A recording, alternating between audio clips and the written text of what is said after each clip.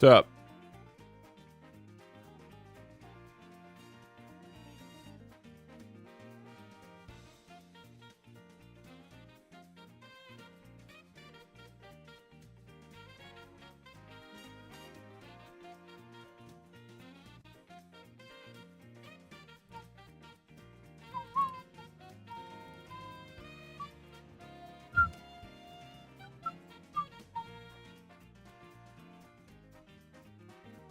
One sec, I'm not looking yet.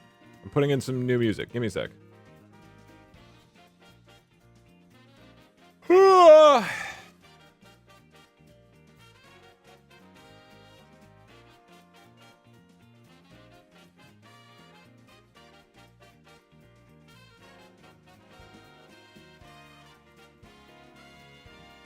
Alright, cool. Yo, hello. Doug, remember your testicles. No. There's two stories that I'm going to tell you. Neither of which are stories or interesting. One is about my testicles and one is about socks, okay? It's going to be awesome. So, just get pumped, okay? And don't let me forget about them. Because, man, what a letdown it'll be if you guys don't get to hear these stories. Oh, my God. I can't wait. No, they're not connected. It's two different things. They're not testicle socks. I'm fucking tired. You forgot. Here's a reminder. I haven't forgotten yet. I literally just finished saying it. Yo, first time in your live. Yo, what up? Welcome. I mean, today's a weird stream. Today doesn't count, okay? All of today doesn't count. What if we combine testicles and socks to make testicle socks? Look, our scientists didn't stop to ask, should they do that thing? Whatever the quote is. Ugh. Oh, somebody fired the 10% chance of Billy Mays. Unfortunately, you got absolutely robbed. And I just stole $50,000 dues from you with nothing in return. Although now it means the next person is 10% more likely to summon Billy Mays, even though that's not how statistics work at all.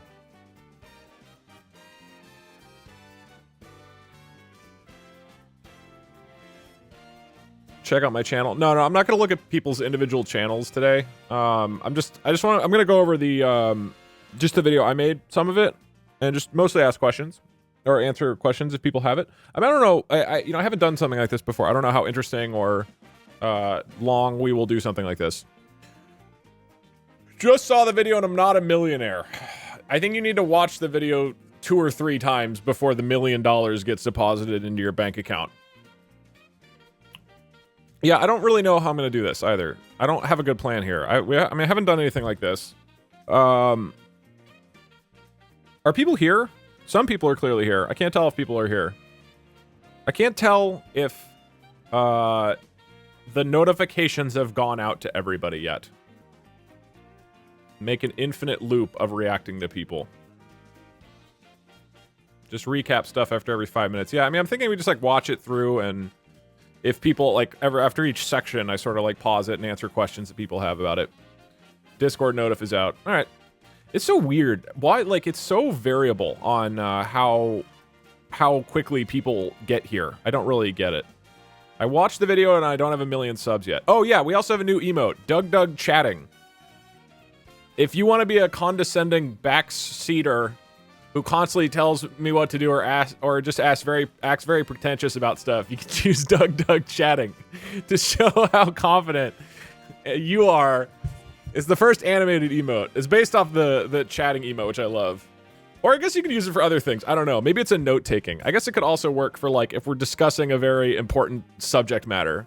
You could use the Doug chatting. It's pretty multifaceted, Hey I think. Doug, it is I, Clad. The last stream you did was on my birthday. Happy birthday. But I missed it since it was at 1 a.m. Oh, sorry. Boo from the Discord gave you a list with some birthday names. Yeah. My name became a number. Yeah. But I am very happy still, and found it quite funny too. I did try All to hail wish the you a shit happy king. birthday. It just, instead of your name, I wished some gigantic number a happy birthday. I was close. All right. I guess we do things. Where is Coach? Oh, I deleted Coach emote. Sorry. Because I'm not supposed to have that. You are not allowed to just put emotes with other people's like faces from TV shows that you didn't make. Sorry. Like, I guess F for Coach.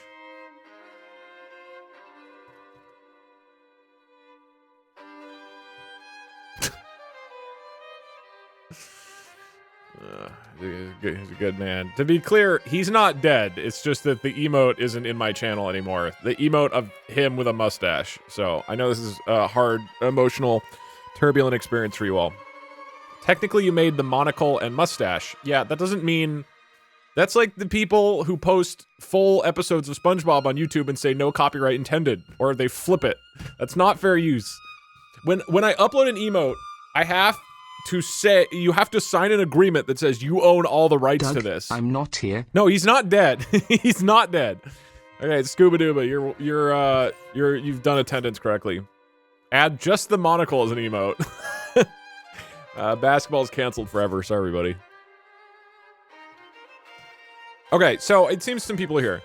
All right, so the plan today, for people who haven't heard, I made an hour and 40-minute video, which is my thoughts for what you should do if you are trying to get into content creation. Frankly, it's my advice for anything with life, but this is like the distillation of all the kind of lessons and thoughts I had when I was going through my journey of becoming a YouTuber.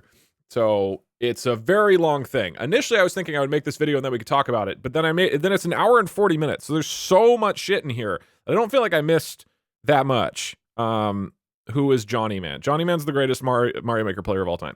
Anyway, so I don't know exactly how we'll do this today. I've never done something like this where I like watch my own stuff and then talk about how great I am. That feels a little weird.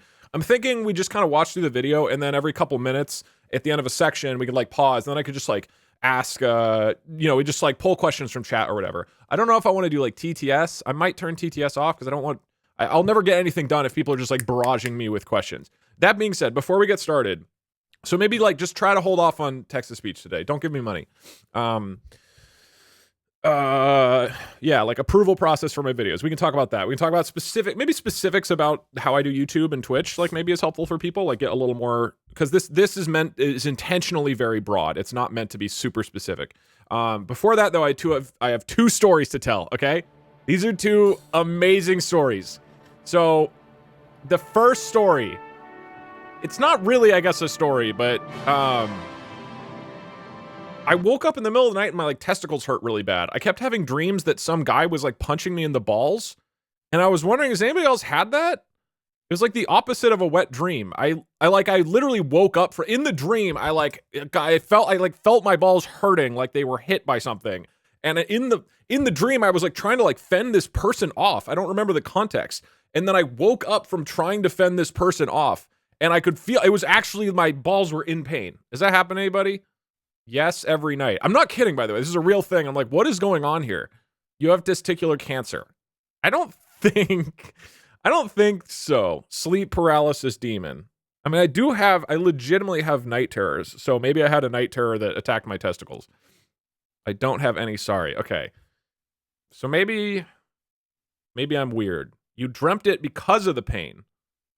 Oh, so you're saying my balls hurt. So maybe I punched myself in the balls and then I started dreaming about how there's some guy repeatedly punching me in the balls. That makes sense. Okay. Maybe you punched yourself in my sleep. Okay, so let's come up with a consensus here. All right, maybe a quick kind of vote in chat. Did I have a dry dream that somehow hurt my own testicles because of the content of the dream, or did I punch myself in the balls and then dream about it? Get your final answer in the chat. Go to a doctor. What, and just show them my balls? I don't know what they would do with this information, man. I mean, my mom's a doctor. I can text her and tell her that my balls hurt. But again, I don't think there's much she can really go off of there.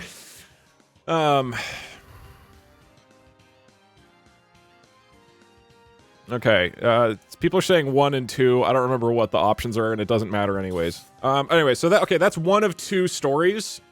And then the other story is that I threw my socks in the toilet. And I don't remember doing it. So like I went on a run and I came back and I like, you know, put my clothes in the hamper and then took a shower. And when I got out of the shower, I was like, whoa! And like, cause I thought there was like a dead rat or something in the toilet. And I guess I threw my socks in the toilet.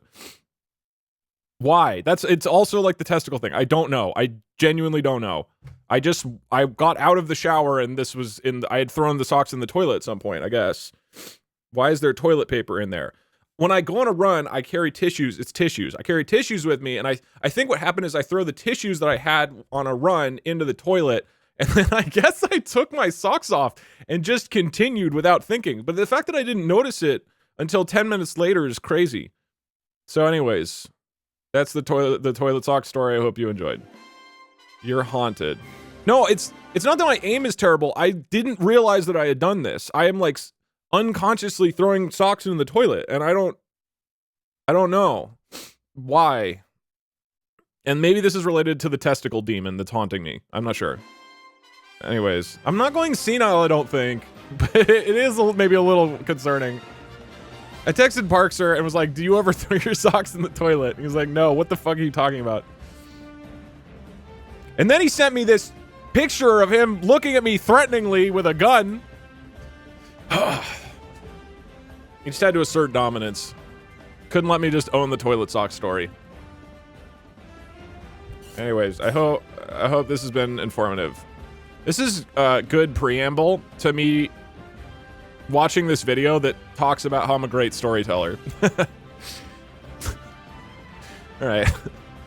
I don't know how we do this.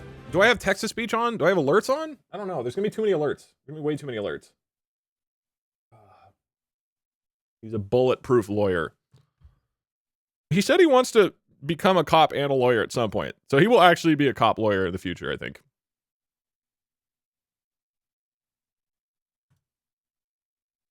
We love the chaos turn on alerts. Well, this is meant to be like a real conversation about things. Hello. All right. Why does this sound so quiet? How old is Parkser? He's like 30. Do I turn off text-to-speech? That is the question. I won't for right now. How do you find your two talents? This is also a problem because I go over everything, and I think I go over everything in detail in the video, and then if people haven't watched it, you might have questions about things. So ideally, I guess people, I don't know how we're going to do this. We'll watch the first section, and then I'll just kind of like look in chat for questions that I think are worth answering. Also, remind me at some point, I'm going to raid Cherry, my friend Cherry, at the end of this, because he's doing an IRL stream. Didn't you tell everybody to unsubscribe from your second channel? I don't think so. Maybe. I've never wanted to create content and haven't watched your video. Do you want me to open a Discord channel? No, I'll just read stuff. I'm just wondering if I should have text-to-speech on or not, because that feels like that will be hard to follow what's going on. Is this technically Doug? No, this is technically Doug. I guess we'll just start watching, and then we'll see what is going on. And welcome to Doug's advice for new content creators. This is a video I've wanted to make. I feel like this is quiet. Am I crazy? Am I crazy, or is this quiet? For a while, not only because people ask me about this sometimes, and it'll be nice to point. Oh wait, I can boost it. Point them to a video and say, "Hey, guys." Montoro, thank you very much for the 2 years. Appreciate it. Remind me to change that sub alert.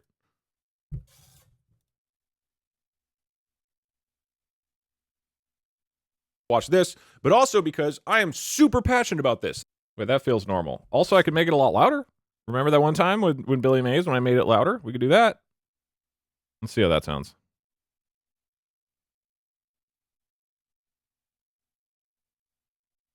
It'd be broadcast. Let me boost it by 20. Like the Wind is no longer copyrighted. I disputed some claims and they were immediately processed. Fuck you, Raphael Orton. Oh, cool.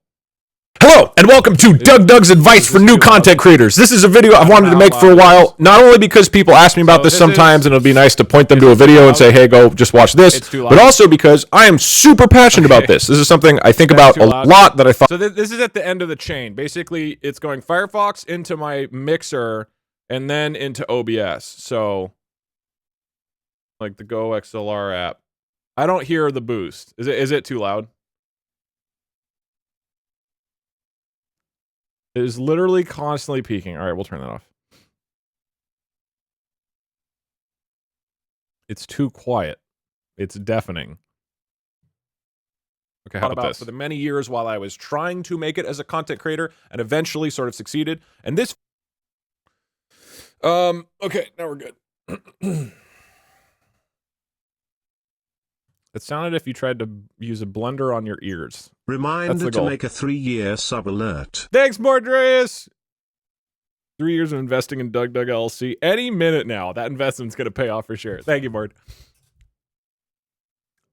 Yeah, remind me to make a 3-year sub alert at some point. All right, cool.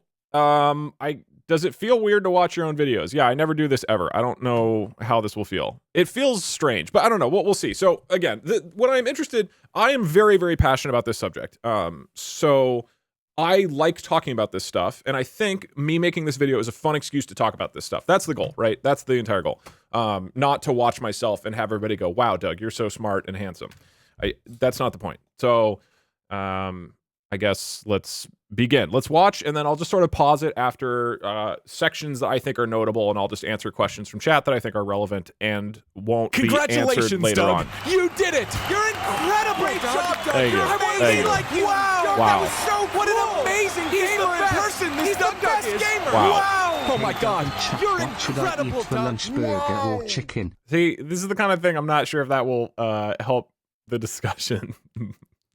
Have chicken. I'm more into chicken nowadays. All right, let's try watching this video. Never mind. Grown-ass adult, thank you very much for the 12 months.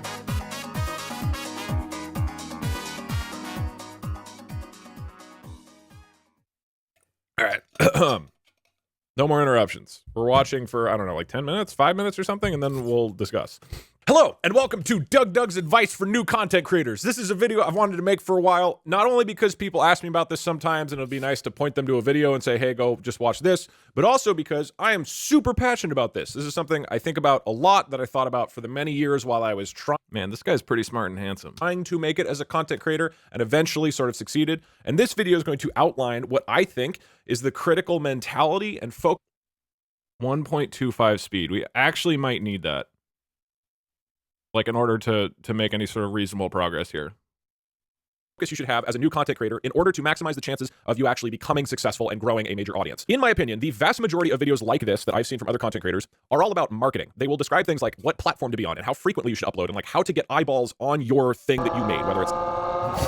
Kimberly Norway, thank you for the 2 years. I appreciate it. Remind me to change that.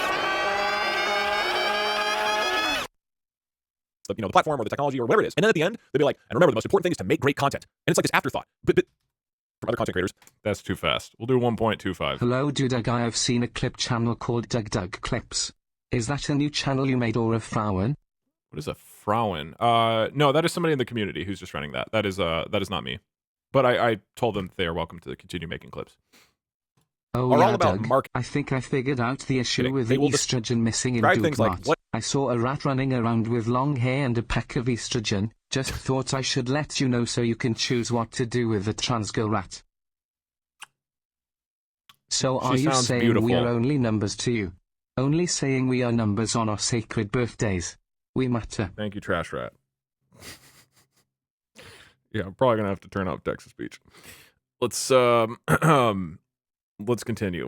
I think is the critical mentality and focus you should have as a new content creator in order to maximize the chances of you actually becoming successful and growing a major audience. In my opinion, the vast majority of videos like this that I've seen from other content creators are all about marketing. They will describe things like what platform to be on and how frequently you should upload and like how to get eyeballs on your thing that you made, whether it's the the platform or the technology or whatever it is. And then at the end, they'll be like, and remember, the most important thing is to make great content. And it's like this afterthought. But that's the most important thing. Making great content is the hard part. That is the only thing that matters. It doesn't matter how good your marketing is. If you're not making something that's interesting, nobody will care, even if you market it successfully at people. So this video is all about how do you learn to create great content. You can worry about all the marketing shit later. There's lots of other people out there who can talk about marketing. This video is not about marketing. I'm not going to tell you what technology to use or the camera or the video game or the schedule or the platform. None of that shit matters. All the little details do not matter. What matters is that you make great content. And I believe we can break this into 3 core themes. Number 1. Give us predictions. What are you talking about? What would we predict?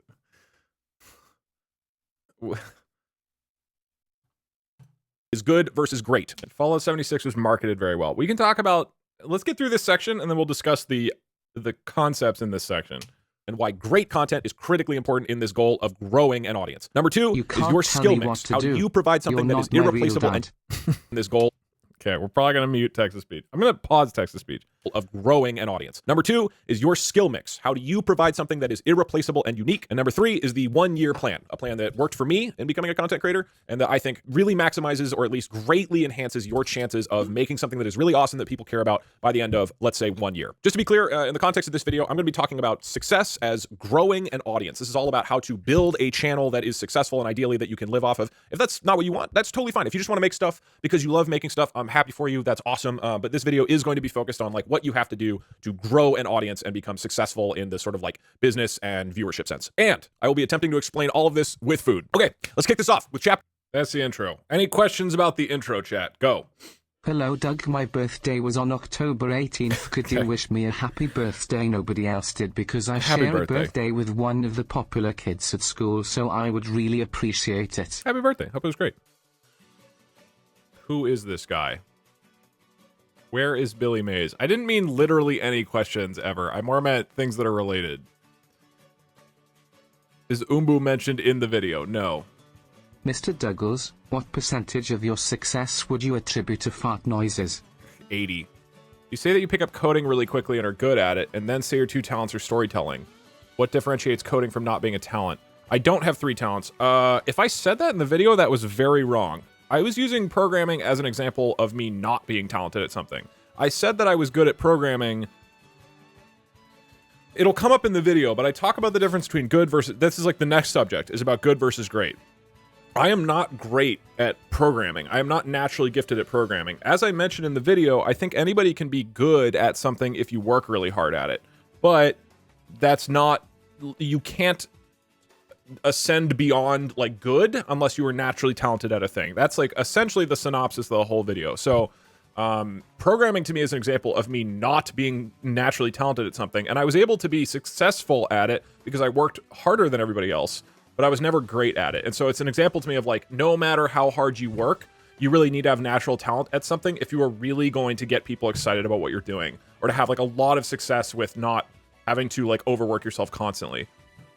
Do you think marketing is still important or not really? Marketing is important. Man, I don't know how much to talk about. I guess that's not really addressed in the video.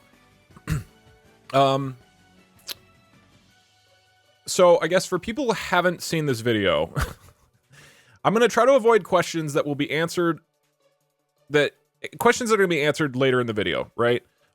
Marketing or not, I think I don't really touch on marketing much in this video. So the main point of this whole thing that I made is about how to focus on making something that people care about, not on how you get people to watch it.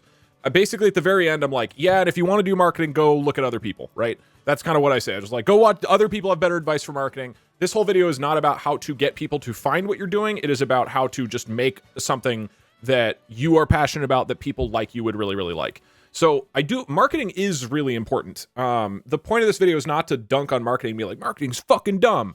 The point is that marketing doesn't matter unless you have a product that people really care about. That's the main thing. And most of the content creators who give advice for this sort of thing, and most of the questions that people ask me as a new content creator are things like, what game should I play? What schedule should I do? What, like, should I be on TikTok? Like, how do I grow my stream? All these things that... Marketing is great. All these things that they're marketing related. That's fine, but that's not the first step. We ran a poll. Half the people haven't watched the video. 35%. Okay, I guess I will treat this like we haven't watched the video. So this video is basically not going to touch on marketing, and marketing meaning a broad term for getting people to find your stuff. That's what most people I think focus on when they give advice for content creators.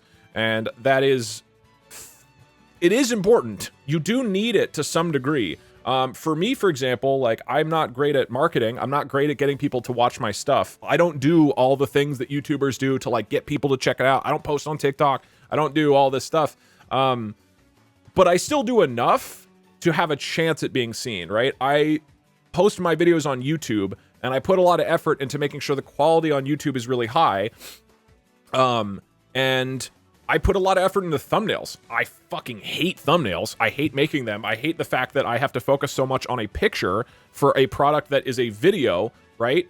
But I still focus a lot on thumbnails because I know it's important. And that's basically how I have chosen to market my stuff, right? If you think about how me as a content creator, how I have grown, it is entirely because of the YouTube algorithm, right? So that's like the kind of marketing avenue that I went down.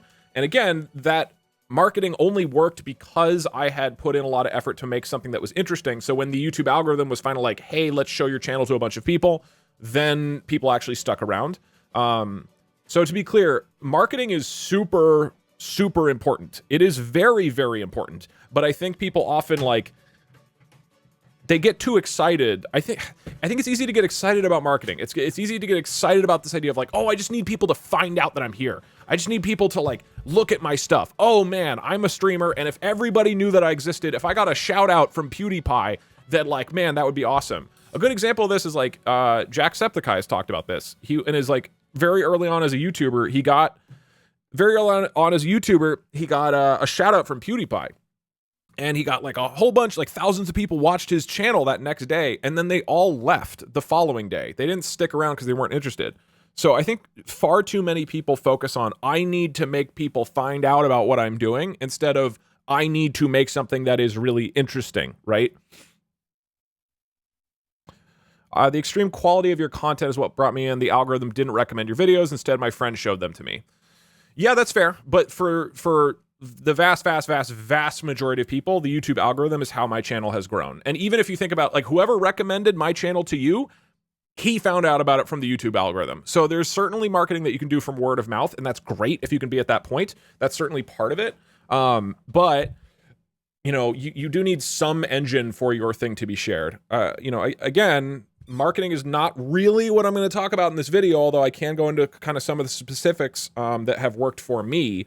But the whole point of this video is basically to say, hey, everybody else on YouTube, I shouldn't say that. Most content creators who are giving advice on how to be a content creator seem to mostly focus on the marketing side. That's probably not an accident, because the type of creators who are doing that generally are really good at marketing. Mr. Beast is really good at marketing. That's like part of his thing, that's one of his skill sets, is just to make shit that is like ultra compelling and you just want to be involved with it. And then what he's actually making is almost like an afterthought, right? The marketing is a core part of his product, right? Like a huge part of the appeal of Mr. Beast is how crazy it sounds and how shareable it is, right? So for a lot of people who give advice like this, marketing is the purpose, and I wanted to offer a different perspective with this very long 1.5-hour video to basically say, hey, here's how to focus on the actual content side, and that is critically important. Marketing alone doesn't do anything. You have to pair it with something that's great. I found your channel from Skyrim-related videos. Oh, thanks, Jazzy. Appreciate it. Hello, Fur. I watched your Dark Mario chasing video. I forget what it was called this morning. It was very good. As a hilarious mod.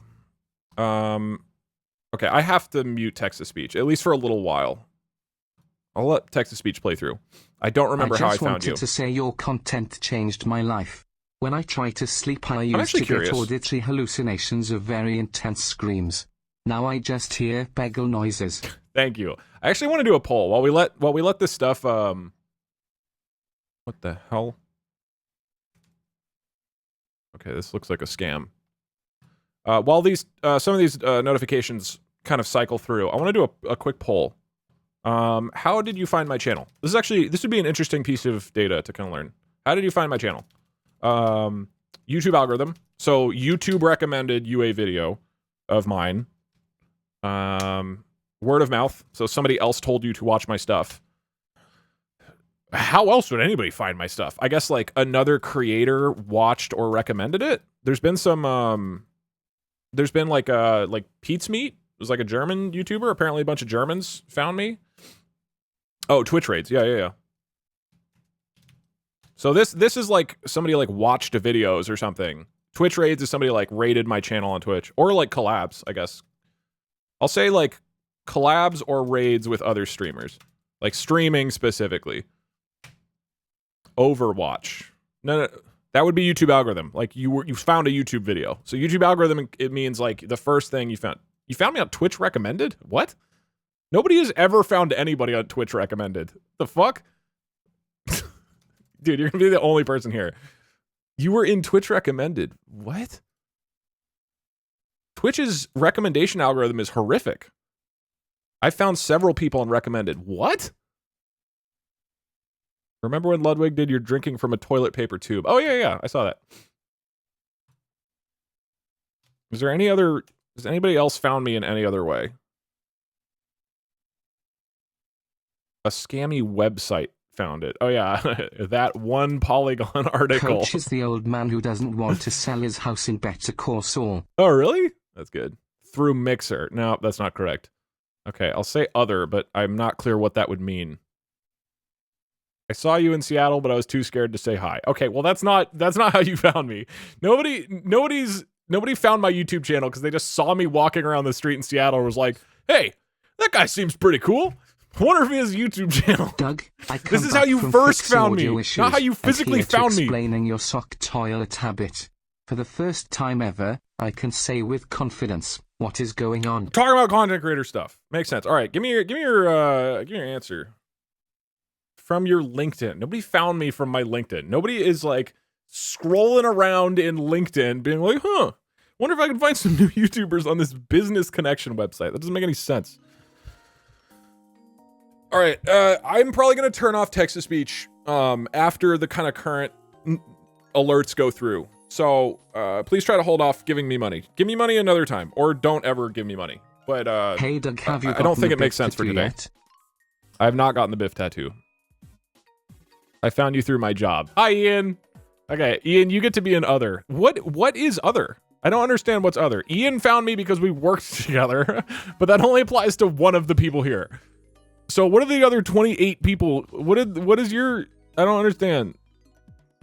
I think it was from Games Explained with Food. Yeah, that would be YouTube algorithm. That's actually a surprising amount of word of mouth. No, I'm also with Ian. Oh, that's true. Okay, Jordan's here too. Okay, a couple of my coworkers are actually legitimately in the other category, but there aren't 39 old coworkers of mine in this channel, I don't think. I guess technically it's possible. This would also, if Davey is here, he would count in the other category, I guess. But only one of you is allowed to be my brother. Do you plan on doing more Explained with Food videos? Probably not. Maybe, probably not. Facebook recommended a YouTube video. What the hell? In the video, you talked about programming as if it would be one of your talents. If I did that, that was not my intention at all. Okay, this is interesting. So, Neuron, thank you for the 12 months. 1 year of throwing money in the dog hole. I have $2 in my bank account. Money well spent. You gotta crack a few eggs to make an omelet. Look, every time you guys subscribe to my channel, it's an investment into the Doug S&P 500. And eventually, it's gonna pay out, maybe. This is interesting that like 70-75% of people are from the YouTube algorithm. So if you think about like marketing, you know, if I had posted all my videos on Vimeo, which does not have a recommendation algorithm, it's unlikely that my channel would have ever spread. So marketing is super, super important. I would not be successful without some sort of marketing engine, which for me is the YouTube algorithm.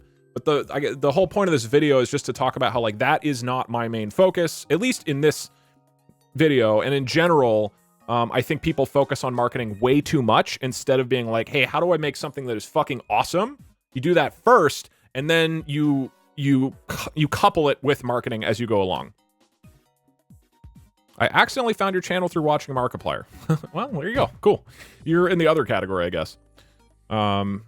This is okay, this is not related, but I am going to answer it because I think it's interesting. Why don't you stream on YouTube? I might try streaming on YouTube at some point. I'm now allowed to do that for people who are not aware. So, Point Crow is now going to do Jesus, take the wheel. Thank you, that guy. Point Crow is going to do one He's going to do one YouTube video a week. God, my brain. Point Crow is going to do one YouTube stream a week from now on. I don't know if he'll do it forever, but that's what he's been doing it.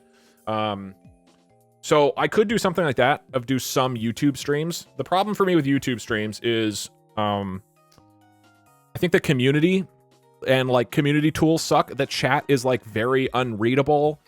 It's like the chat moves in like individual messages. So if the chat is moving quickly, it is very, very hard to read. Can we gamble on this video? No, it doesn't have a lot of the fun tools that, you know, we really lean into. For example, predictions, which has become a weirdly important part of this stream. Things like I have to have a thumbnail for every single video, and I despise making thumbnails. Thank you, Cardor. Appreciate it. The benefits of a YouTube stream are that I think it could reach a lot more people. I think if I did like an event, you know, where it's like, hey, here's like a stream, I think, like for example, AI Invasion. If we do the next AI Invasion stream, which will probably be the next week or two, for like Doug and Twitch chat invade the human body or the Cincinnati Zoo or whatever, I think that could actually work well on YouTube. The other problem is, just from what I've seen on YouTube, it just culturally just feels kind of lame. I don't know. Lame is not the right word.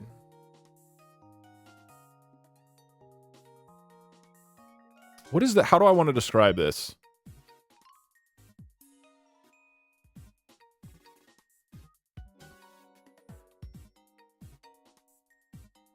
I guess it just feels, yeah, bland is maybe not the right word. I was going to say normie. Just Doug, very you are smart broad. And very handsome. Thank you for this guide. It has genuinely helped me make the most unhinged content possible. Hey, you're welcome. Yeah, no, I hope it helps. I don't think it said it's a younger audience. So I asked Point Crow how it went when he did his first YouTube stream, and he said it's weird because it feels like it's an entirely new audience because so many people flood in from the YouTube channel that don't normally watch Twitch. So I think that's the challenge. It's like a totally like blank slate new culture, and I think on YouTube there is more, on YouTube live chat there's more of a sense of just like leaning super hard into just memes or repeating jokes from the channel rather than putting an effort into develop new things. And I realize the irony of me saying that because half you guys just scream the same 3 buzzwords all the time, every single stream. But there is still a strong effort that I think we collectively put into developing new jokes all the time, right? And I get annoyed with this shit. Rigged to me is funny, and Divorce is arguably mildly funny still. But like, you know, in general, I don't think it's funny when people just come here and repeat jokes from YouTube, right? Like that is not interesting at all. I want us to have conversations that are relevant to what's going on. And I think in general, with a lot of exceptions, we are successful at that. And the exceptions are annoying, and we try to stamp them out when possible. And generally, I think get drowned out by the actual relevant stuff that is happening. So, and I think the fact that I do like generally like new types of streams every single week, I think that helps us like develop new things. Here's another example with the AI, the next AI Invasion stream we do. I'm going to not allow you guys to have a Pope, and I'm not going to allow you to have Saul Goodman. Not because those 2 characters suck, but because it's fucking boring to just repeat the same shit over and over and over. That's not interesting at all. And as much as you guys are shocked by this, I think you agree, hey, it's a lot more interesting to have new characters and new storylines and new jokes that develop rather than just saying the same buzzwords 1,000 times, right?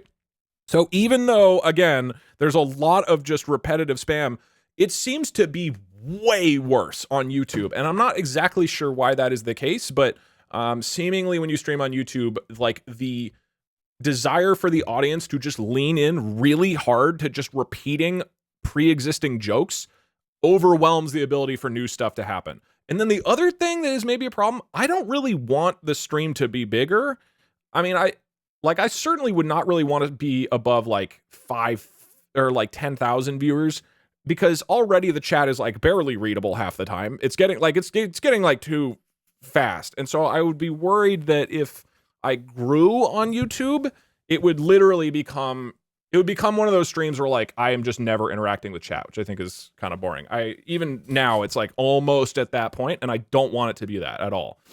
No, and I don't want to do sub only mode. I feel like a lot of the fun for me of like what I do is about having everybody be involved. Like that's what's exciting to me. Anyway, so I might try some YouTube streams, but it's not like super compelling. Oh, and another interesting thing. This is all not related to this video, by the way. Another interesting thing that people are curious about. So how many subs do I have right now? So we can talk about the money. I have 6,000 subs. Okay. So 6,000 subs times I have a 50-50 split on Twitch, which is terrible. So I make, wow, that is actually a lot of money. I make $15,000 a month off of subs right now.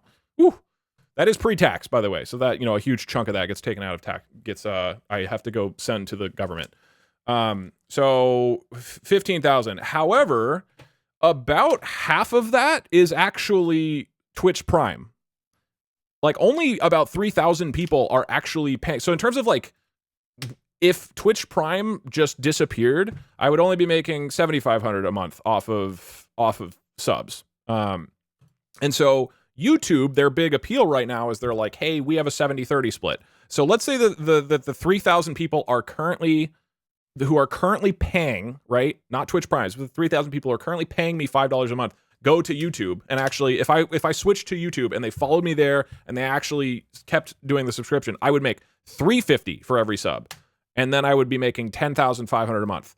So I would get substantially more money from paid subscribers, but that's still like $4,500 less than I would make on Twitch because Twitch Prime is so much goddamn free money. Basically, I'm making like, you know, $7,500 every month just from people giving me free money from Twitch Prime, which is actually just Twitch giving me free money. So, that's the other thing with YouTube. I think there's like right now people are being like, oh, YouTube has a 70-30 split, so it's better. But I think they maybe forget that Twitch Prime is just this gigantic pile of money that Twitch just sprays all over the faces of their Twitch streamers every month. And I like being sprayed on the face with Jeff Bezos' money, to be honest. So yeah, it's weird. Twitch made a blog about it, and they said that Twitch Primes boost people's money by 16%. But from what I can tell, looking at some of the Twitch tracking websites, there's a lot of people like me where it's like half Twitch Primes. That is a shitload of money. That is so much money. So I think Twitch Primes account for like 50% of a lot of people's revenue. Yeah, it's a lot of money. That's why, again, please don't give me money unless you can financially afford it and all that stuff. As you can see, I am doing very well. I am very fortunate. So don't give me money. But just in terms of the for people who are curious, just the financial like disparity between Twitch and YouTube. Weirdly enough, Twitch is still way ahead. And this is like, I don't even ask for Twitch Primes. I don't think I have ever like plugged Twitch Prime on my stream ever. This is like fairly organic, you know, so it's a little, I don't even stream that much. So like you compare what these numbers are, like this is a shitload of money, right? That's like way too much money. But it explains why people who like get 1,000 subscriber or 1,000 viewers who are like smaller as a streamer can have, you know, 10,000 subscribers or whatever, because they're just streaming way, way, way more and can plug the Twitch Prime thing way more. This is all way off track from the actual video. He clearly needs more money. No. I guess let's go through any other text-to-speech. What is Twitch Prime? If you have Amazon Prime, which is a subscription service for Amazon, then you get a free subscription every month on Twitch. So if you see people say it says like subscribe to Twitch Prime, joining a that's what stream. that is. I've enjoyed your content for a while. Just wanted to see you live. Hey, thanks welcome. for being awesome. Sorry for the TTS being distracting. All good. Couldn't you stream on both YouTube and Twitch at the same time? Currently, Twitch does not allow that. So no, I could not. It's officially Prime Gaming now. Sorry, Mr. Bezos. My bad. How well does screaming at your audience work? I guess, well, let's find out. Let's see how many subscriptions this gets me.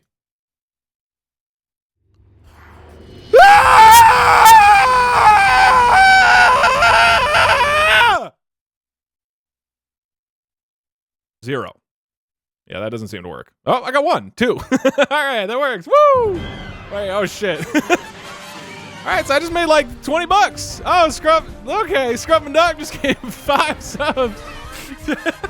Good luck to all you aspiring internet famous peoples. May the okay. algorithm be ever in your All right. favor. Congratulations, well, so it Doug. works great. You did it. It's a great strategy. Great job, Doug. I just made like 50 subs, Doug. You did it. You're What an amazing gamer in person. He's the best gamer. Wow. Oh my my God, you're incredible, Doug. Wow. Okay. All right, stop. Real Galaxy, thank you very much for the 5 gifted subs. I'll just get the gifted subs. Lolography, thank you. Hike Shadow, thank you very much for the 3 gifted subs. Gaberghoul, thank you very much for the 5 gifted subs. Conicus, thank you very much. Hands Bandit, thank you. Analog Anagram. West End, thank you for the 10 gifted subs. Terrazan, thank you for the 10 gifted subs. Firesword, thank you for the 10 gifted subs. No, you didn't. Scroff, thank you for the 5 gifted subs. Okay, this is stupid.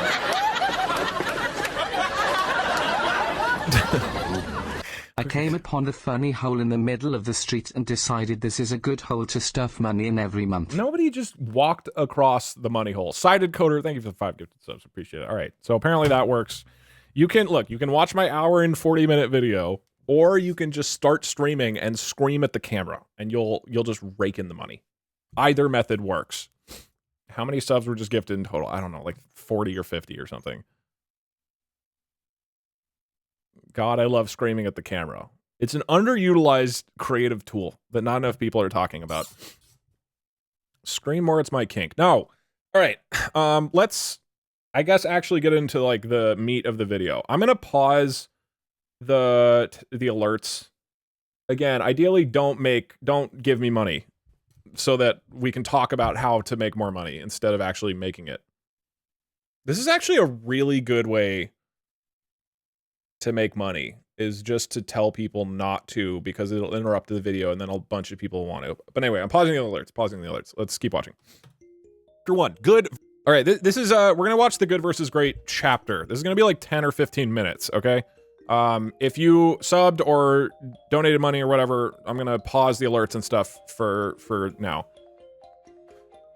This is, I think, a very important concept, just in which is relevant both for content, but also just for life, and this helped me a lot. Okay, here we go.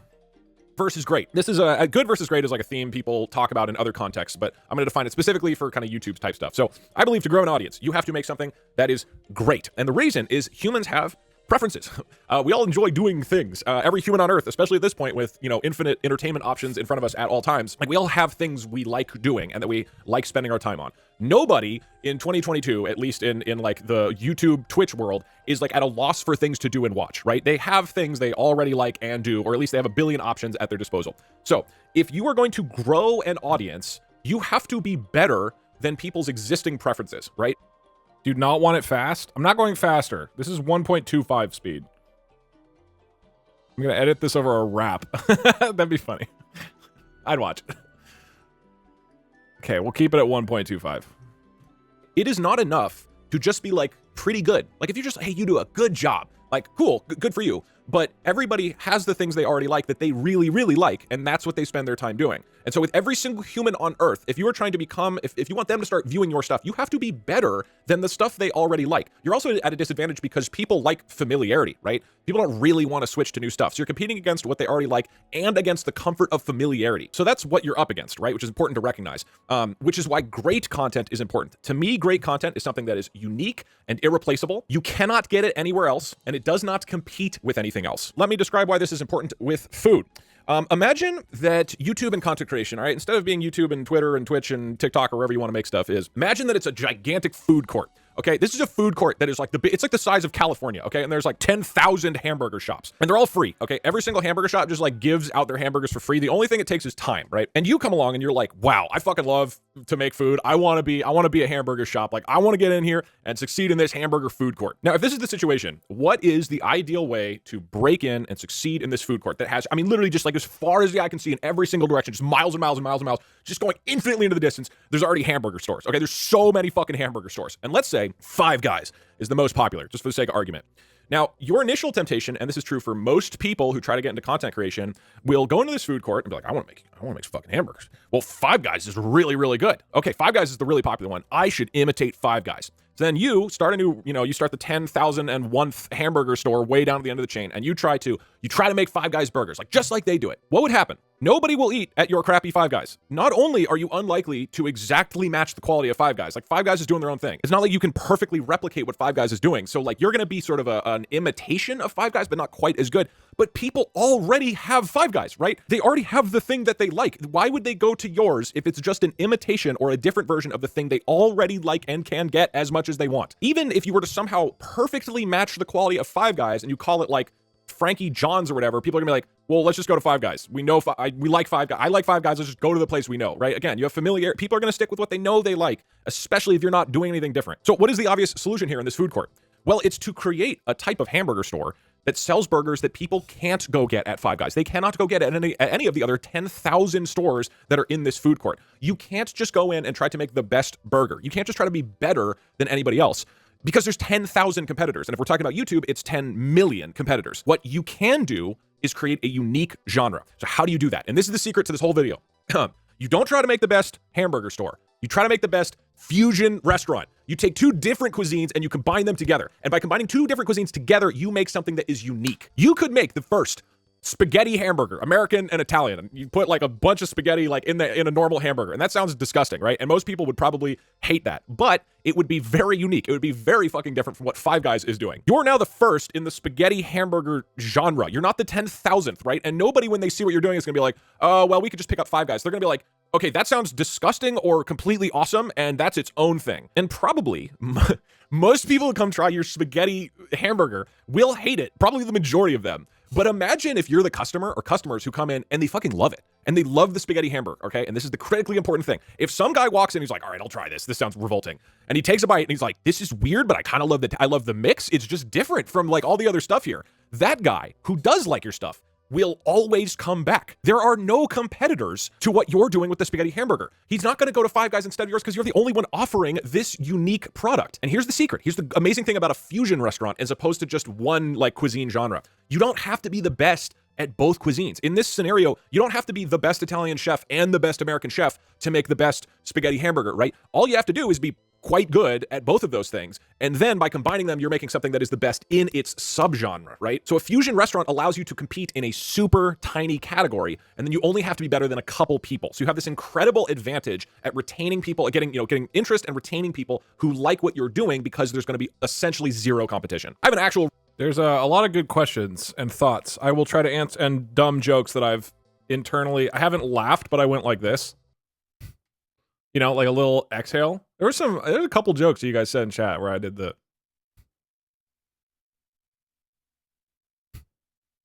But I'm not going to reply to anything until we get through this section. We got a couple more minutes. Real food example from this. In 2013, I was living in San Francisco, and we started, my friend was like, oh my God, there's this new place called Sushi Burritos. They're making like, it's like a burrito, but it's sushi in like a burrito style. And I think this is like somewhat common now, but 10 years ago it was not. Nobody ever heard of this. And so me and friends went to this thing, and it was, you know, like it wasn't like the greatest thing ever, but it was so much fun. It was super unique, right? I had never seen anything like this. The line was like way out the door. It was incredibly popular. And again, this was not the best sushi I've had by any means. It was not the best Mexican food I've had by any means, but the combination was so interesting and fun and unique. I wanted to go back. Lots of people went back. That restaurant was very successful. And again, it's like, what's gonna have a higher chance at building a new audience? The 10,000th Mexican restaurant in San Francisco, the 10,000th sushi restaurant in San Francisco, or the first sushi burrito restaurant in San Francisco? I think the answer is fairly obvious. So let's compare this dumb analogy back to YouTube, okay? And we'll use my channel. So I think my content, and presumably you are familiar with it or like it if you watch this, if you're watching this, my stuff is pretty weird. I think my stuff is very strange, and I tried to unapologetically be as weird as possible. I've mentioned in the past how I was like, I never thought I would get to 1 million subscribers. I thought I would cap at like 200,000 subscribers tops ever, like in my lifetime, because I'm like, this shit is just fucking weird. But when YouTube shows my stuff to new people, about 10% of them actually stay. I mean, I can look at the statistics. So if I have a video that does really well and YouTube like blasts it to, you know, a couple million people or whatever, I get lucky with the algorithm, 10 to 15% of people will like watch another video. Only 10 to 15%. If you think about like a classroom or whatever, like a 10 to 15% grade is abysmally failing. If you think about like a blockbuster movie or something, if only 10 to 15% of people like it, like that movie would tank and be terrible and be considered a failure. So most people leave, but the 10% of people who do like my stuff really fucking like it, and they can't get it anywhere else. My channel is fairly unique. The sort of style and creative like way I have of making things, which we'll talk about later in this video of how I've developed this particular creative style, is intentionally weird and niche, and this just strange combination of things that I think is incredibly hard to replicate. And frankly, there's a lot of people I see, people reach out to me and be like, hey, can I try my own variation of one of your ideas? And I'm like, yeah, dude, that's fine. Like, because what makes my stuff my own is the specific creative mix, that fusion restaurant that I have honed, not just like one little piece of it. So I don't think you can recreate what I'm doing. I don't think it's replaceable. And so again, even though 90% of people don't love what I'm doing when it's shown to just a broad audience, the 10% of people who do actually like it stick around. And that has led to my audience and my views going up over time, because whenever people do find it and really love it, they stick around because I'm creating something they cannot get elsewhere. So this is how I'm going to define great content in this video. It is something that is irreplaceable. It is something that when a person finds it, and they happen to be the type of person, not everybody's going to, more than 90% of people in the world will probably not like what you're doing, but if they're the type of person who does happen to really love what you're doing, that they stick around because they can't get it elsewhere. That is what makes it great. Okay, so if you're on board with this so far, that making just like good, decent stuff is not enough, you will never grow any audience. They will keep going to Five Guys, and instead you have to make your own fusion restaurant. Well, so obviously the goal now is to find the cuisines that you're going to mix. And I have a... Cool, that's the first section. That's section 1, which is good versus great. This is a fairly well understood concept. I certainly did not invent this at all. Section 1, POG. Everybody, you did it. You're through chapter 1 of the class. Yes, you are actually the 10% though. I mean, actually, if you're here, you're the 1%. Congratulations. What I mean by that is that,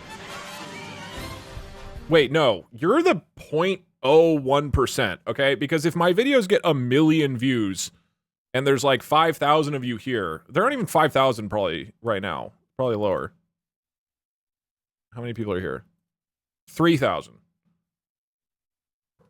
3,000 divided by 1 million. So there's 1 million people. Okay, so the 1 million people who watch my channel are the 10% who actually were shown a video on YouTube and cared about it enough to stick around and keep watching. And then of those, you're the 0.003%. Congratulations. If you are here on stream right now. You, if you watch my streams, are a absolutely minuscule percentage of the people who have watched a Doug Doug video ever. What's the prize?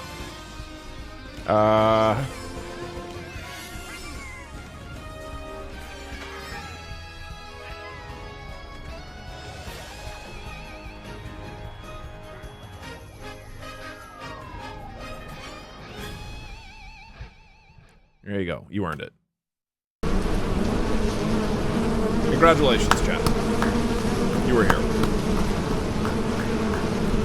You know what? I can even boost it. I'll give it that little 20 dB boost. Just for you.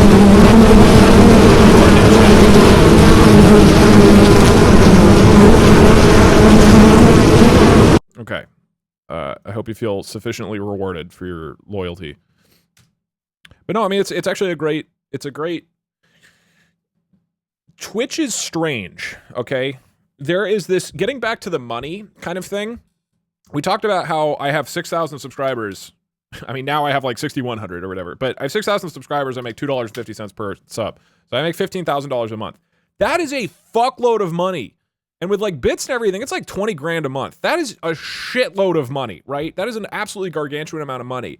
But 6,000 people, that is an absolutely minuscule percentage of the total number of people who watch my channel, right?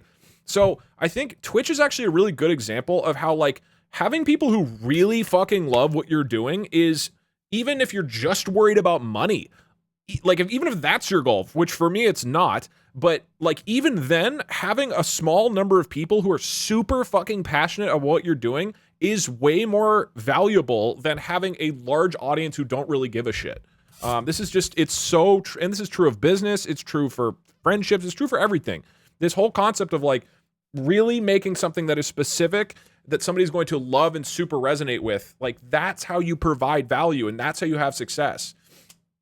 You can make 2.5 million if everybody subbed.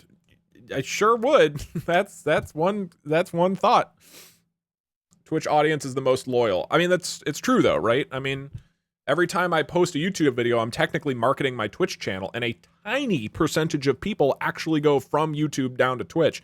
If you think of the gigantic funnel, the giant funnel starts with YouTube showing my video to people, then it comes down to the people who actually watch, and then it comes down to the people who actually show up on Twitch. And then I guess that funnels down even more to people who are then going to give me money for some reason.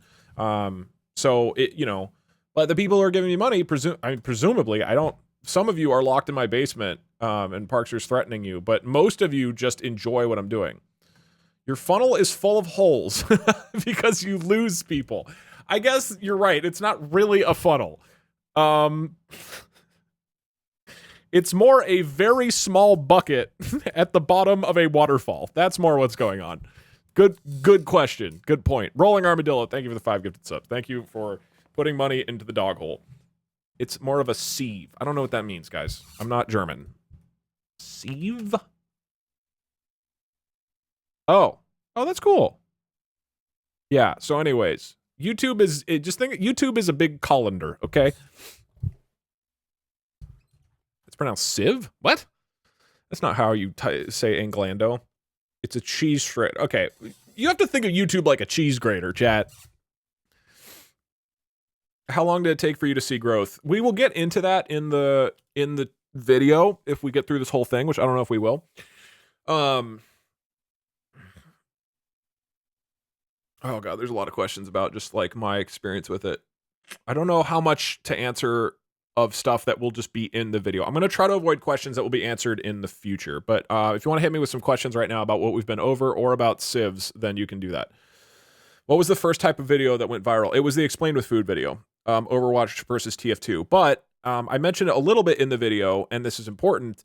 The point was not that I made one video which blew up my channel. I made one video which happened to reach a lot of people, and then the folks who liked that video went and watched the other videos on my channel. The whole channel went up in viewership. It wasn't DoorDash was selling meals for just a single, really great video. Compensation for streaming Doug Asexual Pride. Thank you. That's incredibly cheap for money. How many civs do you own? I'm not going to answer that. It's too personal. What's your opinion on bread? What's your favorite civ? Have you ever rigged something against us? These are all terrible questions. What does that even mean?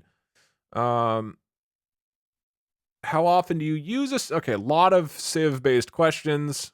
How do you avoid feeling like a gimmick instead of an original thing? I mean, I don't even know what a gimmick, what does that even mean? Like, what is the definition of a gimmick? A device employed to cheat, deceive, or trick. So, going off of that, versus, like, let's say that your question is, how do you avoid feeling like you're trying to be weird just for weirdness's sake versus doing something specific? I mean, as we talk about a little bit in the video, the point is to lean into what you are good at. That's kind of the next chapter in the syllabus.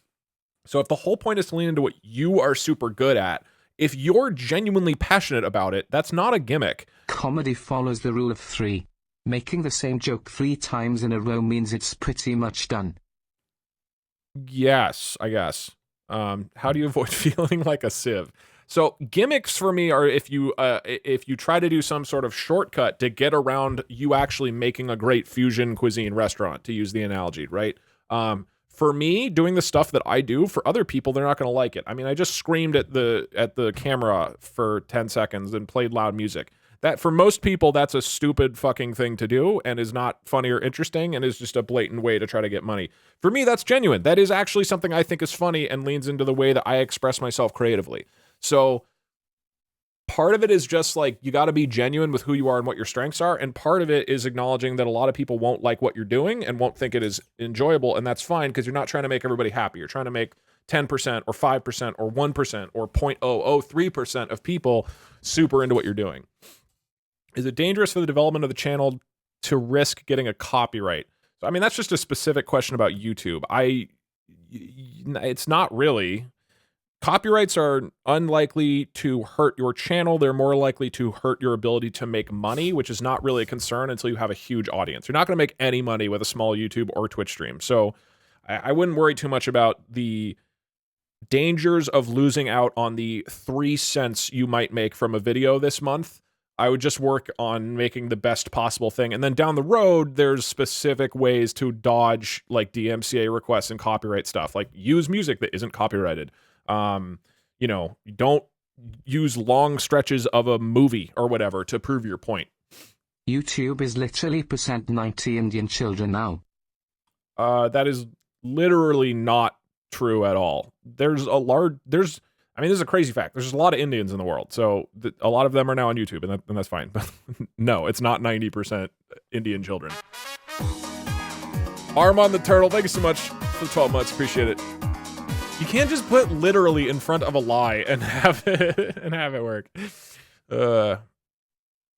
On the gimmick thing, if you see people like mochi and then you just put mochi on hamburgers just because people seem to like it, then it's a gimmick. If you try to make the mochi burger that you love and taste great, it's not a gimmick, it's your goal. Yeah, that's a good way of putting it, right? Like if you're chasing after what you think will be popular, that's what makes it a gimmick. But doing what you think is funny, like playing bees at your chat, then that's a great sandwich. I just missed a 12-month sub, right?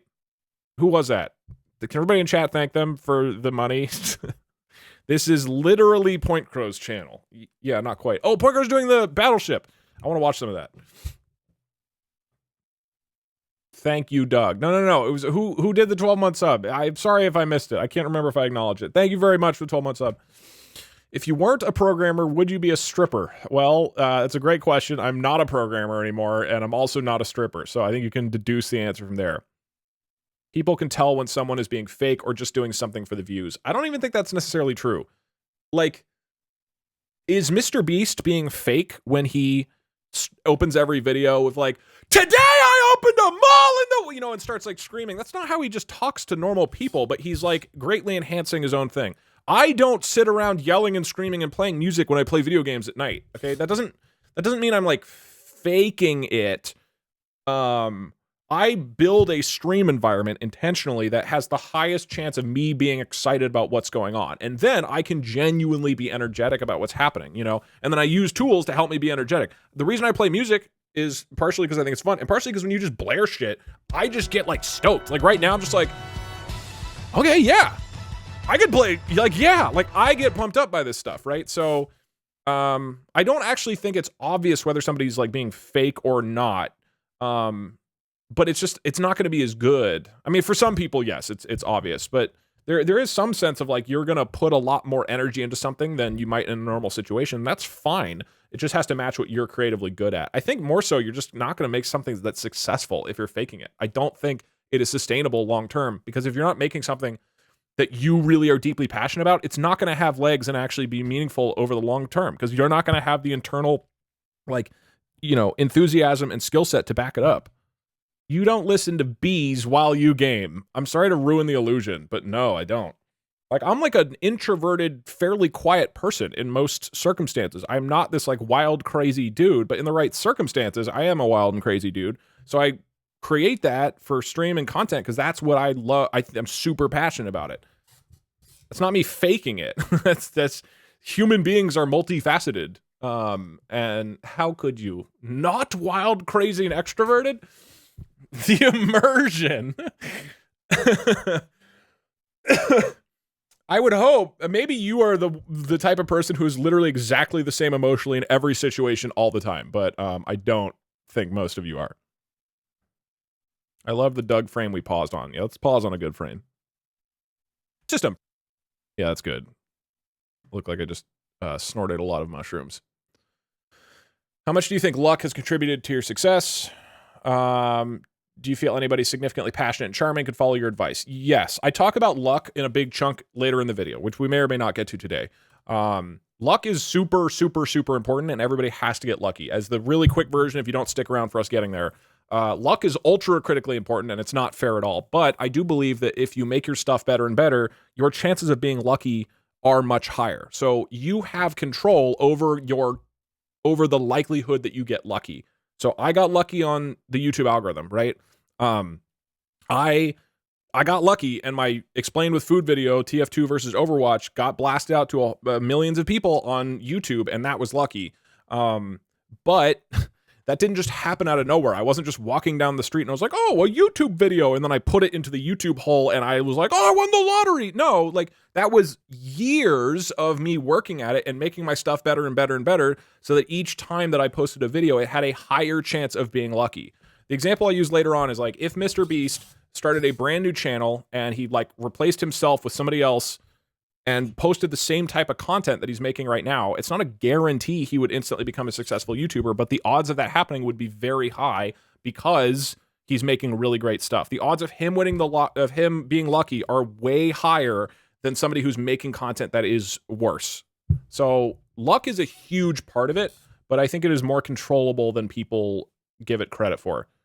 Do you think consistency is key to growing, or that you should take more time uploading videos less frequently? I think consistently trying new things, this is part of a big section later in the video. I think consistently trying new things is how you get better. And that's more important than like how often you're posting videos. Do you think you could have gotten to where you are if you had started on Twitch? Absolutely not. No. Twitch is a horrific place to grow an audience, and nobody should try to become a successful content creator just based off Twitch. Nobody. Absolutely nobody. What's your advice for people who aren't charismatic and don't know how to interact with their viewers? It is what we will talk about shortly, which is about the skill set, which is find what you are great at, combine those two things, and focus entirely on that. Again, I am not the type of person who's just like, is this totally wacky, crazy fucking guy. The reason that I am able to interact with viewers and create a fun stream environment is because I'm leaning into what I can personally do. If you put me into the type of environments that other streamers do, I wouldn't be successful at that. I would not know how to interact with my viewers. So it's all about really leaning into your strengths. But you were talking about milking dogs. When was I milking dogs? How important is CTR? What is, click-through rate and watch time in the YouTube algorithm? That is the type of stuff that other YouTubers worry about. And there's a lot of great tutorials out there. If you go look for, how important is CTR and watch time? I think that's all great. I literally don't look at my analytics ever. I am I'm like a terrible YouTuber, basically. I'm a horrible YouTuber. I ignore all the things you're supposed to do. I ignore all the Mr. Beast tips about how you're supposed to rapidly have the hook and do the thing and have the subtitles and check the hour and check the retention and all that shit. It's just not, I just don't care. I just want to make stuff that I think is funny. So, or I think is entertaining. So I actually don't know any of that stuff. Jesus, take the wheel. That's partially why this video is not about that stuff at all, because that's not what I'm focused on or good at. Again, the marketing that I do, marketing and like figuring out how to optimize videos to get the maximum viewership, I blatantly don't do that stuff and suffer as a result. I've had a couple people tell me that if I really focused on like thumbnails and marketing and editing things in a more like YouTube-y way, I could be a much bigger YouTuber, and I don't really care. So I'm not the person to ask about optimizations like that. Jesus, take the wheel. Point Crow has 12,000 viewers. Oh, fuck yeah. Hold on, I want to look at it real quick.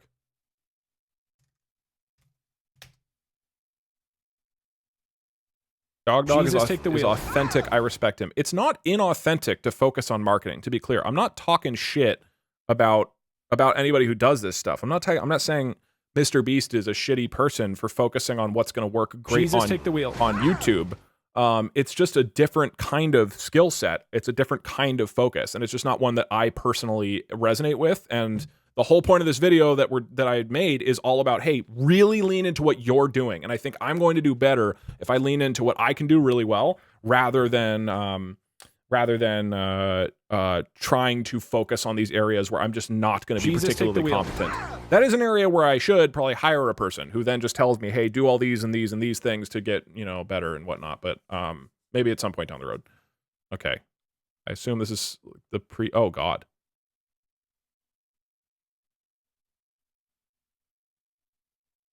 God, this is really cool. Go check out Point Girl. He's doing a live Battleship stream. If you haven't realized that from what that just happened. The takeaway is that Doug mostly focuses on creating good content that he enjoys and that other people enjoy, and the money is a plus from that and isn't the main focus. Jesus, take the wheel. It's not really the main takeaway. I mean, the money has nothing really to do with it. The point is, like, I'm trying to focus on what I'm good at and what I'm passionate about, which we'll get to in the next section, which is the skill sets. That face is Jesus, hot. take the wheel. It's not about me not focusing on money. It's about me just focusing on what I am really into. or good at. It's literally like the next section, which we can start in a sec. How do you put up things that frustrate you in creating content or interacting with fans? Part of it's just, I don't handle it well, and I just try, and I'm stubborn, so I just push through stuff. So that's part of it. But mostly, I mean, ideally, I try to just keep leaning into like, hey, what am I good at? That's what I attempt to do. Do I need a lot of editing to make good videos? No, you need to lean. I'm getting a lot of questions about the next section. Why don't we watch this? So this next section I think is a little while.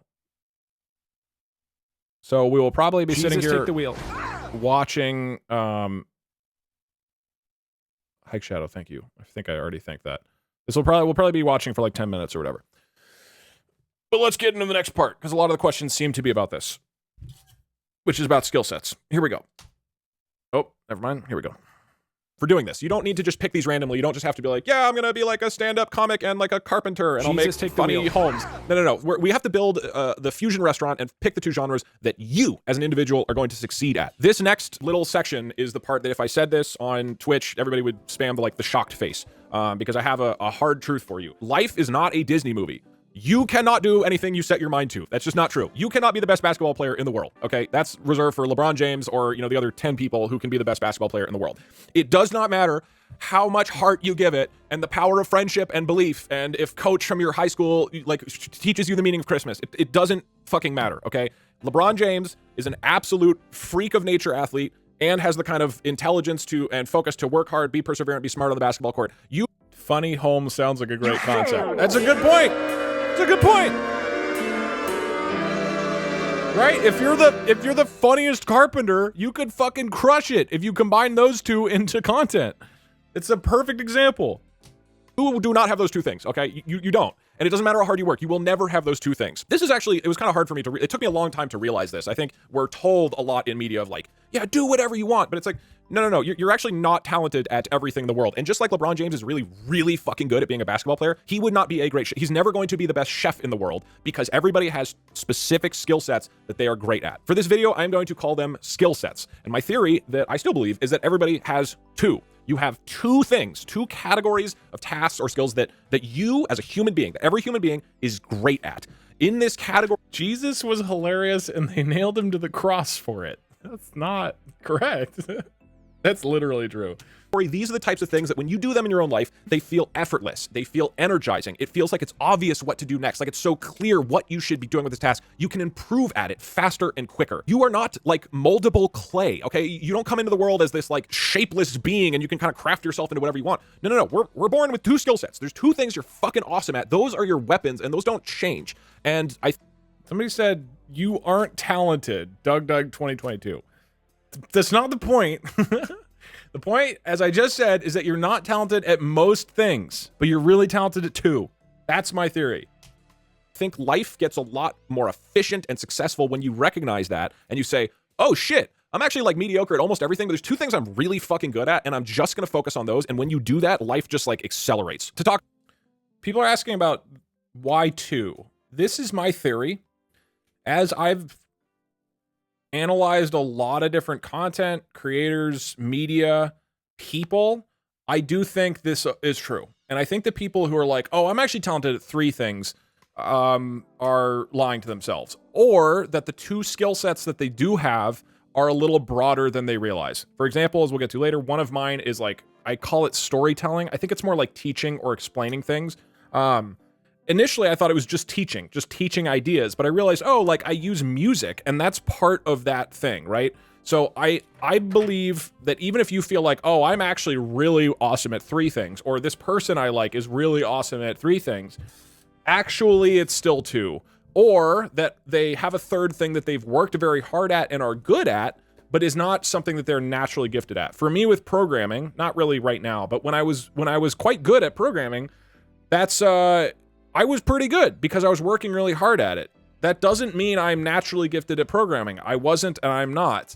I still have, I believe, two things. And so you can disagree with this. It's a theory, but I think everybody's got two. And the more I've analyzed stuff, the more I've realized like, Yeah, the people who seemed like they're just way more talented than everybody else and they're so fucking great and awesome. No, really, if you deeply think about what they're doing and what's going on, I do still think that it comes down to like you have two skill sets that can be a little bit broader than you realize, but that represent what you are super talented at.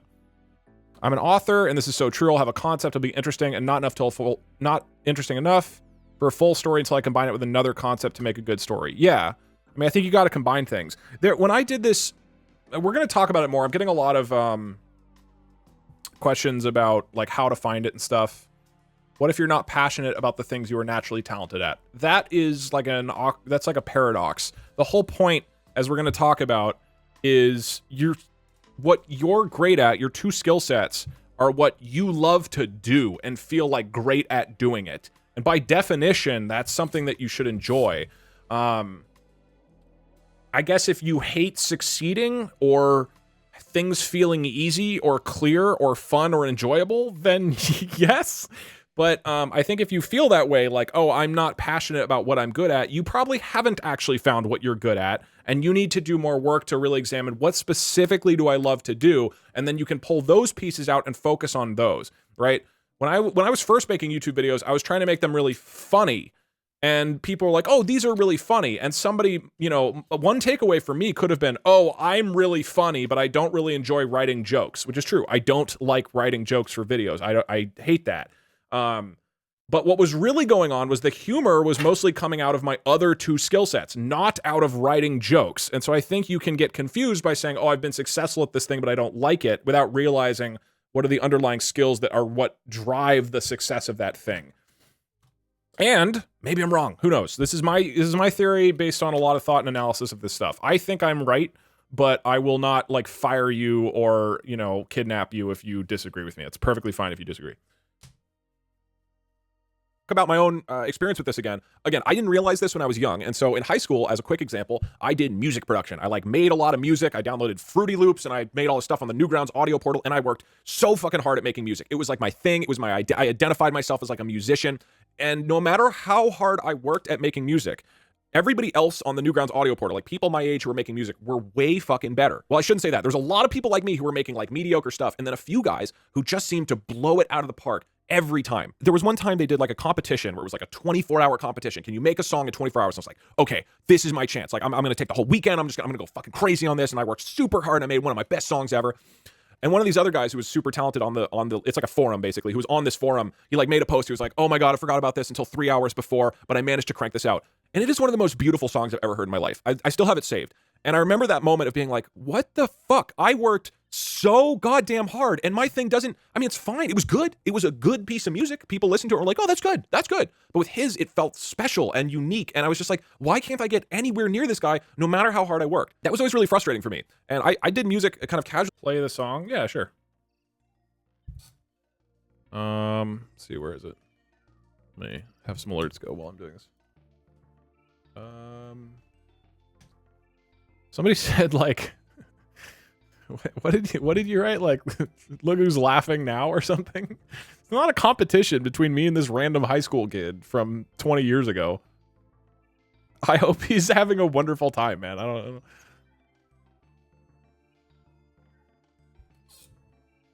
It is now.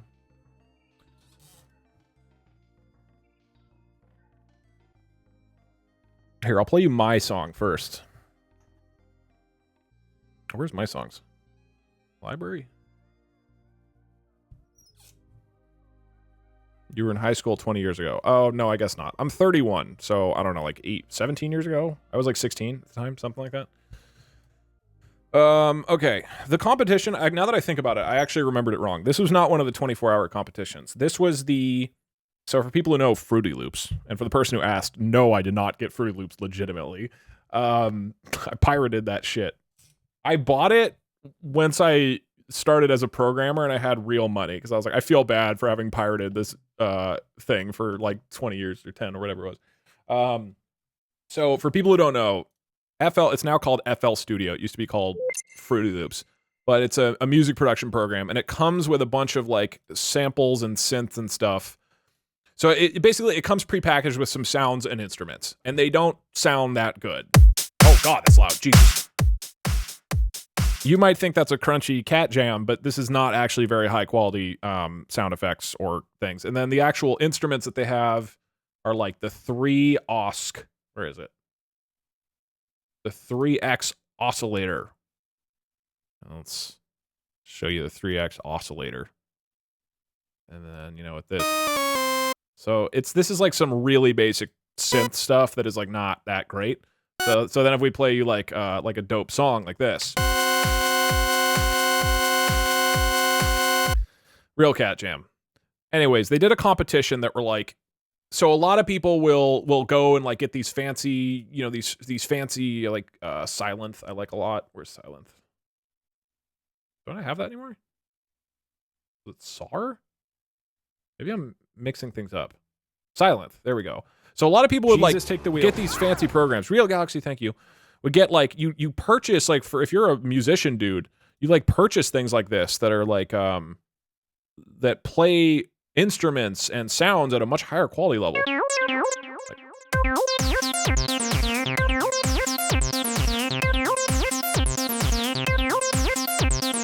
So this is like a preset from this dope program that I really like called Sylenth. You compare that to what comes baked into Fruity Loops by default. So anyways, let's take the wheel. So a lot of people on this forum, the audio portal, basically just leaned into we'll just get these programs. Can you give me a quick demo of Sylenth? No, I'm sorry, I don't remember. Here, let me see if I have like an actual Sylenth song somewhere. Ramen. Wait, this one actually I think has some silent sounds. I don't really make music anymore, but so I don't remember exactly how it works. I just tuned in while cleaning a scary escape room and you screamed and scared me further. Good job, Doug. Great job. Oh God. Yeah, I mean here. So there's like this is a project with a bunch of fancy stuff and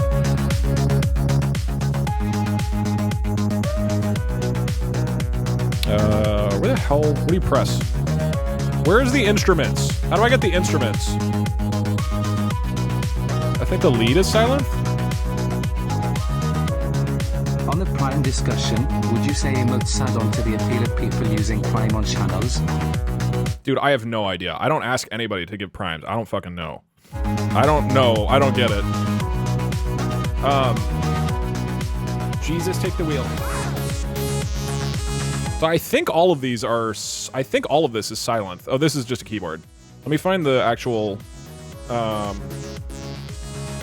this is piano. Ooh, I like that mix. Boz Girl, thank you very much for 12 months.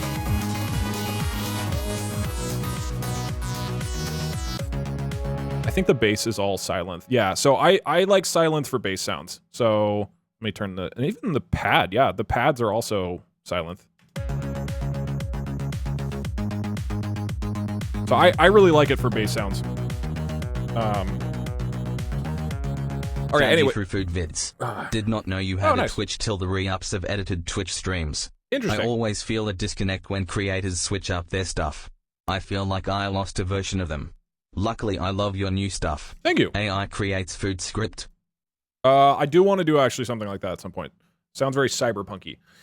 So anyway, this all stuff here, I like Sylenth a lot, but it's one of the only VSTs I've really used, and I haven't been doing stuff for like 8 years now. This is the type of sounds you can get if you use like really good, if you use really good instruments and stuff. And the whole point of this competition in 2008 or whenever this was that people had to use only the default instruments that come with Fruity Loops. And so I came up, I think this is the one.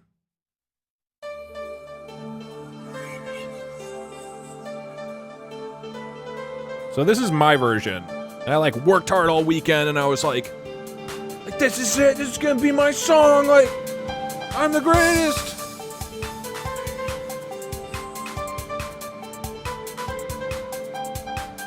Oh wait, there's a part in this you might actually like. This do be hype. It's fine, it's good, it's good, it's a good song. It's not terrible. Here, I'll let it go to the drop, and then I'll play the one that the other guy made. It's cute, it's cute. Yeah, it's like a Geometry Dash song.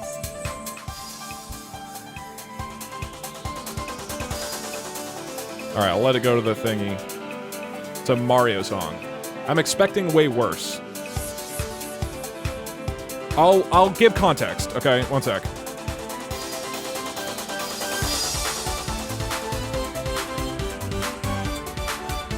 For people who actually know music production, you can hear that this is not well mixed. Like, this is not actually a... The bass is all fucked up. There's not a... It's good. It's fine. There's a part at the end where I had my friend record a loud...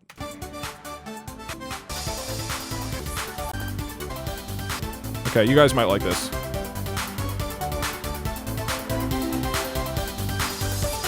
Wait. I think this is this song. Is it a different song?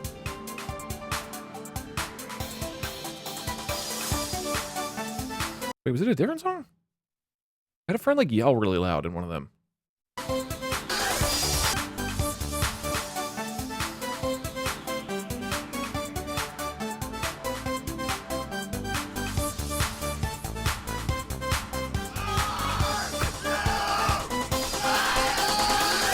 There we go. Great. Great stuff. So I think that is a good song. And again, there's this difference between good versus great, okay? Good meaning, he didn't scream aw, he said, are you ready? Good meaning like, that's good, right? But is anybody gonna be like, I fucking love that song? No, not really. I mean, maybe you do, and that's fine. But the point is, I put in a shitload of effort on that song, a fuckload of effort. And then this other dude came in and made his song for the competition in 3 hours. And you, it's fine, may or may not like this next song I'm about to play from this other guy. And that's fine, right? You may or may not love the one I did. But the point is, he made his version in like 3 hours, and I made mine in like 5 or 6 days of busting my ass. I don't remember exactly the amount of time. I might be mixing up some things. But I remember with this one very specifically, I had worked super hard on my version, and that I saw on the forum, he was like, oh, I only had a couple hours. So here's his version. And you might, very different type of music, by the way.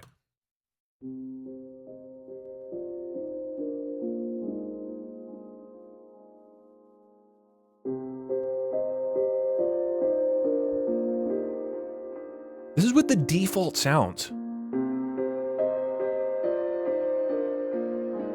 He could have lied, but this was like a really... He had a strong reputation. He was very trustworthy.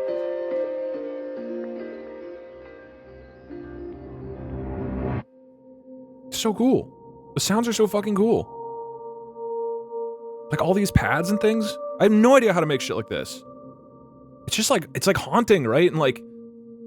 Oh, you know Corn and Beans. Yeah, Corn and Beans is fucking crazy. He's the guy from the story.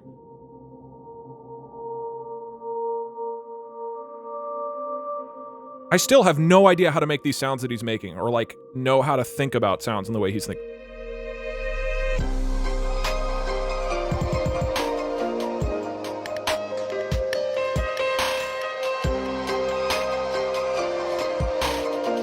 That is fucking cool. That is so fucking cool.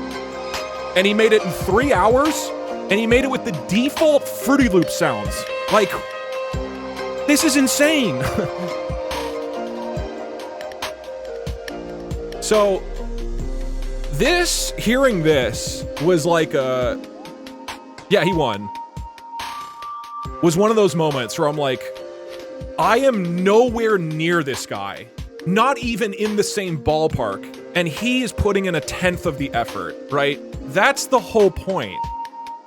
It's not that my song is bad, it's that he's going to be on a level way beyond me because he's so naturally talented at this thing. Mid, to be honest, Doug was better. Thank you. I disagree personally. So, anyway, it's a fucking sick song. Might have just been practice. I disagree. Again, that's the whole point of this video, is that I think that practice is not what makes you great at something. I think you have to have natural talent. And then, when you apply yourself in your natural talent, then you can become something that's really, really, you can improve to a really notable level really quickly because you're leaning into your natural strengths. And yes, I do think everybody is born with natural talent. I think everybody has 2 skill sets. As I talk about in the video, if you feel like you are a talentless piece of Play-Doh, that's fine, but you do have talents, and you just have to go find them.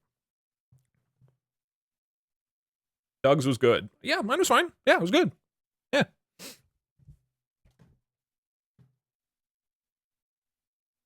I kind of disagree because I'm an artist and I used to suck really bad at art. But now that I've practiced it, it's something that makes me happy.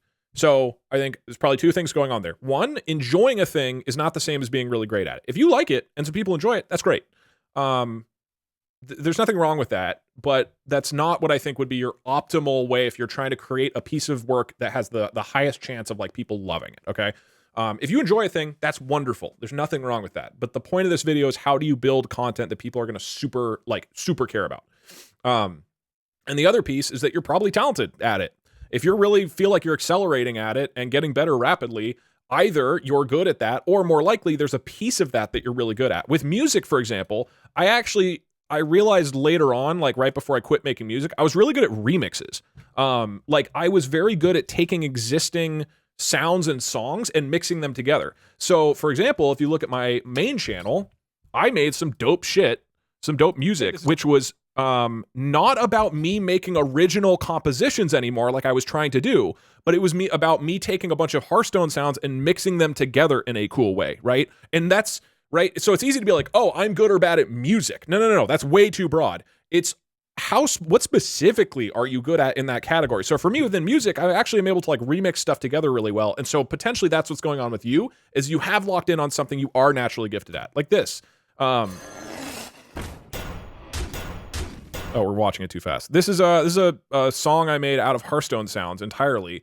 And I made this super fast. And this is, I think, cooler than any song I've ever made. Here, we'll go to the middle section.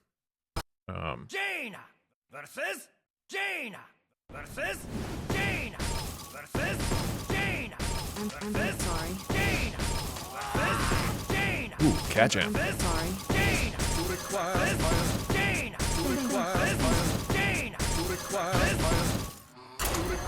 sorry.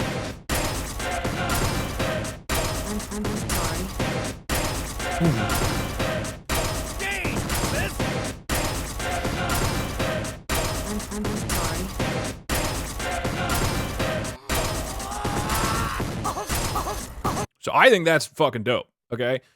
And the point is that it's not that I suddenly got good at music, it's that I leaned into a specific part of music that actually utilized what I think I'm good at, which is like remixing ideas into a fun way. That's part of my like silly goals skill set. So this is an example, I think, of how even within a broader category of some creative I mean, like making videos is a infinitely broad category of creativity, and you're not just good or bad at making videos, right? You should be really specific. I think art is the same thing. If you have started to hone in on what piece of artwork you are really drawn to and feel good at, and you continue to lean into that, I think you will get faster a lot better. I think if I had continued to try to make the old music stuff that I was good at, where I was just like, oh, like I'm just trying to be like make amazing compositions, I never would have been great at that. And I think I really could have succeeded if I leaned into this stuff. And I did have some successes. We have the epic sax Murloc, which was like my biggest video until Doug. Where's that? Glutus.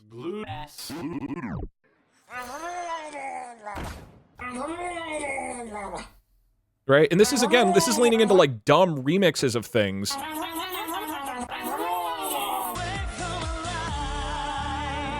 And like, I think I could have had success if I had really focused on this.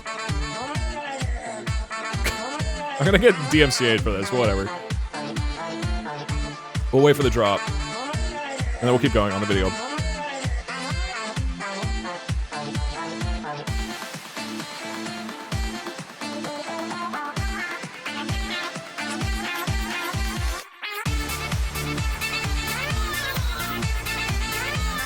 Okay, no more. I'm behind on rent, but since you screamed you clearly need money, I'm scared. No. I'm fine. I just told you how much money I make on Twitch. It's too much money. I've casually...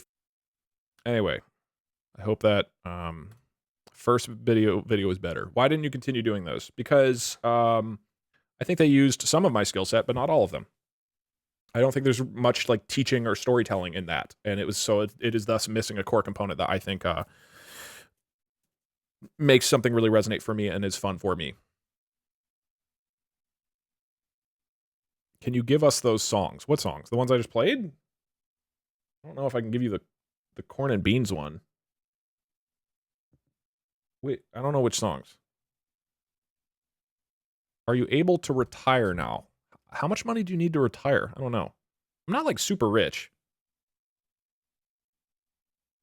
YouTube has gotten very profitable a lot. YouTube, Twitch is...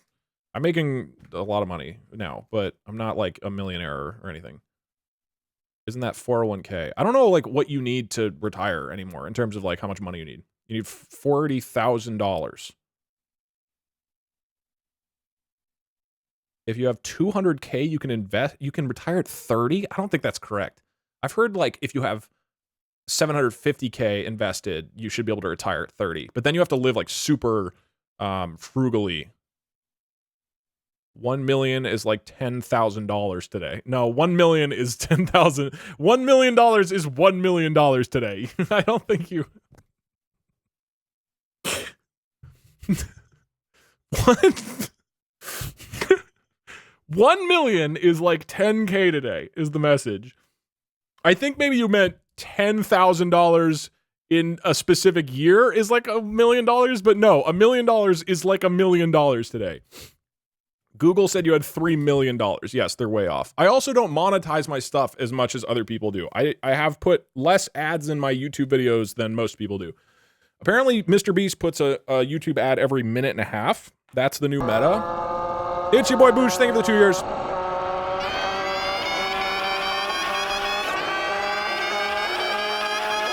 Thank you. Remind me to change that at some point. You clearly don't know how money works. I have pushed down from putting one mid-roll ad in my YouTube videos to like one every 6 to 7 minutes. So I am still forcing you to watch ads every 6 to 7 minutes, which is annoying, but that's a fourth of the amount of money. To be clear, I've given up probably at least like $500,000 in money from ads on my YouTube channel. If I did like minute and a half ads on everything the whole time I've been doing YouTuber, like hundreds of thousands of dollars I've given up. Like, Jesus, take the wheel. Straight up, I would just have that money. So no, I'm not optimizing my channel for money in the way that others people do. So when there's those online estimates that are like, oh, Doug's worth anywhere from like $10 to 5 million. One, those websites are just bad. And then two, that range is based on like, if you like ultra optimize for money, Jesus, take the wheel. You can make a lot more. If you did that, I'm sorry. That's way too many to reasonably watch. Yeah, I don't know, man. Every minute and a half sounds like the most fucking obnoxious thing on the planet.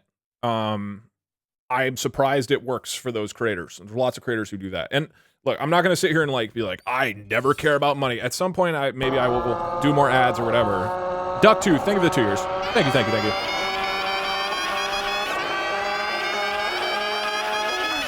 Like I'm not sitting here saying I'm like a saint. The point is just like I just care more about other things. So I just happen to be the type of person where I'm going to apply my energy in other areas. Not that I'm some like amazing person who's above money and all I care about is creativity. Remember to change that sub sound. Thank you, Ian. I really do at some point. Saint Douglas. Can we watch the Zorbies commercial? If people right now pay for the channel point reward to do a 1 in 10 chance of summoning Billy Mays, and they get the 1 in 10, yes, you can watch Billy Mays. To be honest, it's that openness of why I like your stuff. I mean, yeah, it's fine. It's also it's also just not out of the goodness in my heart. It's what I believe is better for my channel. I believe it is better for my channel and growth to focus on growth right now. I could do sponsorships every single video, and I probably will do sponsorships again at some point in videos. But right now, I think it is more meaningful for the channel and for long-term growth to focus on growth and not on ads and sponsorships, because that takes time, right? When you focus on money, you are doing that at the expense of focusing on your channel and growth. That time and energy has to come from somewhere. If you got a real mess and want to clean like the pros, then you've got to see this. Hi, Billy Mays here with Zorbies, the most absorbent material I've ever used. It took you 1, 2, 3, 4, 5, 6, 7 tries. over 20 Hold ounces on. of liquid. I feel like you guys have gotten Zorbies attracts Billy Mays liquid like 1 a out of 4 magnet. times It on doesn't average. matter. You get Billy If Mays it's so coffee, often. soda, As an even already red moderate wine. successful Watch as its content powerful creator, I vacuum got to action say that your pulls video and is one cleans of the the most stain from informative under Hey, thanks, the carpet Papita. just content that for quick. people trying The to secret's get in into the industry. X27 Yeah, I- fiber technology, every second of making it. Zorbies over 27 I'm times pretty more sure I remember your absorbent than channel from cotton. the Forget GTA 5 towels that race, just drip. right? And Anyways, unlike thank you. I'm glad you like sponges it. that smell, Zorbies is odor-free and leaves a path of clean. Now you can clean and dry When are your and Zorbies never coming? leave I think they're almost anything here. behind. You'll be amazed at just how much they absorb. And they're machine washable. Dry your entire car, Even your dog. Use any cleaner for streak-free windows. An average family uses up to 2 rolls of paper towels every week. That's cash in the trash. Save money and even help save the environment. You get 2 jumbo Zorbies plus 3 extra large for only $14.99. But call right now and I'll send you another 5 Zorbies absolutely free. That's 10 Zorbies for only $14.99. And as a special bonus, we'll also include our Micromint microfiber duster. Free. It's great for blinds, plants, glass, and more. And attracts dust like a magnet. That's a $60 value, all for only $14.99. And here's the best part. We'll send you a set of Zorbies free whenever you need them for life. Just pay shipping and processing. But you gotta call now. Do American families really use that much toilet paper? Oh, paper towels. I think we use a lot. I don't know. Growing up, my parents like only use towels, like, you know, rags that are around the kitchen. You just use those a lot. And then I use sorry, I was watching Point Crown in the background. Sorry, you guys. I was ignoring the Zorbies commercial. Don't be upset. All right. I've seen the Zorbies commercial at least 45 times at this point. I've seen it so many times. Would you also still say that your less talented skills can still be useful? Yeah. Like, you use your That's a good programming question. skills in your streams pretty often, even though you code is. Yeah, I think Fine. that's thank you. I think that's a great point. Yeah, so yeah, you can, you know, again, the point of the video is like, I think everybody has 2 things that they're naturally super gifted at, and you're going to be like faster and more effective and learn more and do better if you focus on those things by a significant margin versus just focusing on what you are okay at. But you can still be good at anything through hard work, right? So I'm a good programmer. I learned to code. Like, I got straight A's at Berkeley. Like, that's pretty fucking hard to do. And that's not because I'm super smart at programming. And I know that because I had multiple friends who barely put any effort, who were fucking geniuses, and they were only slightly below me in grade. So I had to work way harder, right? Straight A's is an exaggeration. The first, all the intro classes, like all the lower grad computer science classes, I got straight A's in those, which is badass. Then I stopped trying very hard and got B's. But the point is, I did really well because I was outworking other people. But the guys who were super talented at it were able to do it. So those super talented guys are now doing programming stuff in Silicon Valley, and they're very, very successful. But the effort that I put in to programming to become good at that thing has paid off, right? I've used that programming skill that I developed in my videos and in my streams, and that's become a super, super helpful tool. So I think you can think about it like you can learn how to become competent or good at any tool or skill you want, and that's great. But those should supplement your 2 skill sets, right? Those should serve to like help out the 2 things you're super talented at, rather than that being the focus. Like, you know, music to me is another example. It's nice that I know some audio processing stuff because that became helpful later with using music in my streams, right? So yeah, learning things is great. It's not like you should literally only focus on your 2 skill sets and nothing else, but that should be the core thing and you support them. I'm a programmer, but I often use coding, like doing stuff in Python to help me in things not related to programming. Yeah. A member of us has asked in a reasonable tone, what is your flavor? Mr. Clucka, what the fuck are you talking about? Genuine question. I feel like all my talents are already used by other successful YouTubers. For example, programming and gaming are taken by many. How do you get around this feeling that there's no point? I think you have to be more specific. Gaming is not your natural talent. Sorry, no, that's way too broad. That'd be like saying like, yeah, my natural talent is music. That is absurdly broad. As we've talked about just a little bit today, there's the difference between like, you know, happy like video game type music versus the music that Corn and Beans made, where it's this super like kind of dark, moody type weird thing. And then there's the one I made, which is a remix of video games. Those are all like totally different categories. Music incorporates things for like cinematic film or for different types of context. And I mean, if you've watched Bill Wurst on YouTube, that dude is super, the guy who made the history of Japan and history of the entire world. That's music, but that is a super, super specific thing. So if you look at Bill Wurst's stuff, right?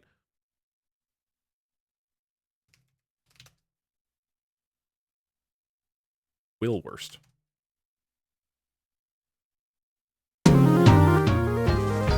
at the time upon the wall. The clock is telling it. This dude is so weird. Slow it right off the wall. You got to slow down. Oh, Worst. Oops.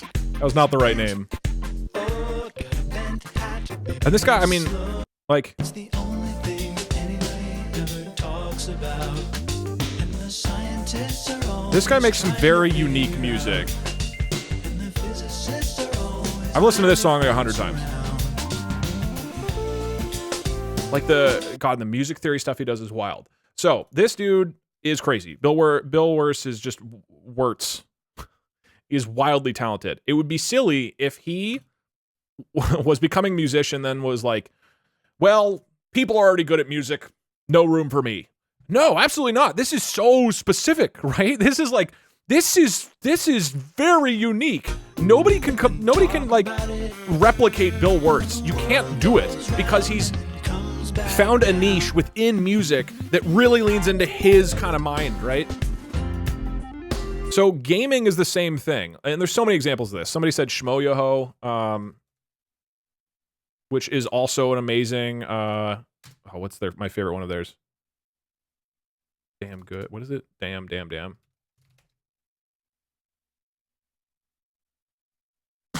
Oh my goodness. Oh my damn. Another banger. Oh my goodness. Oh yeah, Brian David Gilbert. Oh my goodness. Oh my damn. Oh Yeah, my Neil goodness. Cicer, I don't know how to say his name. Cicer Rega. Weird Al. This is so wildly obscure. This Shmoyoho has been making videos like this where they auto-tune people doing various things like YouTubers and whatever else into like original songs and everything else.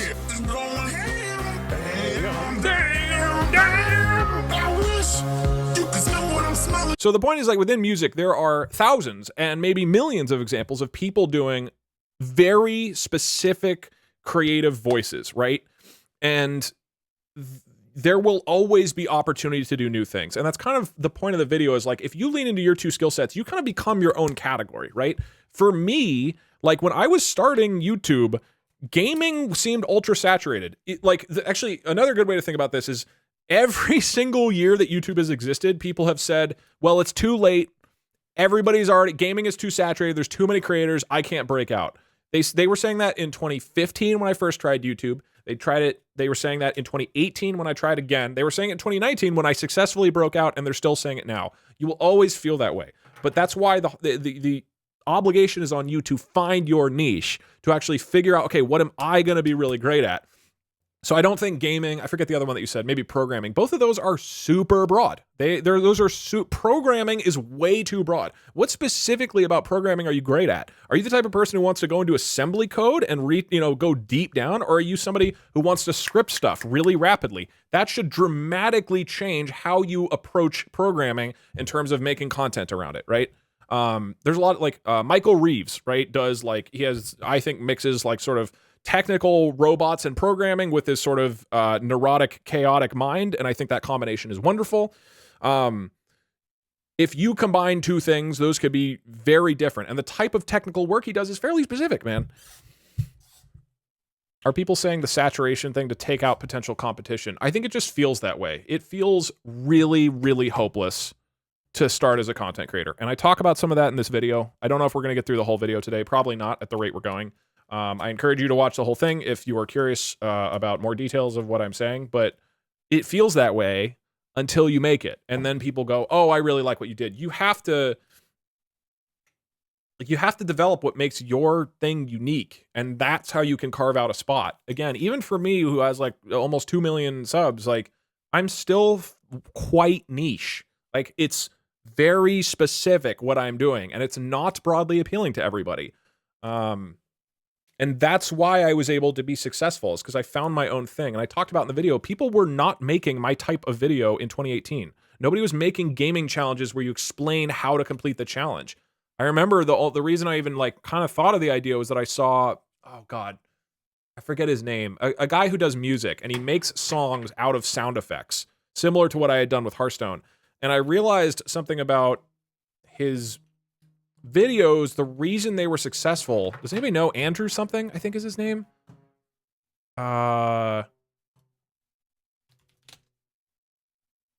Not Nim, although Nim's another example. Andrew 99 Balloons, maybe?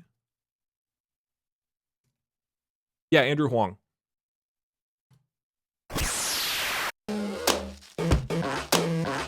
So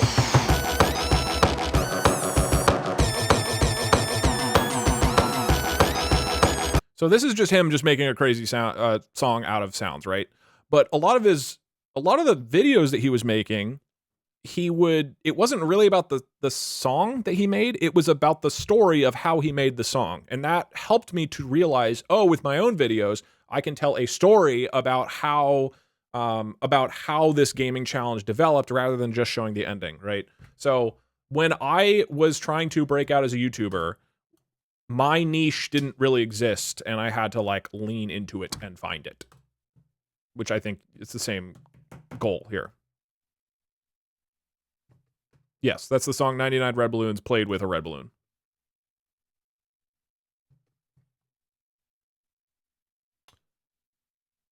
I disagree with you saying everyone has two talents, but isn't it all about finding a niche by combining two talents? Yes. Yes, that's the goal. You find the two things you're very talented at. Oh yeah, Game Champ. Game Champ was the one other person in 2018 that I knew of, who was making the videos in that same style, which is like, here's a gaming challenge, here's like teaching it. So again, the idea is like I was competing with one person, and you're not even really competing with them anyways, because you're still developing your own voice, you know. Yimfa, oh my God, Yimfa's so good. He is so fucking good. I don't know how you say his name. I don't know if it's pronounced Yimfa, but the completionist did that. Yeah. I mean, there's examples, but still, my stuff is different. It is, and it's less different now. It is less. My videos are less unique now, but they were very, I think, unusual when they were first coming out. What's your feelings on people doing the same style of videos as you? I mentioned this a little bit earlier, but I don't care. I don't care because nobody's going to mix the same two things that I mix. There's a bunch of people who either have reached out and said, hey, can I do this voice commands challenge or this Twitch chat thing or whatever else? Oh yeah, Game Champ is her. Sorry about that. Somebody has to combine the exact same two skill sets because to replicate what I'm doing, because I think I have those two specific things that I'm bringing to the table. Let's Game It Out switched his content from Let's Play to his current one and exploded in popularity. I don't think anybody can copy me, so I don't care. My videos aren't my videos because of the concept that I come up with. It is the combination of some stupid goal and the journey that I've developed towards that, and then the storytelling and teaching about that story. Those two things are what make it work. Not me just... my videos aren't successful because of the concept of voice commands. It's what I chose to use the tool voice commands to build an interesting goal and to tell it in a fun way.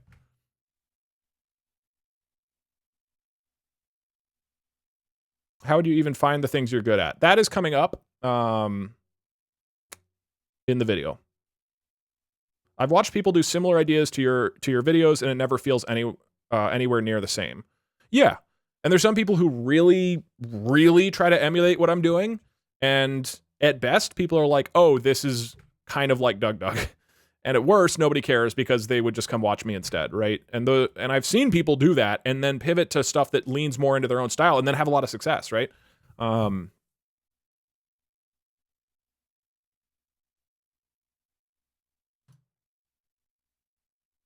you think that people grow in their two talents over time? Yeah, you find your two talents and then you spend a bunch of time working on them. There's a comment with timestamps if you want to skip around. I guess let's No,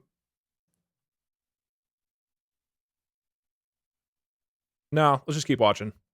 Isn't the algorithm all about being similar? I think that's how I found you, is because you were already watching similar things. I mean, not really. The algorithm wants to find new things. So if it finds a new thing that a lot of people are interested in, it will show that to new people. Like my AI Invasion series, which I am proud of, I think is very cool. That's fairly different from what I've normally done, right? I don't think that's similar to what other people are doing, but YouTube still recognized that people might be interested in it and connected them to that content. Astral Spiff has the same skill set. Juve has the same skill set. Yeah, I think both of those guys are examples of people who are very close to what I'm doing, but even still, it has its own feeling and vibe. It's not just a Doug copy, right? They have differentiated it by leaning into what they do great. All right, let's you watched the first AI Invasion video 4 times. Okay, well, that's why it has so many views then, because you guys it's probably the same number of views as a normal video, and you guys just watched it a whole bunch. I guess let's just keep watching.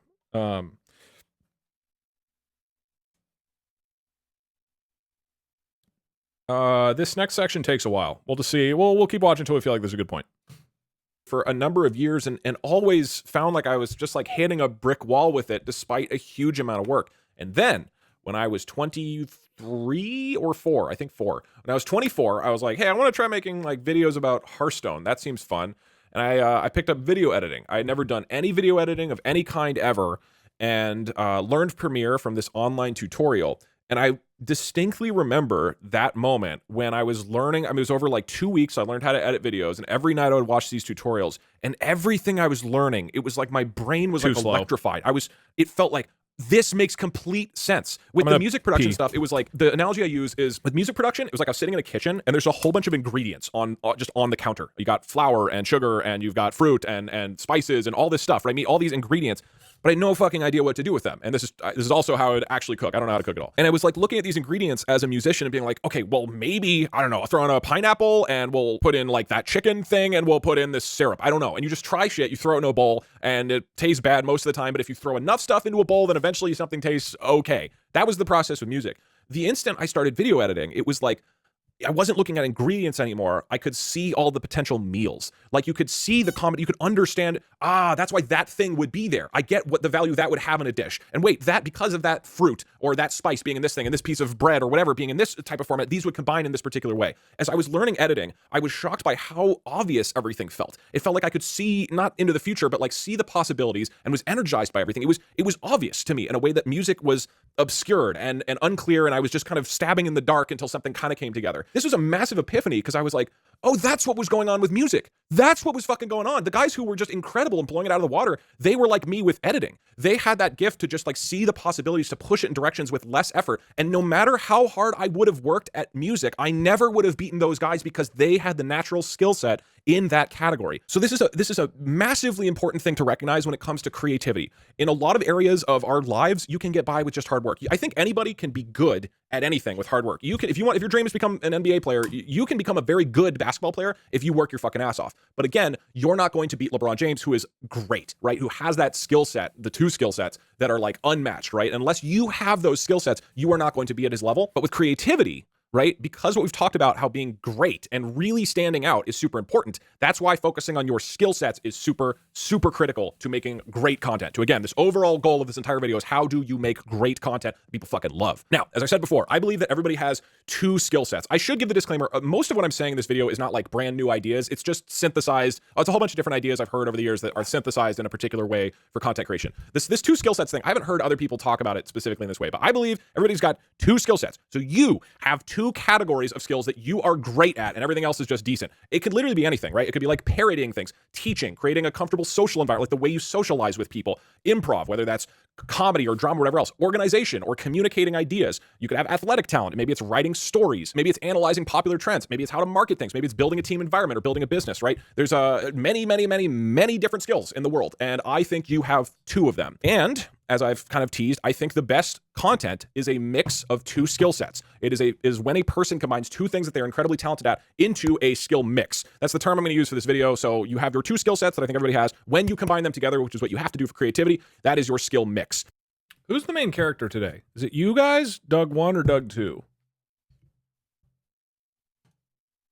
What's really cool about this, and this is what I did this exercise when I first came up with these ideas. You can look at, and I think you should do this. Go look at all the content that you like, whether it's books, TV shows, streamers, whatever, right? It's always a mix of like two themes or two kind of core ideas that intertwine, and it's the combination of those two things that makes it so good and intriguing, right? Some examples and of course, these examples aren't necessarily things that you like, but I'm describing why other people find them so appealing, right? Which is the important thing. For Game of Thrones, right? It's this incredibly rich, evocative world building and character building, but also the tension of this betrayal, sadness, death. There's this like darkness to it that makes the world building feel much more visceral. Or at least that's my interpretation of Game of Thrones. BoJack Horseman, I think a phenomenal TV show. It's this witty You used to look so young. This was 2 weeks ago. I recorded this. This is like a week ago that I recorded. Literally 1 week ago, I recorded this. Of pop culture, like this incredible kind of analysis of our current modern day culture, as well, you know, with a lot of humor mixed in, as well as this really like accurate kind of dark portrayal of human emotion and struggle. Dude, at some point, I should fully shave on stream. I haven't checked in a couple years. I haven't been fully shaved in a long time, but I look like 10, 20 years younger. I look like I'm like 20 or 18. I look so young without a beard. Maybe we'll do that as a punishment at some point. No, not full body. Your eyes were blue. God, what a good look. I can't believe how young you were. Let me just be clear here. You can't believe that 1 week ago, I was 1 week younger.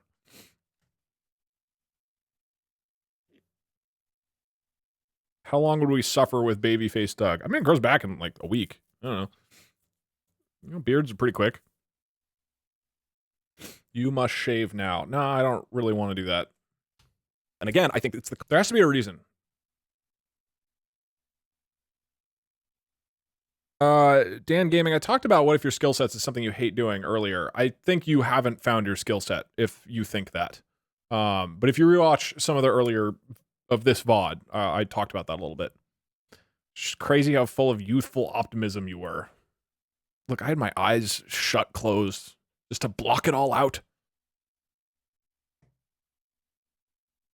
Since there's one in the background, can we have a keyboard playing stream Oh, like a piano playing stream. I don't know how to play piano, though. I know one song. I just memorized my favorite Nils Fromm song, and I know how to play that. So I can play the one song, I guess. Combo of those two things that makes it so potent. Something that's more niche. The Adventure Zone Dungeons and Dragons podcast by the McElroy brothers. You probably have not heard of this. It's not like wildly popular, but it's these three brothers who do a podcast, or three brothers and their dad who do a podcast. It's a Dungeons and Dragons podcast. You may not think a week is long, but a week is 10,080 minutes. I still don't think a week is very long. Okay. And I think what makes it work so well is those three have just insane, hilarious improv comedy, which on itself is really, really great. But then they also combine it with like custom fantasy worlds and characters and stories. And it is the combination of those two things, seeing their improv and jokes go up against, you know, like goblins trying to sell them like merchandise and whatever. And these moments that happen as a result of this combination, which is what makes it so incredibly memorable and lovable and funny. You love the McElroys? Yeah, they're so fucking funny. It's unreal. Our alerts are still paused. I'll unpause them after this section that we get through. Interestingly, with them, I think it's a good example because those guys have a podcast called My Brother and Me, which is just improv comedy. It doesn't have that kind of second piece of combining it with the fantasy world of Dungeons and Dragons. And in my eyes, I'm not drawn to the improv podcast. Wait, this is an important question. This is like the whole point of the video. Genuine question, should I make my graphics more universal so more people will look at it and go, this looks interesting, or should I keep it to my own style? The whole point of this video is to answer that kind of question, kind of. Well, one of the core themes is to answer that kind of question, which is to say, fuck no. Fuck all those people. Fuck them. Fuck the whole universe. This is not about them. This is about you making a thing that you fucking love more than anything else in the world. It's about you finding, what do I love to do? You do what you can do super well, and you lean into that ultra hard, because if you try to just be like, well, I should kind of broaden this and make sure everybody likes it, becomes way less interesting, and nobody will care when they do find it. And the people who really want what you specifically can do, if you're making that stuff unapologetically all in, when they find you, they're going to be like, holy fuck, I love this. And that's the type of person who'll stick around. You should never try to make your thing just more broadly universal. There's a weird paradox. I didn't talk about it in this video, but it's true. Like, making something for a niche audience doesn't mean a lot of people can't like it. I think a lot of people like what I create on YouTube, even though they might not normally like this type of stuff, because it is my own, right? Because I'm just unapologetically making my own stuff that I think is fun and funny, right? There's this weird paradox that the more kind of like you make it for yourself, the more likely it is that a broader audience cares. And I'm sure you can all think about media, whether it's movies or a streamer or whatever, who are clearly trying to appeal to as many people as possible, and it's fucking boring. There are so many examples of that. When I worked in esports, and hopefully none of the people I worked with are watching, when I worked in Hearthstone esports, Blizzard's whole goal was to make Hearthstone shows that everybody loved and that nobody could be offended by. And the result of that is that nobody gave a fuck. Nobody cared at all. It was so boring and unmemorable. And it was like, great, you didn't piss anybody off, but you have to, like, if you're going to make something that people really care about, you got to lean into something specific. Meat Canyon. Meat Canyon's great. His stuff is horrifying and I despise it. But he's successful because he's just unapologetically leaning into his own stuff. And I am glad that he exists and he's making his own things, even though I think they're grotesque. The point is not to make me happy. It's the point that to make himself and anybody who does want that kind of thing super fucking stoked about it.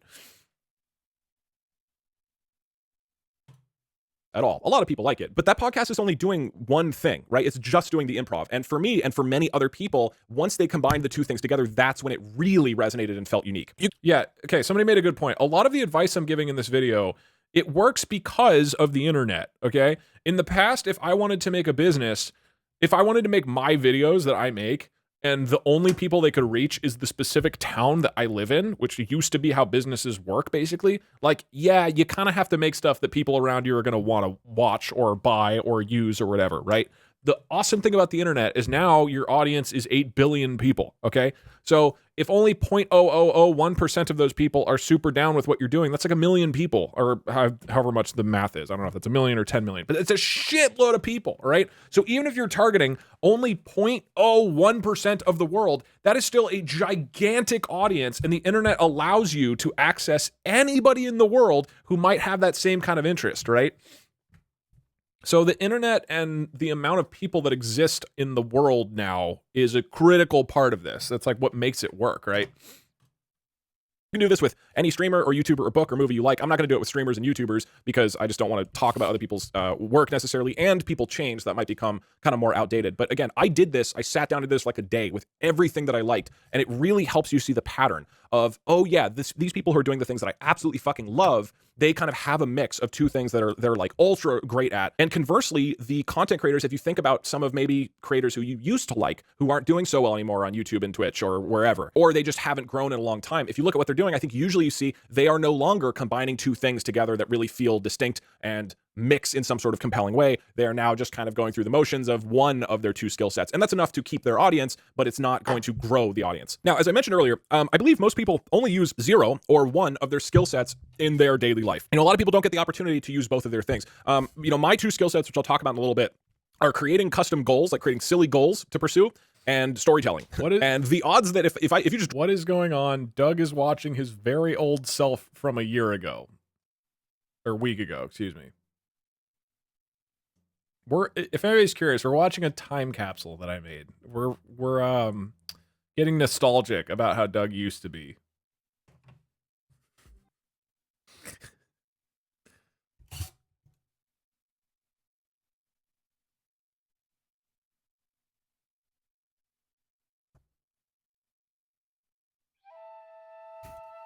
Drop me in a random job. Like, I worked at EA as a programmer. If you drop me into the EA programming job, the idea that I'm going to like have those two skill sets be relevant, like silly goals and storytelling in like a programming where you're programming used to be amazing. phone apps, like that job was not crafted for me to like really succeed at my two skill sets. I think most people in the world, you know, unless you've really deliberately pursued this or done this thoughtfully, often end up in environments where it's like, he was so yeah, young. they're just kind of going through the motions, and again, they can work hard and Used do to be a so young a week ago. good job. They're probably not like really leaning into the two things that they're like super great and super energized by. But with content creation, right? If you are watching this video and you are going to be a content creator, you can create whatever you want. That's the whole point. And so you can design your work and your strategy entirely around your two skill sets, your two strengths, and making it a combination of those two things. If you do that and you combine your skill sets, you can create a niche genre, and you're going to be naturally better and faster in that genre because it's built entirely on the things that you are super gifted and good at. Not only that, if you build content in that niche genre, it is irreplaceable because only somebody with those two specific skill sets can actually make what you're making. It can't be imitated otherwise, and it's almost impossible for people to have the exact two same skill sets. So you basically unlock this incredible opportunity if you can find your two skill sets, you put them together, and you're like, okay, here's my skill mix, and you design your content around that. That is the goal. We got to find your two skill sets. We got to find your two cuisines you're going to make a fusion restaurant out of, and we're going to combine them together. Again, as a quick, relating this to my own journey, I think my content, as I've talked about, was good before I kind of found my skill mix. So I did music, like I said, in high school. In 2015, I started making Hearthstone content for anybody who was around back then. So I did like Hearthstone comedy videos or like esports recaps. And in the years after that, I tried a whole bunch of different other things, like let's play videos or, like highlights of me and my friends joking around playing PUBG, or like a comedy podcast with my friends. Basically up until 2018, when somebody asked, by two talents, you mean two different types, such as gaming and music production of videos that you are good at making, or two different aspects of your content that is unique and interesting, like having good humor or having good editing. Definitely the two different aspects of your content. Although, again, this video is not really about YouTube.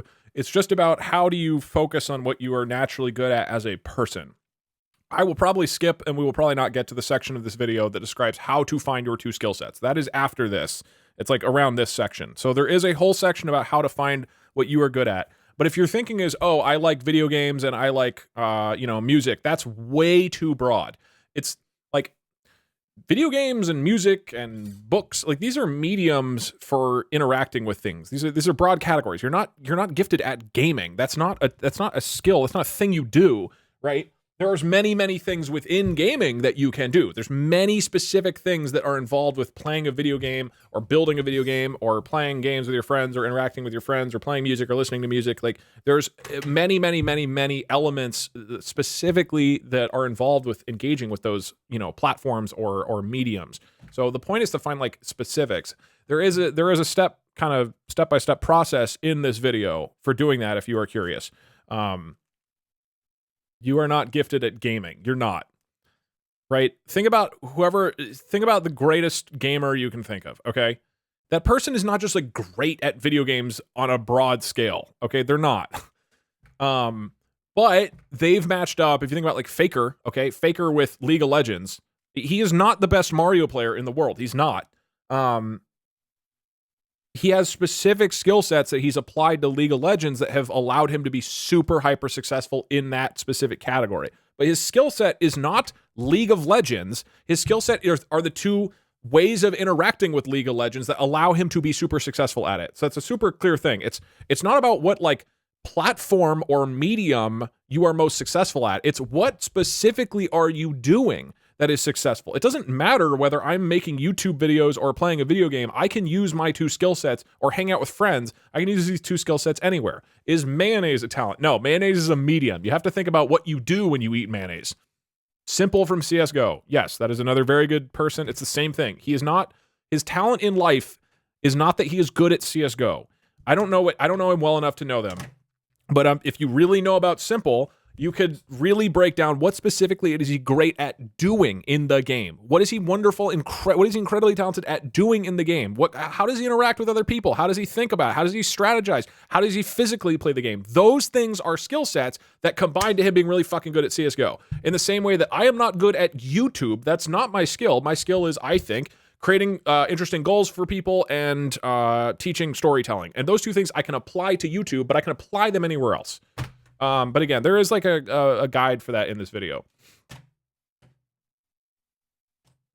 Do you make content that is interesting and fun for you, but when it's done, is it actually interesting for the viewer? I'm not sure what you mean by that. I think you should focus on what you would be excited Focus on what you like making first and foremost, and then focus on what you would like to watch. Generally, those are kind of the same. And guys, he's lost it. He's not like his past self. What if one of your two talents is that you are great at being really good at a lot of different things? I don't know if that's a joke. I think that if that's serious, probably you have a skill set of you're able to learn things really quickly. It's not that you're great at everything, but you can learn things quickly. That doesn't mean you're going to be incredible at everything. There's nobody on earth who's really good at learning stuff who can suddenly become the best basketball player in the world. But they could learn a lot of things quickly. And if that's one of your skill sets, that's great. And maybe you combine that with something else and you make a video every week where you learn a new thing, right? That can be a skill set. That doesn't mean you are infinitely talented at all things in the world, because that person doesn't exist. What if my talent is having every talent? You can't wish for more wishes, okay? When you are born, the skill set genie doesn't allow you to wish. You don't be like, okay, one of them is that I'm really good at teaching. And the genie's like, okay. And then, the genie's like, okay. And then you're like, okay, and for my second skill set, the genie's like, yes. You go, I want to be great at everything. It's like, oh, damn it, I got tricked. No, you have to. You just have to. And if learning things is one of them, that's great, but that doesn't mean you're going to be great at everything. There's a podcast with that premise. The host gets really, really deep into one skill every episode. Yeah, so for that guy, definitely one of his skill sets is learning things quickly and probably being able to like explain it or convey it in some way or pick it up really quick. And presumably if he's doing a successful podcast, the other skill set of his is some degree of like storytelling or presentation or entertainment or humor, something else that he can pair with that. And that's what makes it an interesting show, right? My grandma said I can be anything. Your grandma's a dumb bitch. Okay, let's keep going. I sort of started the 1-year program that we'll talk about. I was imitating the other hamburger restaurants. I didn't really have a clear focus on what I was great at. I was essentially looking at all the other hamburgers in the market and saying, okay, well, maybe I could be good at that. Okay, well, maybe I could be good at that. And I mean, I distinctly remember I would like look at some of what the McElroys, who I really, really love, I would look at some of the videos that they would do and I'd be like, okay, maybe I could do that. And I would try to imitate it, right? And I would do my best to imitate it. I would work really hard and it would be good. It would be good. It's not like terrible, but it didn't feel particularly unique. It didn't feel particularly great, and it was hard for me to make. It was exhausting, right? I'm like working super hard on something that doesn't feel naturally energizing and clear and obvious to me. So then in 2018, I sort of came up with this idea, of skills. Your skill set is insulting elderly people. Serious question. What if I feel like I'm good at more than 2 skills? Maybe you're a freak of nature. I think probably what is going on is that some of the things you're good at actually can be categorized as the other 2. Obviously, this is like a little bit broad. You know, your 2 skill sets aren't like, I'm good at welding 2 types of specific pipes together. It doesn't have to be like ultra specific. But I think probably what's going on, if you think you're great at 3 things, either one of them really can be merged into the other 2, or one of them you are not great at and you just enjoy it and you're good at it and that's great, but you're not like great at it in the way that you're supernaturally gifted at it. Again, I think I'm good at a bunch of things, but I'm not great at them. I think I can be very funny, but I'm not great at being funny.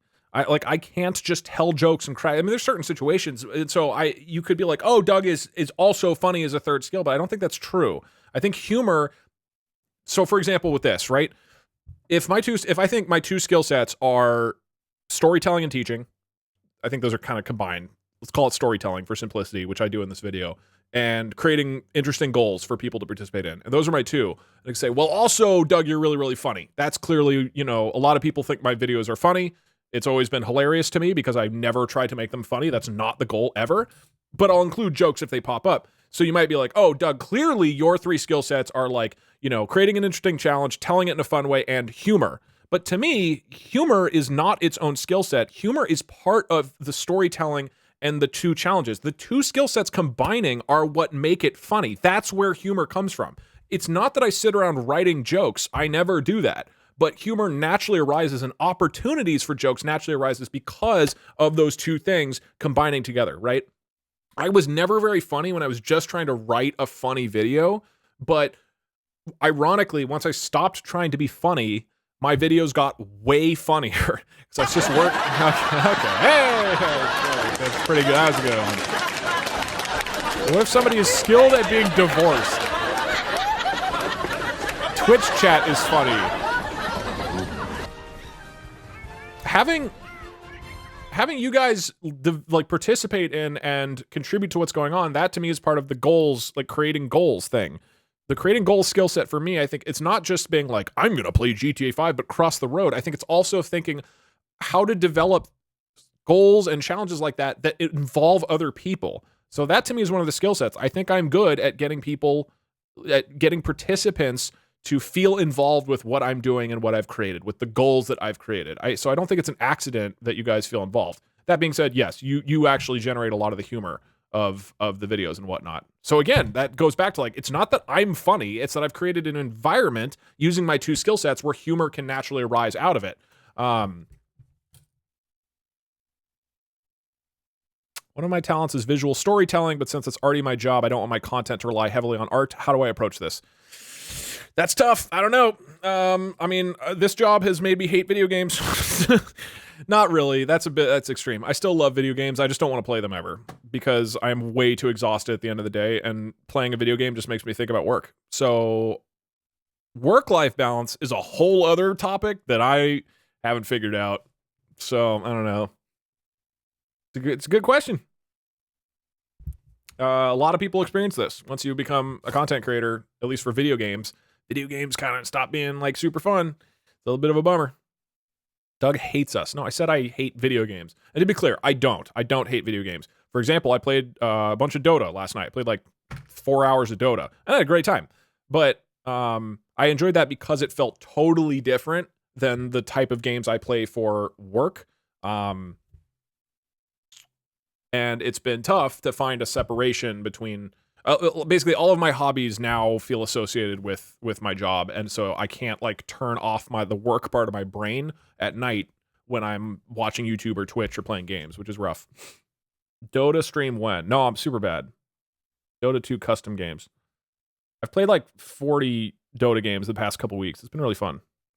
Tell me what Jerma's skill mix is. I was actually thinking about that recently. That is hard. I don't know. Jerma is an anomaly. I think one of Jerma's skill sets is to relate situations and scenarios to like very specific or bizarre experiences. I also think improv and humor around improv is his other skill sets. And I think those are the two things he's combining, but he's hard to tell because he's just so unique. And he's like my favorite streamer by far, by the way. So I say this purely out of enjoyment, but he's just very unique. I realized like I was watching a bunch of his highlight videos recently, and they're hardly at all about the game. Like if he's like playing Breath of the Wild, like the highlights on YouTube of his streams are basically not about Breath of the Wild. It's almost entirely just on the weird tangents he gets off on. So I think those two, I think that's the correct mix, but I'm not sure. Like it might be, I don't know. I don't understand.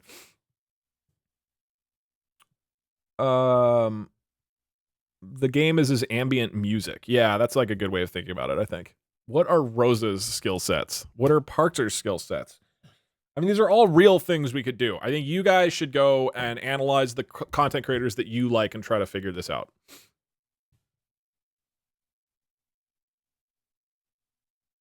I feel like a key part of this video is that your skill sets need to not only be what you're good at, but what no one else is good at. Not really, no. There's plenty of people who are good at storytelling and teaching. There's plenty of people who can come up with dumb, interesting goals that people can be involved with. But there's probably almost zero people on Earth who have those exact two things. And so when I mix them together, I'm creating a unique category. So it's not that you have to avoid what other people are doing. You just have to lean into what you're doing really, really hard and then combine those two. And by doing that, you're making like this very specific like restaurant that other people can't create. I recently got a video with 4,000 views. I wasn't able to replicate it, even though my editing got way better and the thumbnails improved. So I don't know. It might be rigged to your geographical location. That's my theory. So part of it's just luck, right? Not every video is going to succeed. That's just not how it works. And I would recommend, it sounds like if you're getting better, you're not, I talk about this later in the video. If you watch the whole video later on, I talk about how you're going to get better at a constant rate, but the rest of the world won't realize it. The way content creation kind of works is that you keep improving over time, and then nobody notices or gives a shit until you have a moment of success, and then people go like, oh, okay, you're actually good. So the answer is, unfortunately, keep working at it. Keep getting better. You say you've gotten way better, that you can get way, way more better. I've gotten way better in the last year, and I've gotten way better during the year before that, and before that, and before that, and before that. I keep getting better, and just keep getting better and keep trying.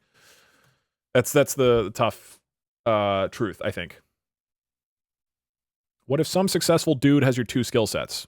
Still, lean into it. And I don't think it'll be exactly the same. Can I get a graph in MS Paint to explain? To explain what? I don't even remember where we are in the video. I don't remember what's going on. Doug peaked a week ago.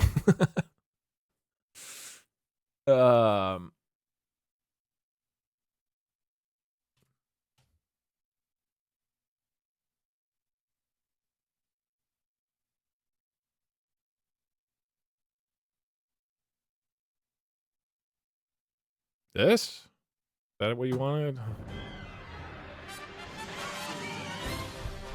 This is so much to think about. I hope that helped.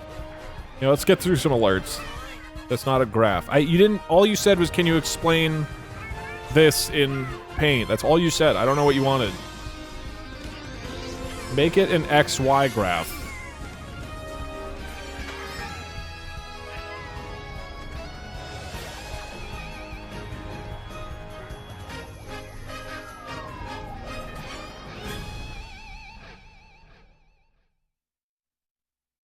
Like that, or... Anyway, I hope this helps. Label it not clear. What do you... With what? You need to label the axis. I did. X and Y. Title. The title is explained.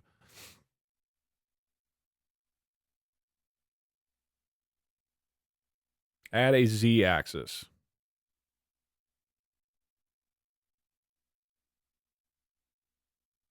There you go. I hope that helps out.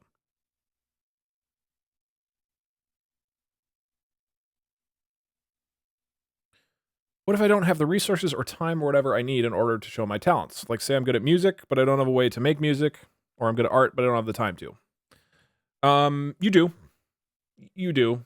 I mean, unless you are, you know, legitimately in destitute poverty and you need to, if you need to work hard just to meet your basic survival needs, then you're right. You got to focus on that first. You got to have food and you got to have a roof over your head. And hopefully that's not you. If you're sitting here watching me on twitch.tv, that's probably not you, like on a Sunday. Okay? Do you think it helps if you're attractive?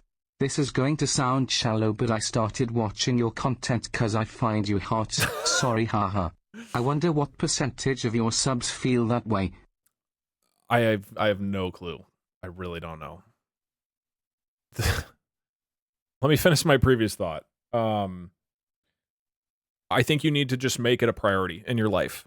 And you can prioritize all the things in your life. And if, you know, going to your job and having enough money to afford food and rent, that should leave you with some amount of time. And if it hasn't, I guess, you know, I'm not sure. That's more of a career question of how to have more financial security. But once you are not like scrounging to get by, then you just have to make it a priority. You have to make it a priority over other stuff. When I first started making YouTube videos, I broke up with the girl I was seeing because I wanted more time to make videos. And that was not like a relationship that was really going to go anywhere, but it was like a comfortable thing I enjoyed. And then I was like, no, I care about this a lot. I want to focus on this. And so I ended the relationship. I quit drinking. I used to drink a lot with my friends. And this was like when I was 24 or whatever. And I quit drinking. And I remember my friend came into the room with a shot glass full of whiskey. And it was like, hey, I heard you just broke up. Like, come on, let's have this together. I was like, dude, I'm sorry, but I'm also quitting alcohol. And I'm just going to focus on videos for a while. And he like sat there really sad and then had both shots himself. It was a very sweet moment, but I was like, no, dude, I got to stick to this. And there was other things. I spent less time with friends. It's not like I didn't just like suddenly become a hermit, but I did say, hey, I'm going to prioritize this over other stuff. For me, drinking, the problem was not drinking with friends. The problem was I get really bad hangovers. So if I drink almost at all, I'm going to feel horrible the entire next day. And I was like, I can't afford to do that. No, that's not the one who did the voiceover videos. That's my friend Cleo. So the point is just like, I think you can prioritize content over other things. And if you care enough about making it your job, I think you have to do that. If you really want to build an audience, you have to do that. That's just the reality. And that's what I did. I burned through all of my savings to work full-time as a YouTuber and try to make it two times. Like just sat for 5 months in my bedroom making videos and burning through all my money, and then I went and got another job and then did it again. So it's like if you really prioritize it, you can do it. If you just want to do art and content for fun, that's great. Then go for it. You don't need to prioritize it over everything else, but I think it's just about priority. In terms of me being hot, I don't know. I have no fucking idea. The reality is, like, most Twitch streamers are like pretty attractive, so I don't think it's a coincidence, to be honest. It probably does help. My sense is that's not a big contributing factor for me, because I don't really make like fashion and looks and lifestyle part of my vibe. If my face gets you creamy in the pants, that's great. But I would like to believe that is not why the vast majority of people give a shit about what I'm doing. Working on your appearance does help. I mean, the word attractive means that you're attracted to people, all right? So if you make yourself attractive in some way, whether that's through, fashion or lifestyle or whatever else, like, presumably that helps. I don't know, though. I have no fucking idea. It's not really something I think about. Poll. That is the only reason I watch you.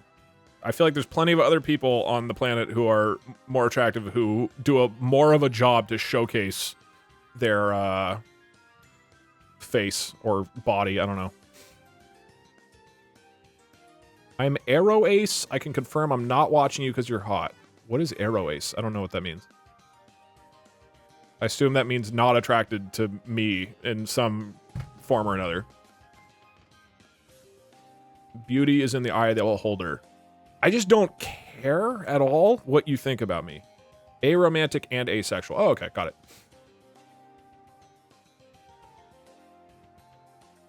You're more attractive because you don't make it a part of your content. Hi, Doug. That's I watched great. this video earlier and I think just don't that care. the advice is good.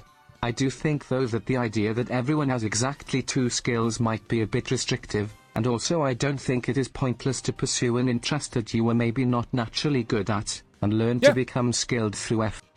You are worth more than your weight in bell peppers. Thank you. That's not actually that much money. Yeah, no, I think you're right. Or sorry, let me explain. I think people have 2 things they're super ultra great at.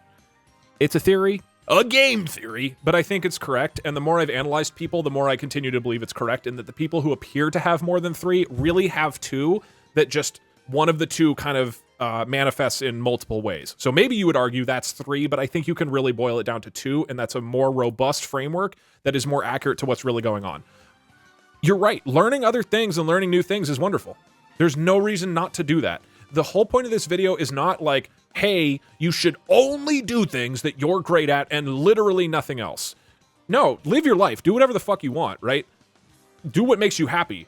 The point of the video, though, is if you want to maximize the chances of you actually making it as a content creator, like growing an audience and being successful, I think you need to just lean into what you're going to be best at. That's the thinking.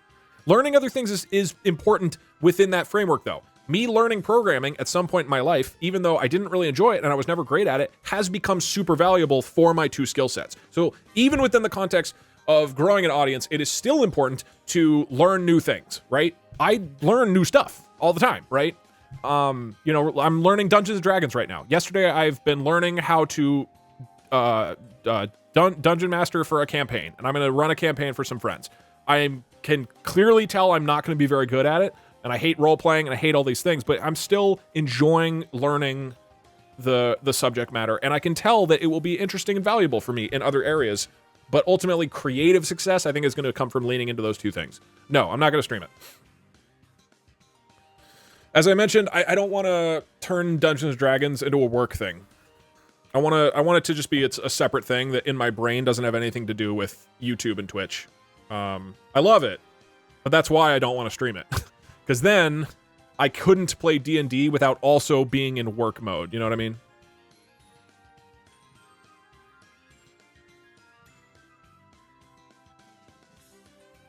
My current plan is to continue the getting better part. My friends say they like it. Yeah. Keep working on improving. And also, if you feel like your stuff is really great, keep improving, but also look into marketing stuff. This is, again, where I'm not personally going to give you a lot of advice. I'm just not very good at this, but this is where you should listen to people like Mr. Beast. How do I who get is sponsorships? really focused. Say with like, challenge butter. God, I wish I knew. People like Mr. Beast, I think, are great at saying, hey, here's how to maximize the chances of somebody finding your work if it is great.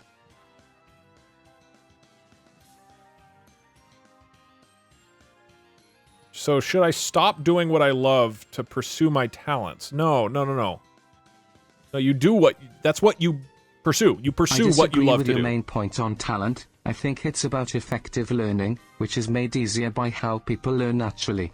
I think people can grow to learn effectively in new ways. Have a good stream. Fair enough. These are really delayed right now. I'm just going to let the alerts come through for a while. Watching the video doesn't really seem to be achieving that much. Again, you can go watch the full video if you're curious about it. It's called Doug Doug's Guide for New Content Creators. It's on Doug Doug Doug. I make music as a hobby, in a similar way to how it sounds like you used to. I don't think I am good or dedicated enough to make it a career, but I really enjoy making it, and I definitely have got a lot better since I started. Nice. Again, I think if you care about really reaching a lot of people and having success with it, then I think finding what you are specifically good at will really help you. What's your opinion on sponsors when it comes to developing your online presence? Do you think they're beneficial, or do you think some people rely on them to feel validated? I mean, let me paint you a picture. Every day I get an offer for a Raid Shadow Legends sponsorship. Okay, so sponsorships don't mean anything, and I don't think anybody thinks of them as like a status symbol. Sponsorships are where you trade your brand for money. Okay, you trade the brand and trust and audience loyalty that you've built up for money. Like, people don't like sponsorships, so it's strictly hurting your channel if you take sponsorships and stuff. It's purely a bad thing for your channel. So the challenge is to balance it, right? Is to balance, okay, am I willing to take some of the brand loyalty from my viewers and turn that into, $20,000 or whatever? Yeah, I don't know. And some people make it work. I don't know. Why are you not subscribed to Doug? This is just a random YouTube account. This isn't my main one. You literally made us watch ads. Yeah, I've done some sponsors. I don't do that many, though. I haven't done any on YouTube for like 2 years. Is that a real cup on the desk? Yeah, of course. Kink, kink, kink. Oh, that wasn't a very good sound effect.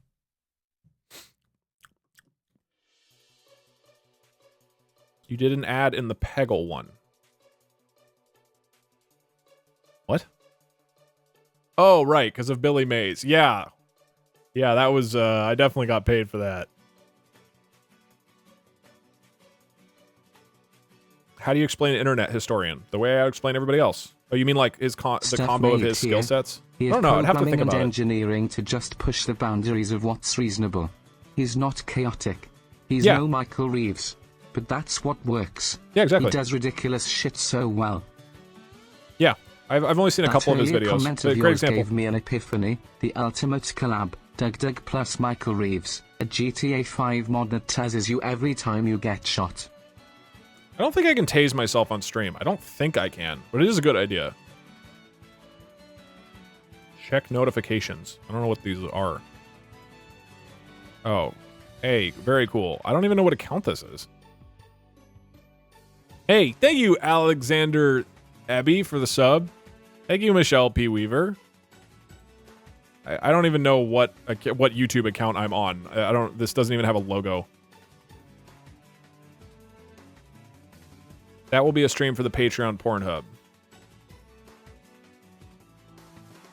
Should we watch more of the video? We haven't really been... haven't exactly been watching that much of the video. We've gotten through... I guess 27 minutes isn't that bad. Yeah, let's watch through more. Video time. I do want to get through the alerts that are all backed up at some point. You were clean-shaven in 2020. You shaved half your face for a Skyrim one-hit point challenge. And was fully clean next stream for Half-Life VR. That wasn't. That was me taking clippers on my face, which is pretty almost fully shaven, but not entirely. But you're right. That's pretty close. I guess I have been fully shaved in a while. Or in 2020. Okay, time. You have to watch me, and you're gonna enjoy it. Okay, no complaining. Sets and again, people have talked a lot about like finding your strengths. For me, I think what it helped me to narrow it down to just 2 and to really focus on just 2, and I think that has made it a lot easier rather than pretending like you might have like lots of skill sets you just have to discover. No, I think you have 2. But I came across my 2 skill sets, and I'll talk about how to find your own in a little bit. But for me, I went through this exercise and I realized, okay, there's 2 things I really fucking love in my. Why is your hair color different from your beard? What are you expecting? I don't know. Hey, Dogs, why is your hair brown? What do I say? I don't know. It's not a choice. He dyes them both. Fix it. Okay. It's one of my skills. Haven't you been paying attention? Life that I think I'm really great at. One is to create fun goals. If you've seen my Twitch or YouTube, you are probably familiar with this. My brain just spits out shit to do all the time. If I play a video game, my brain is going to be yelling like, wait, what if you stop doing what you're supposed to do? And then we like set up a kart race and we go like run across the thing. Like if we're playing PUBG, I'm like, wait, let's stop playing PUBG and let's go have a kart race like Mario Kart through the wilderness. If I'm playing World of Warcraft, I'm like, wait, let's like do a thing where we jump off a cliff and try to land in the water, right? Whatever it is, like I can come up with an infinite number of just like fun goals to do, and I think they also have the trait that other people can be involved with them. It's not an accident that on my Twitch stream, for example, I have people be involved, right? That I have Twitch chat play a part in what's going on. I think that's part of that skill set. So creating fun goals, that was one skill set of mine that I realized. And the other is storytelling, kind of teaching as well. I think teaching is a part of storytelling, but storytelling, creating fun goals and storytelling. I realized, holy shit, these are the things I fucking love to do throughout my entire life. I have created dumb little goals and pursued those. That's how I've connected with friends. That's how I've played video games. That's how I've I think when I've been at my most creative in terms of making little things that people care about, and then teaching and storytelling. Like I love to tell stories. I love to explain things. I like using weird analogies. I like using music. I like writing emails just because it's an opportunity to like explain what's going on in a coherent way. Whenever I had done Hearthstone videos, like when I'd done YouTube videos so far, the ones that I'd really loved to do was when there was like I recorded something and then there was like a story I got to kind of like form out of that. And that's what really resonated with me. So these are these 2 things that I suddenly found after, 28 years. Yeah, or 27, 28, 27? I think I was 27. Yes, I was 27. So after 27 years of my creative work just kind of being this like shot in the dark, just pow, pow, pow, pow, like firing in random places, I was like, oh, these are the 2 things. I fucking love doing these 2 things. So what was next? At first, I was like, okay, well, I got these. Sorry, everybody. Doug's dead now. Is anybody paying attention to the video? I was watching your own hour and 40-minute video is not very easy to do, apparently.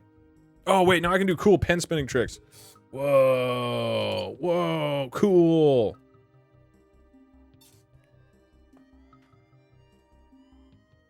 Two things. Maybe I'll try like doing this one for a little while. And I did them separately. So this is the beginning of 2018 for me. I was making a video every week and I was like, okay, why don't I just do like a gaming challenge? I come up with a dumb goal in Breath of the Wild and I like do the goal and I just like show the recording of the goal happening. I like jump off a cliff and I land on a horse at the bottom. That's funny. That's like a fun challenge.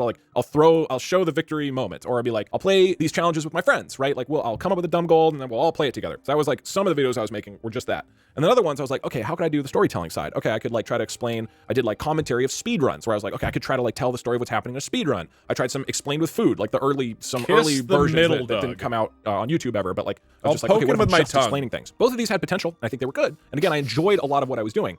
But then it was like, wait, what if I combine these? It sounds like obvious in retrospect. But at the time, nobody was like playing video games. Lots of people were playing video games in dumb ways. Lots of people were telling stories, but nobody was doing inane, pointless, stupid goals in video games and then like teaching you how to do it. Like, yeah, this is for the person time and effort who's and just watching for sex appeal, telling a great story about how you achieved a completely pointless, useless goal, right? So the combination of those 2 things, nobody was doing that at that time. I think it's become kind of more popular, a lot more popular now. But in 2018, I remember scouring YouTube and be like, oh, I dropped my pen on the keyboard. Is this going on Pornhub?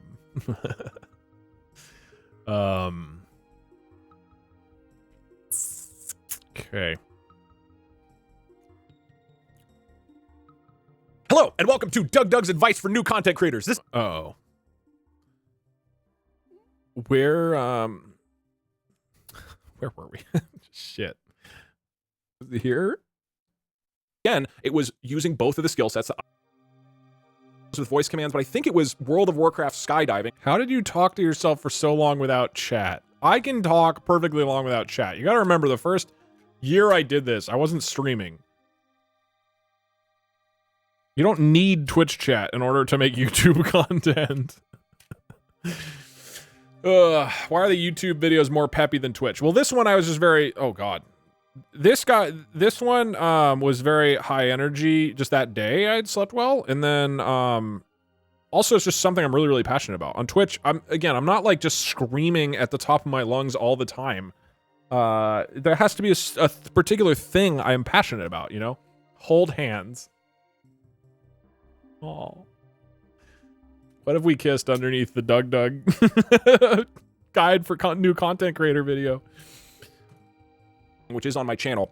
And I'd recorded this with a friend, and it'd just been like a fun time. We did together. It was a good time. Okay, I don't remember. What if I changed the approach to like, I am teaching you how to do this dumb thing in World of Warcraft? And just like instantly, I was like, holy shit, this is it. It got so much more interesting.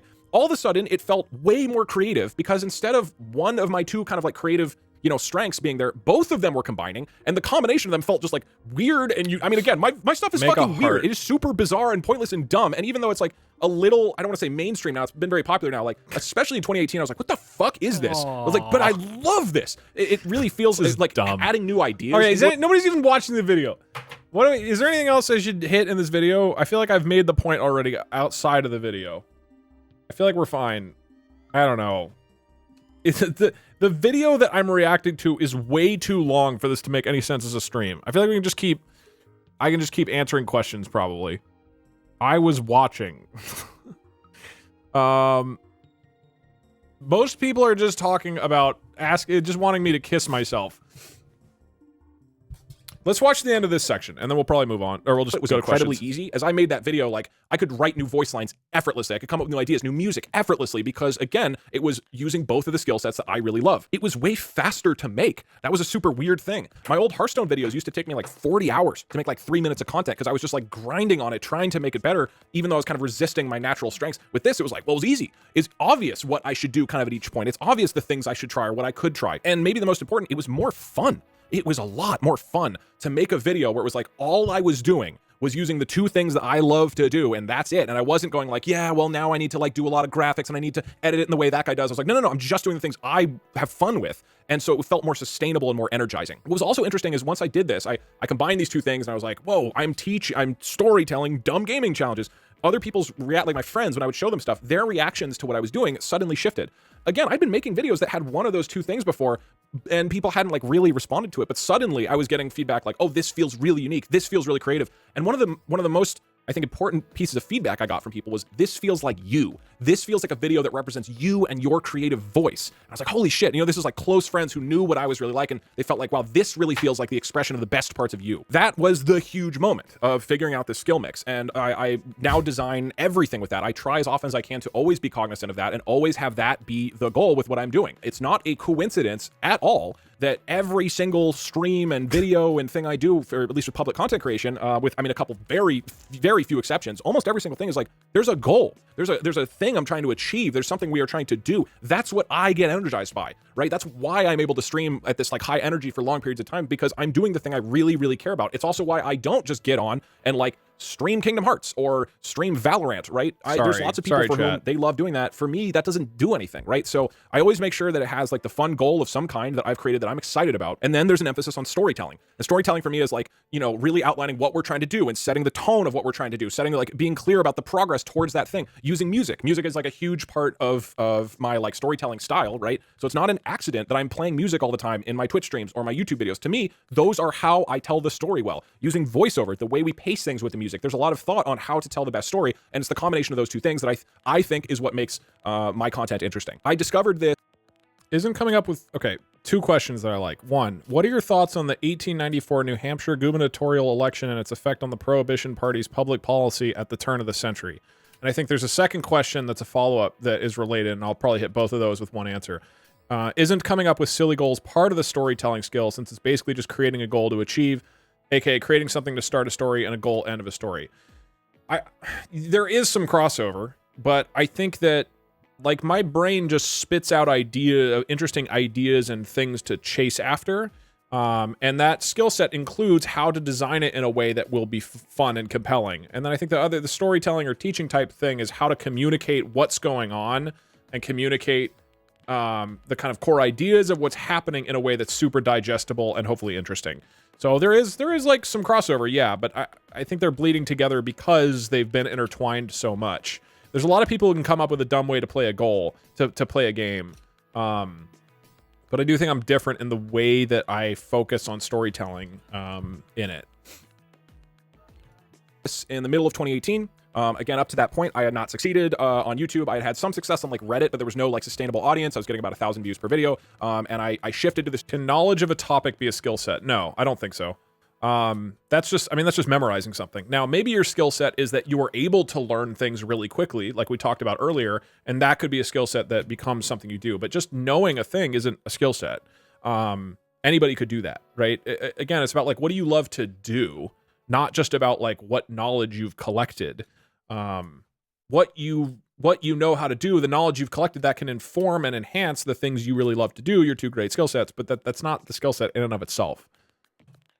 New style of my skill mix. I did this for I quit my job, did it for 5 months, was burning through all my savings, and a little over 5 months after that, the channel blew up. I went from like 10,000 subs to 100,000 in a week, and everything just became successful ever since. So discovering the skill mix, shifting my focus to it, and then working really hard on making it the best that it can be, which is, you know, another big step we're going to talk about. That's what allowed me to succeed. And I strongly believe that if I had not made that pivot, if I had not recognized what was going on here and shifted everything to go all in on these two skills, that I never would have had this breakthrough. I never would have created a channel or creative products that people really love, that when they found it, they went, I need to stay here because I can't get this anywhere else.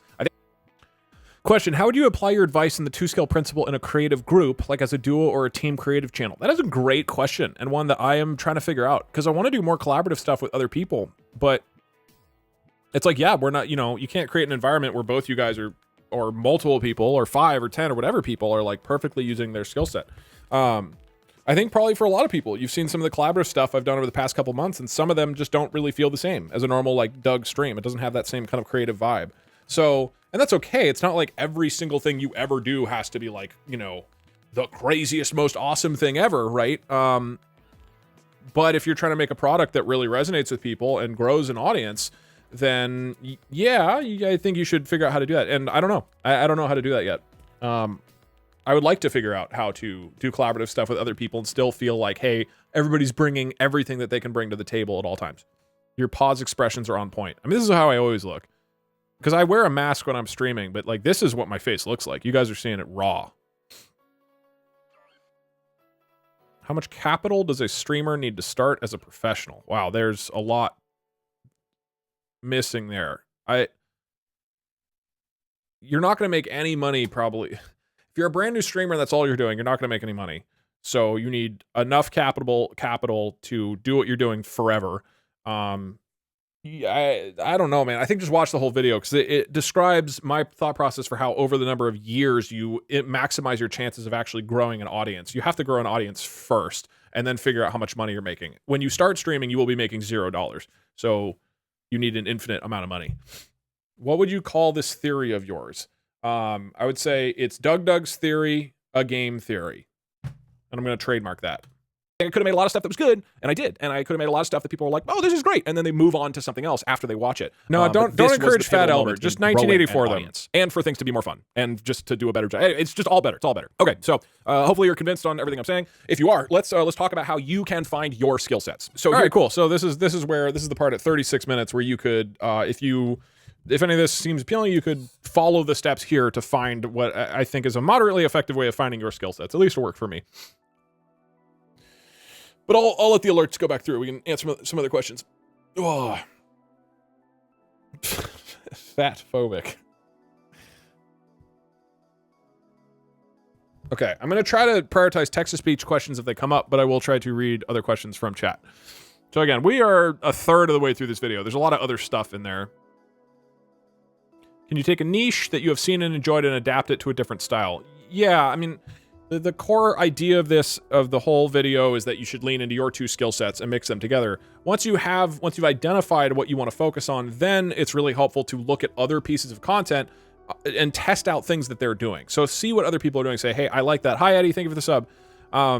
And then say, okay, I'm going to try that in my content, this next week. I guess I will give a quick summary because I don't think we're really going to get through this whole video. In terms of the quick summary of the rest of this video, the next section is how to find your skill sets, which the advice is basically go through all the things that you have enjoyed in your life, all the things you enjoy, whether it's, playing video games with friends or going to concerts or sitting and reading or watching videos or whatever it is, right? Like all the things that you love to do or all the things that you've loved. And then for each one of those things, once you've listed them, list out why you love doing those things and be really specific. So again, it's not you like music. That's way too broad. It's not you like gaming. That's way too broad. What specifically is going on there? And then identify, okay, like if I like playing this type of game in this way and doing these activities and doing this specific kind of thing with my friend, then write why for each one of those. You're basically going to have a giant list now of what do you love to do? What do you love to do? You've identified what you love to do, not like just broadly kind of things that make you feel, but like what do you love to do and how does the things that you do that really make you feel great? Then you categorize all those into 2 different groups, and those are basically your skill sets. It could take some time to really figure out how to organize those, and you might have to think about it a lot or try some new things. You might have to go out and try new things in life in order to get more experiences that you have enjoyed. But that's how you'd sort of find your skill sets, and then once you find them, the big theory program in this video is for 1 year, make a video or make a thing, because this is not just for YouTube. Make a thing every week is the idea. Make a thing every single week, stick to it, and every single time you make a new thing, you add one new piece. You try one new thing. You test something new. So the whole point is like once you've found your 2 skill sets, you combine them, and now you do the work of making them as great as possible. When I found my 2 skill sets and combined them, I was not suddenly magically a YouTuber, right? I was not suddenly magically making great videos. You have to then do the work of saying, okay, what is the most entertaining way that I can present my 2 skill sets? So for me, what worked incredibly well was taking a whole year, which is 2018. I did the whole year. Every week, I completed 1 video. I didn't post them all, but I completed and worked on, planned, and completed and recorded 1 video with trying something new every single week. And I think if you do that, your skill set, like your ability to present your 2 things that you're great at in an interesting way are going to improve really rapidly, because even if you try a new thing and it doesn't work, you've now learned what doesn't work. So you improve very rapidly if you try this style of creating content. And I think after 1 year, you will become much, much, much better. And then from there, you can figure out what you want to do next. Do you want to just continue doing that same thing for a year? Do you want to focus more on marketing? Do you want to do these other things? You have a lot of flexibility at that point, but now you have a lot of momentum and a lot of effort that's been put into developing a product that really leans into your skills. You'll have like made way more progress and made way more things because it's this, you're doing the stuff that you naturally love to do. And if you follow that kind of program, you will be way better at the end of that 1 year compared to if you had just repeated the exact same thing every week, or you hadn't made anything, or you had just sat there thinking about what you want to do. I think this is how you actually make stuff that people give a shit about. This is how you do it. But I will unpause alerts. So that's essentially the summary of the video. There's a bunch of stuff in the last third about miscellaneous things that I think will help, about like how to maximize or think about getting lucky, how to not quit, because quitting is a really, really hard part about this. But I can just answer other specific questions because I'm not going to stream too much longer. So we're not going to get through the whole video, but I'll just answer questions and stuff.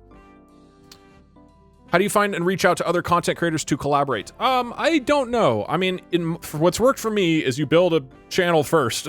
You build stuff that people really think is cool first, and then you can reach out and say, Hi, hey, Doug. I do this I'm thing. not a content creator, but this video was inspiring to focus on any day-to-day goal. I'm glad, yeah. I mean, for me, this is just generally how I try to think about life now. It's not really about YouTube. I think reaching out to people and saying, hey, I want to build this thing. Here's why it will help you, right? Like if you email me and you're like, hey, Doug, will you be in my stream? I'm sorry, I'm going to say no, because I have a limited amount of time, and if I'm going to give my time to your stream, that's taking it away from something else I could work on, my own stream or my own videos, or collaborating with people that I'm really excited to collaborate with, or taking time off, chilling, playing video games, relaxing, right?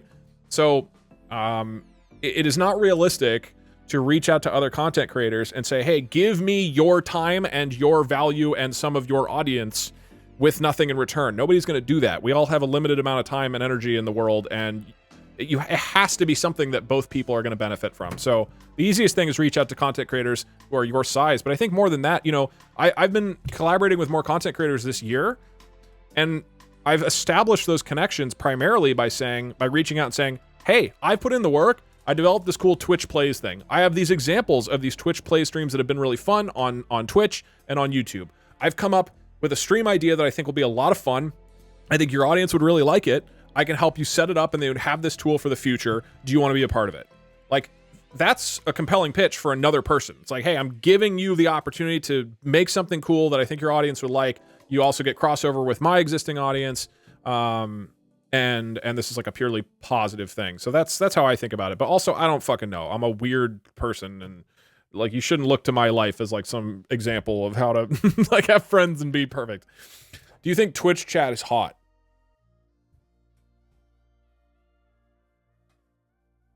If this coin is a heads, then yes.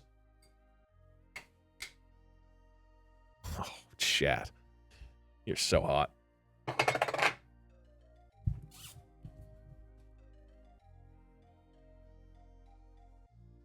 Is this video basically centered on how to build your audience on YouTube specifically, or can you apply this to other places? It is not specific to YouTube. I don't touch on anything specifically about YouTube. Your girlfriend and making this your job? I certainly don't. No, I'm very happy that I went on this journey. There's still a lot I got to do. Like, I need to hire, more people. I need to get better at like delegating work. A big thing for me the last year and 3 months or so has been working with editors. And that was really hard at first for me because of what I talked about in this video, that all I had learned how to do was like make my own thing and then passing off a big chunk of the work to, I understand that you have to to cut another time person away is from hard. friends and family to prioritize content creation.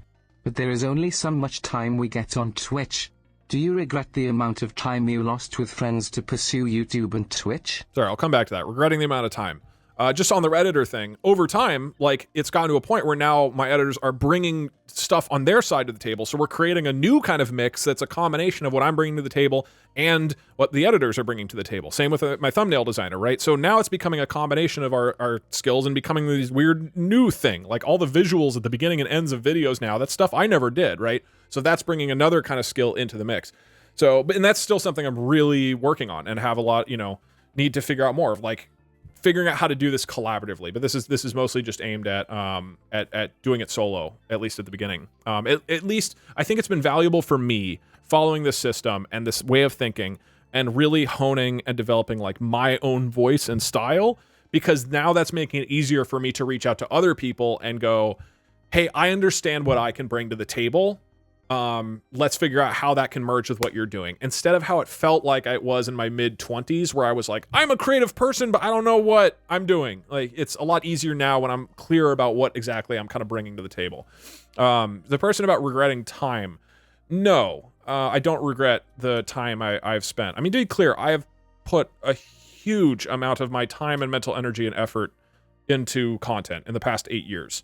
I have played way less games and spent way less time with friends and had less relationships and had less,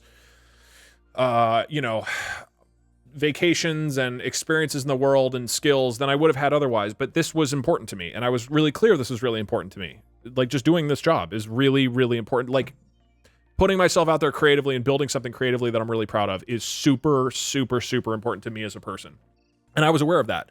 And that was way more, it was clear that was way more important than being in a comfortable relationship or having a comfortable job or these other things. So not at all. I don't regret the time. I think now it's been a challenge and a focus to like allow the work-life balance to be a little bit better, because for many years I was saying, okay, those other things are going to be massively deprioritized while I really focus on developing this part of my life and myself that I really care about. Now that I think I have more bandwidth to then focus on those other things, right? And I can delegate stuff more.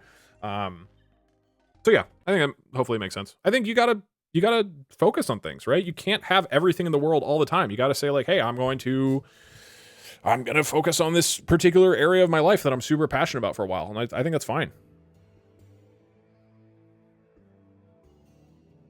Do you think these two skill sets would be important to identify for more things than just streaming? Yes. Yeah, no, I think this is just how you should live your life. This is like my theory on how you should live your life, basically, is this video. It's for content creators, because I do talk about content a lot specifically, but it's just about, hey, how do you identify what you're good at and lean into that? And I think that for the vast majority of people, that's going to result in a much more enjoyable, more effective, more successful way of living, and you're going to connect more with people who really resonate with what you're doing and you really resonate with them, rather than just rather than going through life just based off proximity, you know, having friendships that you have friends because they were there. They happen to be the person who you lived with, or that was at that job, or it was whatever else, right? That you're at a job that just happened to have the opening, right? It's like, oh yeah, you know, my friend had that job opening and I was there. And instead of really trying to identify like, hey, what do I love to do? And then trying to lean into that and develop that skill and open that opportunity for yourself. I think that's one important. of Doug's natural talents is rigging challenges against a crew. Okay. That's the third one. That's my third skill set. What are Dream's two talents? I don't know Dream. Sorry, this is going to really horrify you. I don't watch Dream's content. I have watched, I think, one or two videos. I think they're well made. I don't watch Minecraft. I don't really care. You are more equipped to do that than me, but you should. Like, I know this is it's like you're kind of joking, but also you should. I think this is a really valuable skill to like sit and examine other people's contents and break it into pieces and kind of go, oh, I get why this is going, or I get why this is really effective and why I like your it. Advice here because you're a newish creator. Like, I respect the hell out of Ryan Higa, Smosh and Lily Pichu, but back when they started, the hole in the market was the whole market, whereas you had to find something unique. Yeah, but at the same time, like, they had less opportunities to reach people. I don't know. I mean, there's some truth. With everything, there is like some degree of luck of like, are you in the right place at the right time? And I talk about that later in the video of like, at some point you do have to be at the right place at the right time. But the way that you get into the right place at the right time is by working hard to put yourself out there a lot. And so I had a harder time arguably on YouTube than Lily Pichu or Ryan Higa because they started when there was very little competition, right? But the only reason I succeeded is because I like worked really hard at it. And even then, like they're really talented people, and I think they would have succeeded anyways. Like they just happened to be at the right place at the right time. But there was lots of people on YouTube at that time. There was a lot of people, but they were the ones who succeeded because they had busted their ass to get really good at what they were doing and be talented and all that shit, you know? Let me play some upbeat music. What do we got? New Donk City. What is Davy's skill mix? I haven't actually thought about it.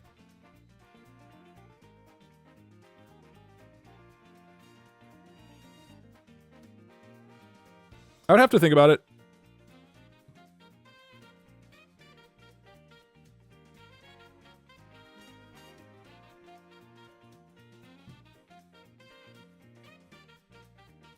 Jaden Animations is a really good example of what you said about combination of two skills, video game commentary and animation. Yeah, I think this storytelling and the actual animation style. Because something doesn't get picked up by an algorithm or something immediately does not mean your ideal content is inherently bad. Patience is virtue. Yes, I agree with that. Despite Dream's ongoings, we don't tolerate that type of talk. What, XIV, I don't understand. What talk are we not tolerating? Sorry to put you on the spot. What is not allowed? I don't know. Creep. Thank you, Beard, for the $5. Do you need good storytelling skills to be a good YouTuber? No, not at all. I recommend you watch this video. You should figure out what you are great at. Storytelling/teaching, for me, I think is my particular skill. I would even probably call it teaching rather than storytelling. I've always thought of it as teaching, but you should find what you are great at and lean into that. You definitely don't have to be a good storyteller. There's some big issues with Dream and potential legal issues. Wait, so are we just not talking about Dream? What are we not talking about here then? Sorry, I don't know what we're not talking about. Just him? Are we not mentioning him in chat or?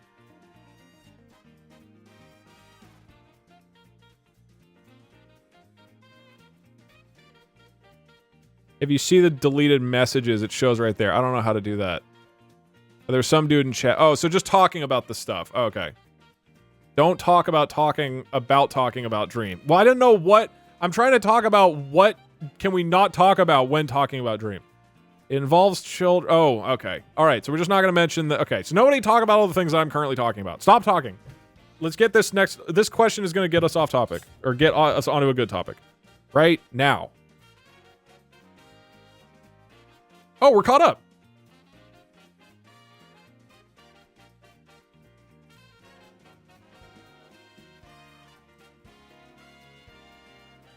Wait, are we? Doug, I really appreciate you Oh, we are saying caught that up. Cool. not everyone is going to make it. I hate the saying that everyone is an artist, but as a professional it's just not true. I can make dinner, but that doesn't make me a chef. Yeah, although, I mean, I will say, like, in the last third of the video, I talk about how I think if you stick with it and you really focus on growing and trying new things every week, you will eventually do this successfully. But you have to be that committed, and you don't have to be that committed. Like, you can do whatever the fuck you want. Not everybody has to go be a professional artist, and in fact, a lot of people shouldn't, you know? This job is stressful and hard, and as I mentioned, it kind of, like, taints a lot of your hobbies. It's not a thing that everybody, like, should go be a YouTuber or whatever. Like, no.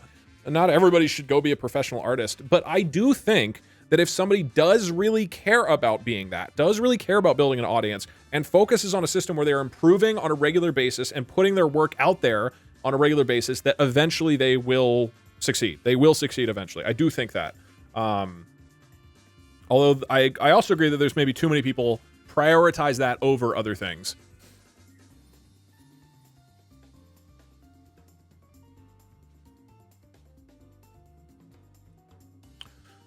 Isn't making a story fun and cool like anywhere in video, and that's something you have to be good at? No. I mean, not everybody who makes YouTube videos is making a great story. There's short little animations. There's lots of things, man.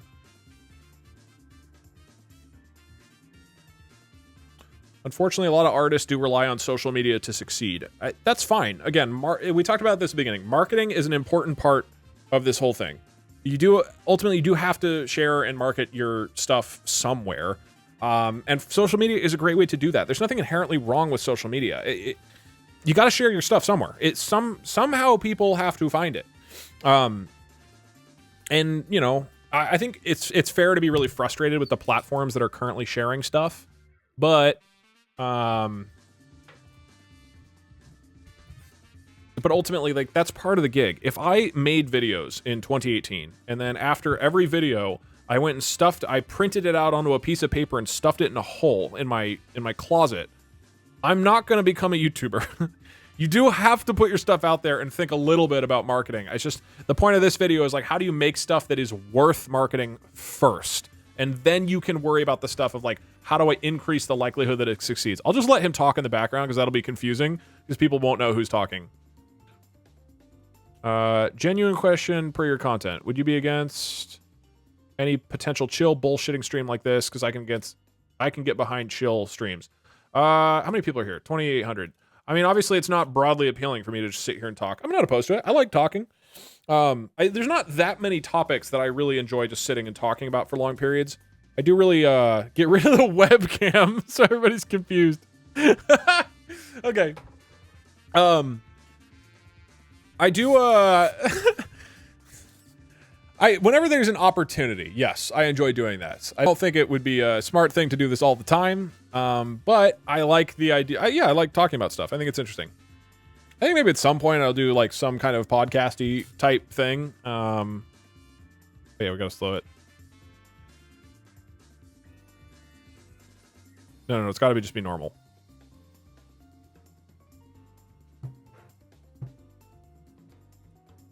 You already have a podcast with Failboat. Oh, right. Yeah, I do have that. That's a great podcast. That podcast is going to come back in the future. Don't worry.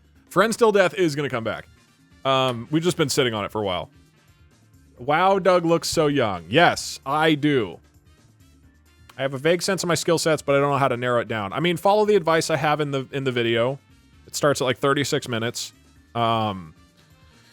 And then, as I mentioned in there, if you feel like you don't understand, like, what you are bringing to the table, I would recommend trying a bunch of things. Try a whole bunch of things. Try a whole bunch of hobbies. Try a whole bunch of, experiences with friendships. Just try stuff and then really reflect on, like, what you're liking about it. That's how you learn, right?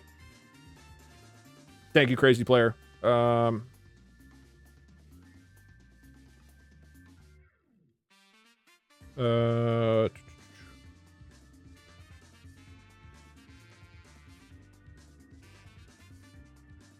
Wait, does this sampler work? Test. Test.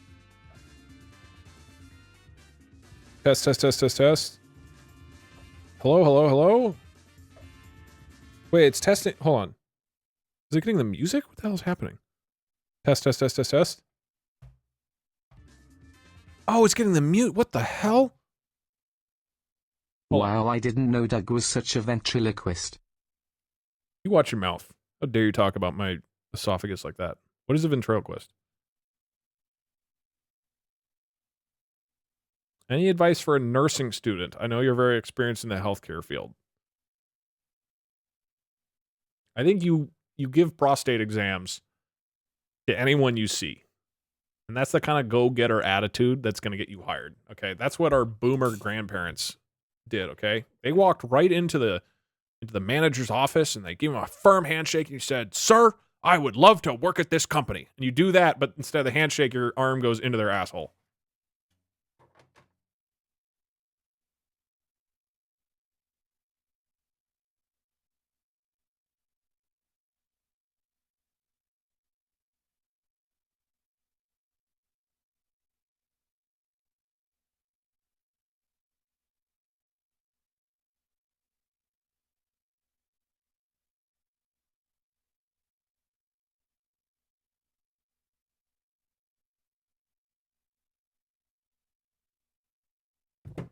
Hold on. The hell's the Go XR up? All right, we got to figure out how to make the sampler work. How the fuck?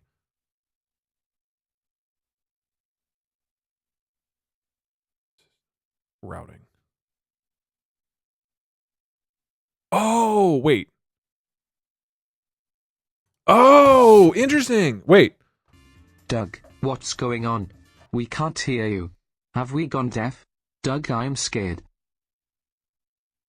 And that's why you should always get a prostate exam. And that's why you should always get a prostate exam. Ha ha ha! That's so true, chat. Ha ha ha! That's so true, chat. Okay, what kind of other things should I? What other phrases what does it look like Doug is saying on screen right now? Because then I can just play those instead of having to talk.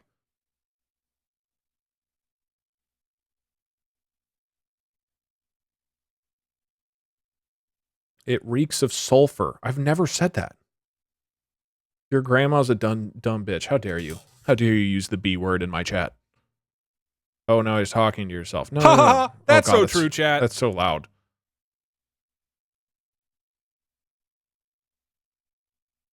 Fuck you, chat. I would never say that. Hey, get out of my basement! Hey! Okay. That's cash in the trash. That's cash in the trash. And that's why you should always get a prostate. Get out of my basement. That's cash in the trash. That's cash in the trash. That's cash in the trash. That's why you should always get a prostate. That's why you should always get a prostate. That's why you should always. Now I don't even have to I don't actually have to stream or give actual notes. And that's why you should always get a prostate exam. This is great. I don't actually have to think about anything anymore. I just play a video of myself and I just play some recordings. Let's see if we can go up in viewership. We're at 2,950 viewers. I'm just going to do this for the next 3 minutes. That's cash in the trash. That's so true. That's play loud music. That's so that's cash so true. And that's why you should always get a prostate. Get out of my basement. That's so true. That's cash in the trash. Get out of my basement. That's so that's cash in the trash. That's so true. Get out of my basement. That's cash in the trash. That's so true. That's cash. That's cash in the trash. That's so true. That's always get a prostate. And that's why you should always get a prostate. That's so true. In the trash. That's why you should always get a prostate. That's cash. That's why you should always get a prostate. In the trash. That's why you should always get a prostate. That's why you should always get a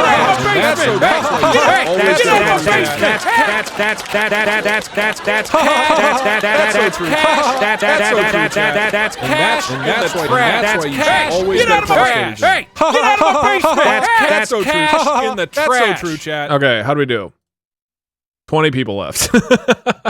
We did it. You failed. Hey, those are the weaklings. All right, we don't want them here. Oh wait, we just gained 9 back. Okay, we got some new people though. We lost 20 weaklings and we gained 9 hardcore people. We lost 20 people. I don't think this is working.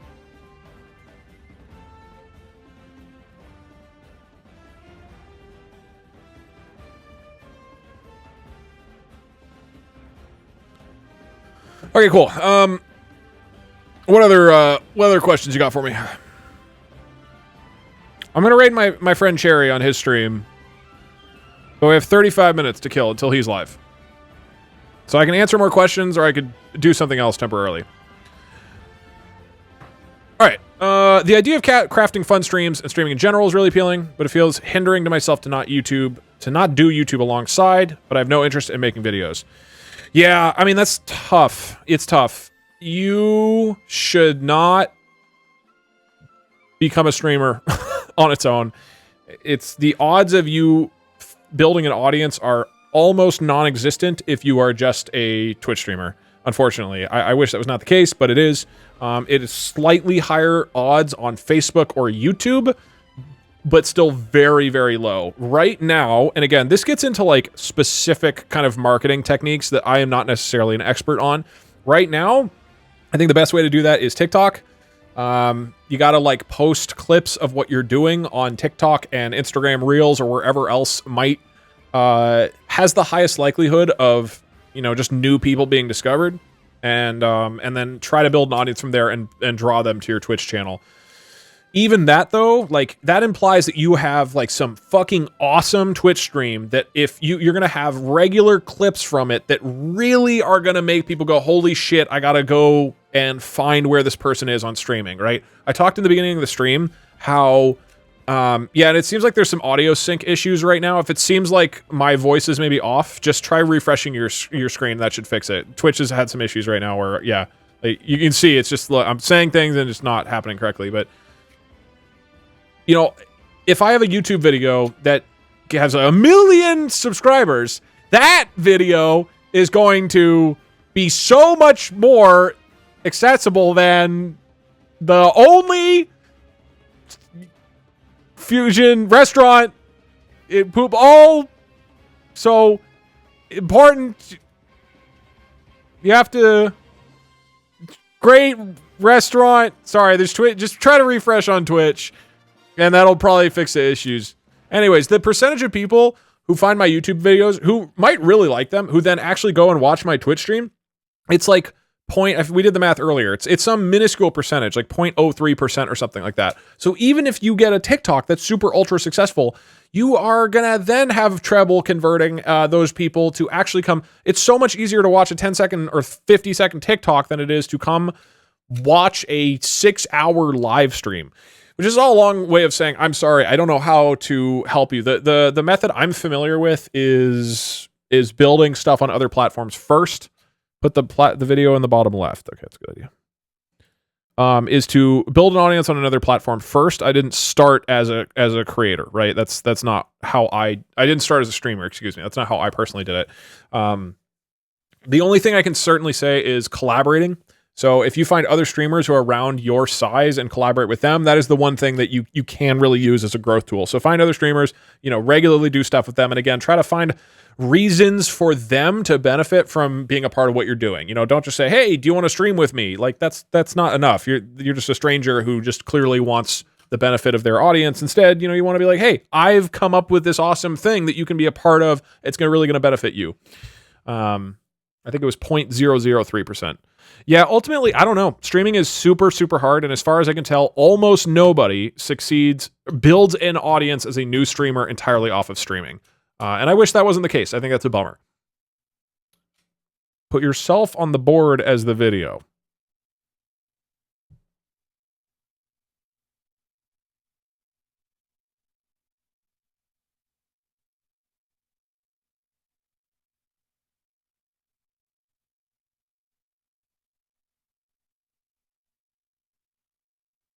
This is just, it's too obviously fake. This is fake. This isn't real. Use the bees in the video.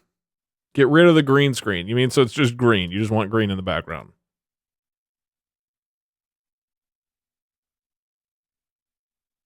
How does this doesn't look any more convincing? Why is this isn't better? Mute yourself and let the video talk.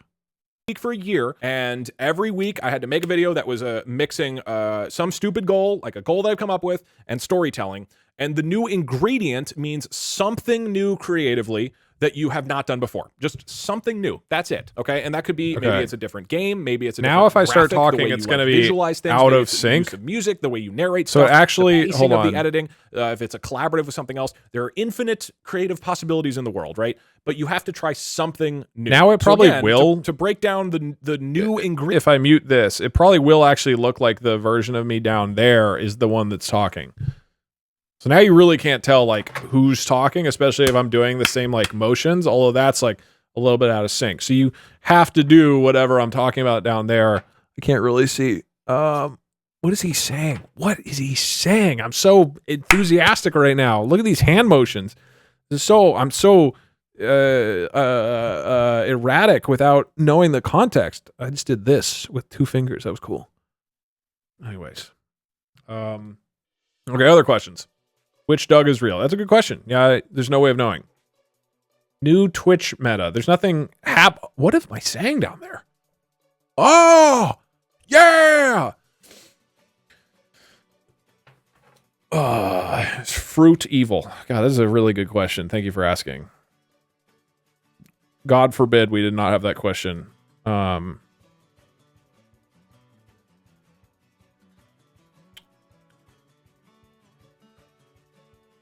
Have you played Subnautica? I played a little bit of it. Didn't really do anything for me personally. It's just not my type of game. Seems cool. Are these... Okay, these are going to be perfectly out of sync. Somebody asked about like collabs with other creators. Yeah, I think right now the challenge is to like find collaborative streams that I am really excited to do where I think I can bring something cool to the table. You know what I mean?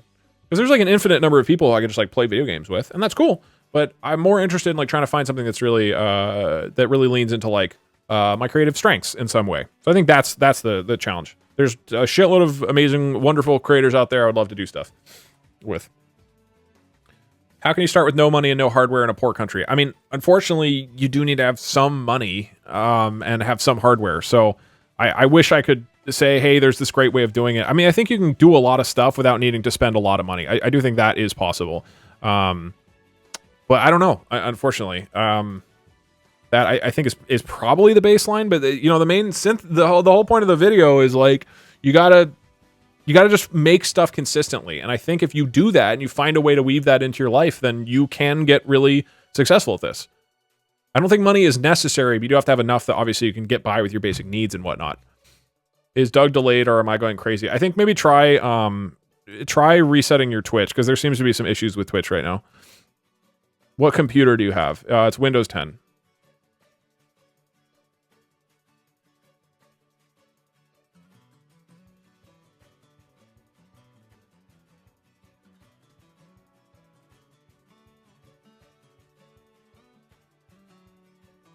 Hey Doug, Yo. plug your outline or notes from your video into an AI and see if it generates actually good advice. Oh, that's a good idea. I didn't write the whole script.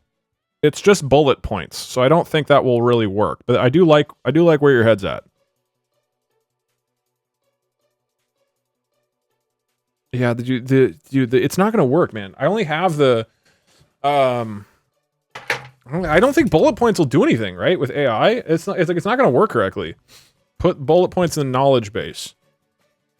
But then what would it happen next? I guess, yeah, let's generate an AI of what would make it a great content creator. Do you have any tips for sticking to making content once a week for a whole year? How do you strike the balance between making things quick and making things quality? I think you have to, so this is an actual serious question. I think you have to make a decision about what finished means to you. Like, what to you is something that, you know, ideally is what you would want to be putting out into the world. Like, what is what you would want to be doing? If it's a YouTuber, you want to be a YouTuber, that's great. But like, what does that mean? Like, what is a finished video that like you would be excited to put out into the world? That should be your standard for what you're doing. And then, you make as many of those as fast as you can. So I think you just need to define for yourself, like, what is the core thing that I want to do? And maybe that looks different from how most people think that, you know, YouTube videos should be or whatever. But if you do that and you say that's the standard I'm shooting for every week or whatever time period you choose to do this stuff at, that is what is going to, you know, eventually work for you, I think, in terms of making the most progress with your creative voice, your brand, all that stuff.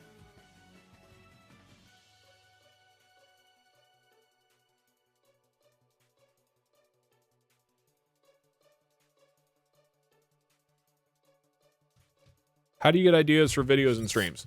That's more about like my skill set, which is to come up with dumb ideas and challenges.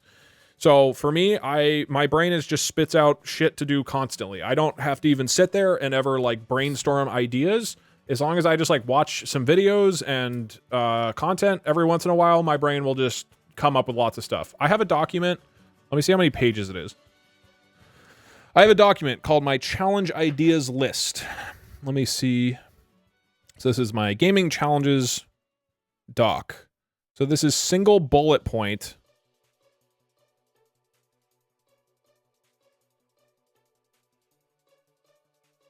I mean, this is just like some of the ones at the very top that are currently there. This is just ones I'll probably might do this week, which is just are similar to what that we've done before. And then it's broken on the sides into like stuff that is prepped. Stuff, it's not spoilers, stuff that is like prepped and ready to go, stuff that I think has a lot of potential but needs more research, stuff that's like really kind of undercooked and needs more thought, and then full details about all those ideas listed below.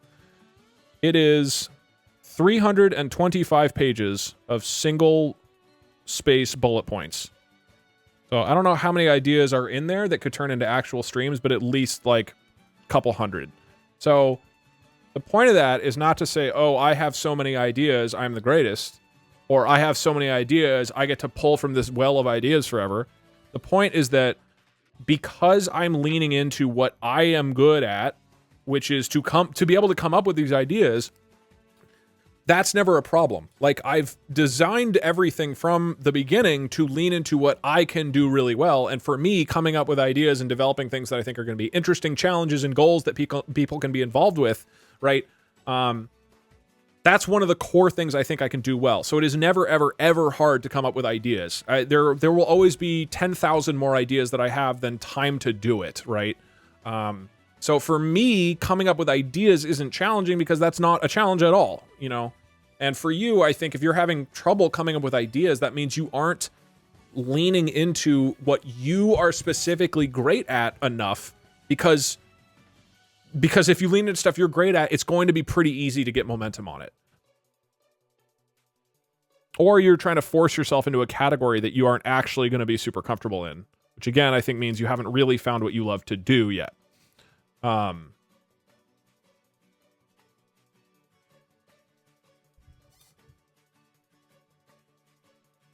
Do you have hand Tourette's? I don't know what that means.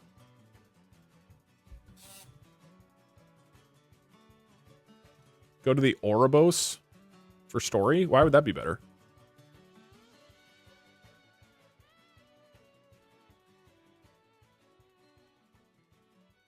Let's see if AI can come up with a better advice for content creators than me.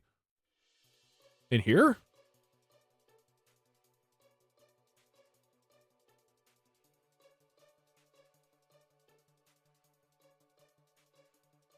Oh, config preset. I'm dumb. Got it. Okay, got it. Okay, well. Yeah, well, also... we'll do rats. Okay, so we're doing an AI model that should be good for poems, lists, etc., as well as a rat-based focus.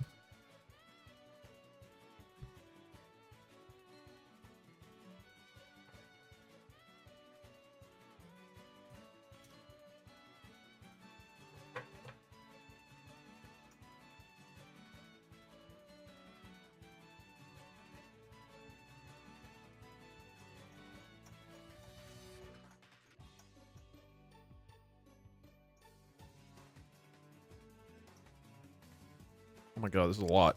How many pages is this thing? Dude, my notes for this video I made It is 21 pages long. All right, so let me enter it in here.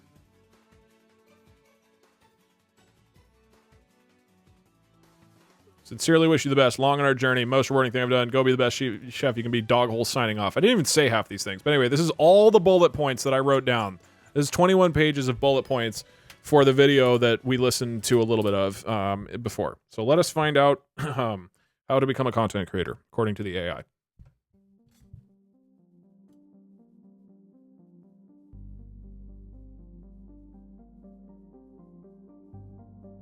P.S. Shoutouts to all my fans, followers, subscribers, and viewers. Special thanks to Jeff for asking me to speak. Thank you, Jeff. I had a great time. Thanks for listening and have fun.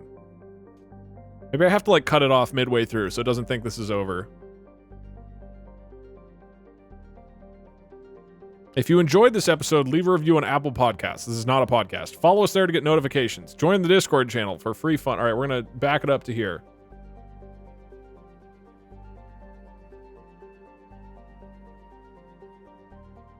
Okay. We'll start it here. This is like the end of the core structure of the video, and there's no ending. Okay. Let's see how this goes. This should tell us how to make great YouTube content. Luck is the only way people find you, so focus on improving. I mean, yeah, keep making great content until you're discovered. Don't quit. Patience is important. Think long term. I mean, okay, these are all just basically things I said in the script. You will succeed eventually, but you must stick to your 1-year plan and improve every week. Until then, enjoy the journey, have fun. I wrote this article because I had an epiphany while watching a stream about cooking. Okay. This was all just things I basically said. This hasn't really been anything new so far. In that stream, one of the participants made an awesome dish, a Thai chicken burger. He made a dish that combined 2 different types of food. When he showed me the ingredients, I realized those ingredients were totally new to me.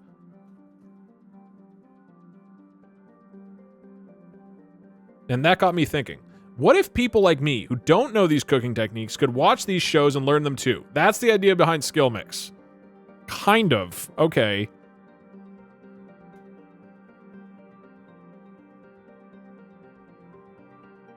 The goal is to help people discover new cooking.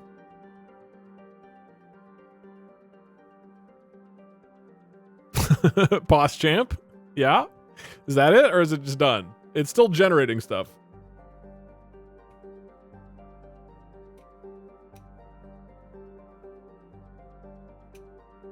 Alright, it's just frozen.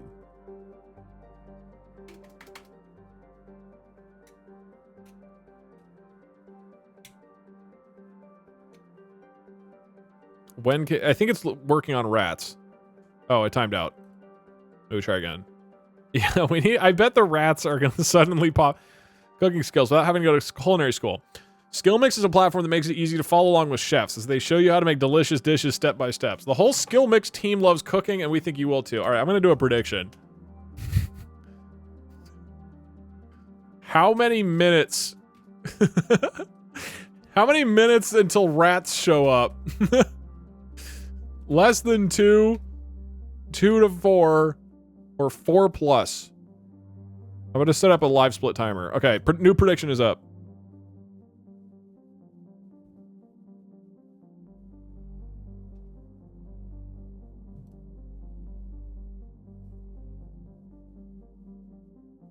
Okay, we need better music. Music.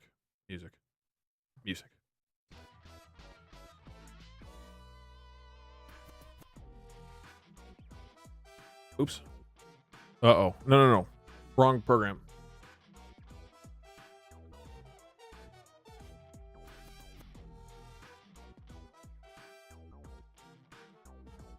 All right.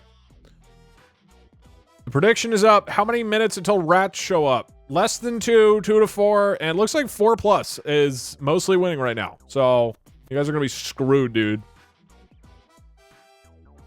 We're finally gambling. Watch rats be like the next sentence. I'm just gonna run the program.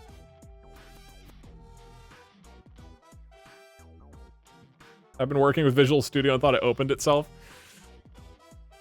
That'd be fun. There should be a Twitch plugin where I can just open programs on your guys' computers. All right. Ready, set, go. We'll just generate as fast as possible and see how long it takes. I hope you'll join us and explore our content. Cheers, Doug Doug. P.S. If you enjoyed this article, please share it on Facebook and Twitter. Today, we have a special treat for all the fans of Doug and Skill Mix.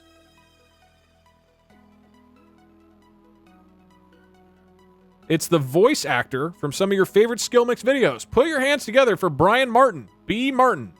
I don't understand what's really going on here. Hey, everybody. My name is Brian. I guess my content creator advice video turned into like a show? Anyways, give it up for Martin, everybody. I'm an actor and a comedian. I grew up in Colorado, but I now live in New York City.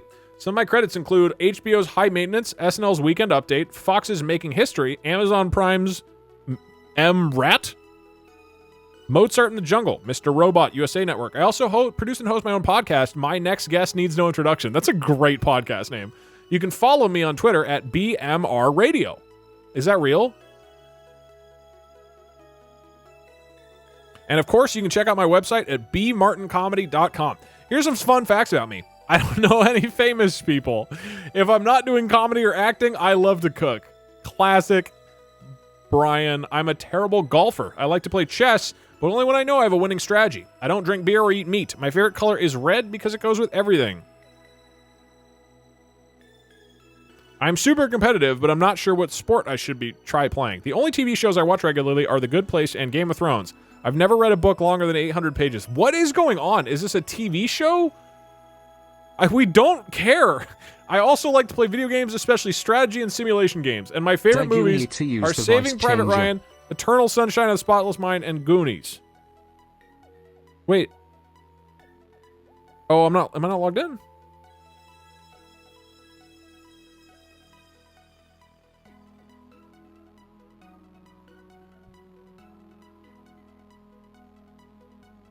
I am logged in. Hold on.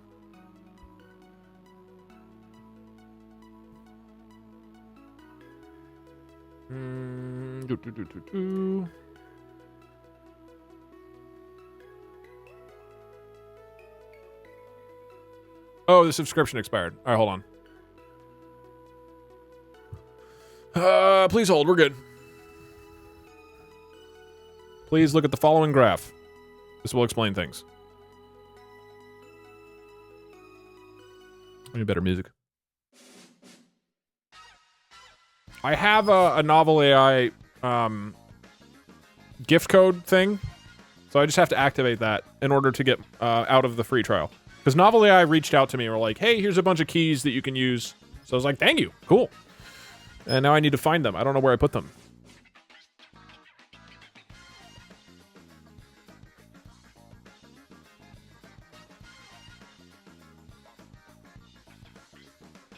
I found them.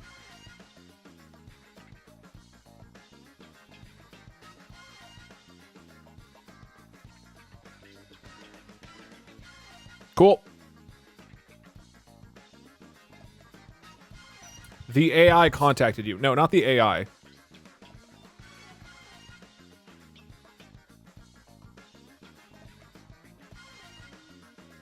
We need to visualize rats. Can you explain the chart? Yeah, I feel like we're not anywhere near rats, I'm gonna be honest.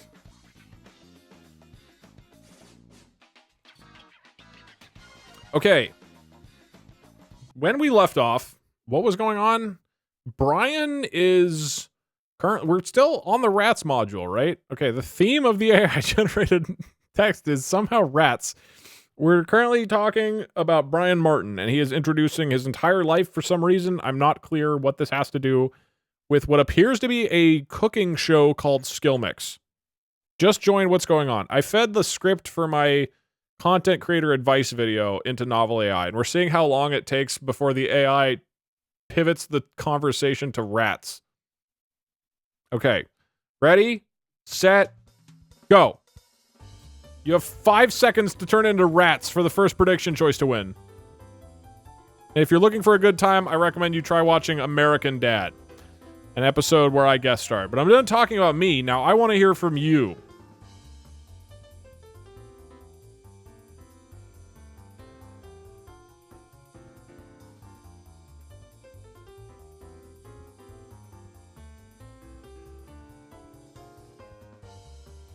Uh-oh. Did it freeze? Try refreshing.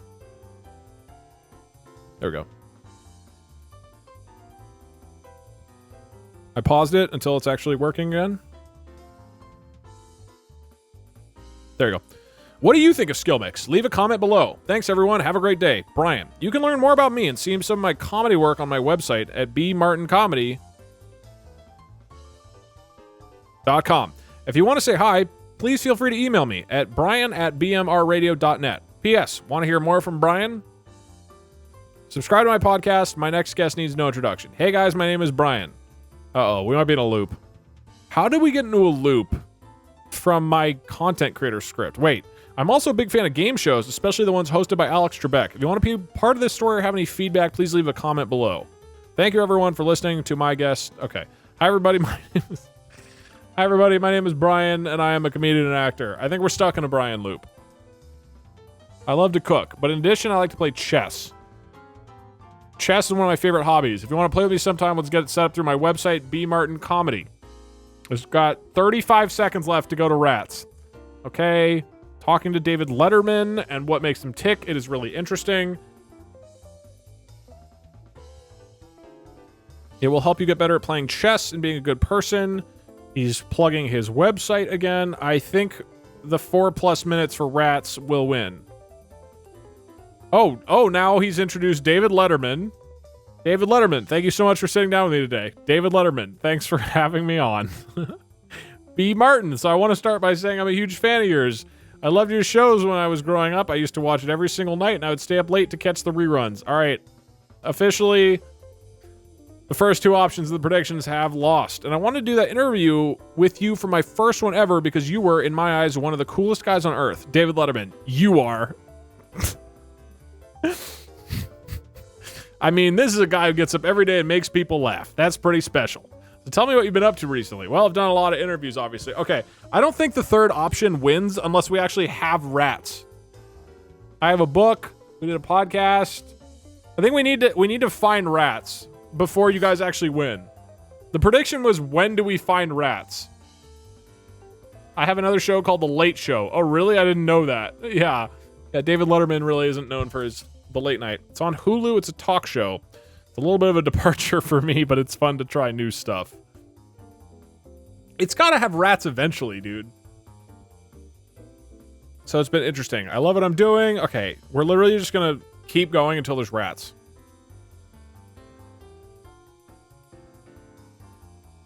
Oh my God.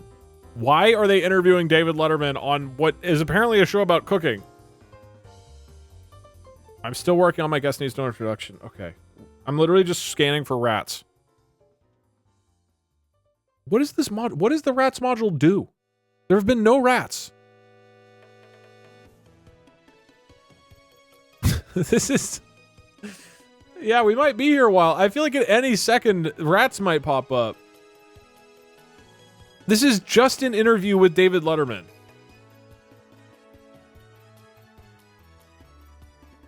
They could infinitely never mention Rats. I think if it gets into a loop, where it is literally stuck in a loop, then nobody wins the prediction. What is... They're just talking... They're just talking about the talk show, dude. Okay. We're gonna turn up... I think we can... Alright, the number of characters is way higher now.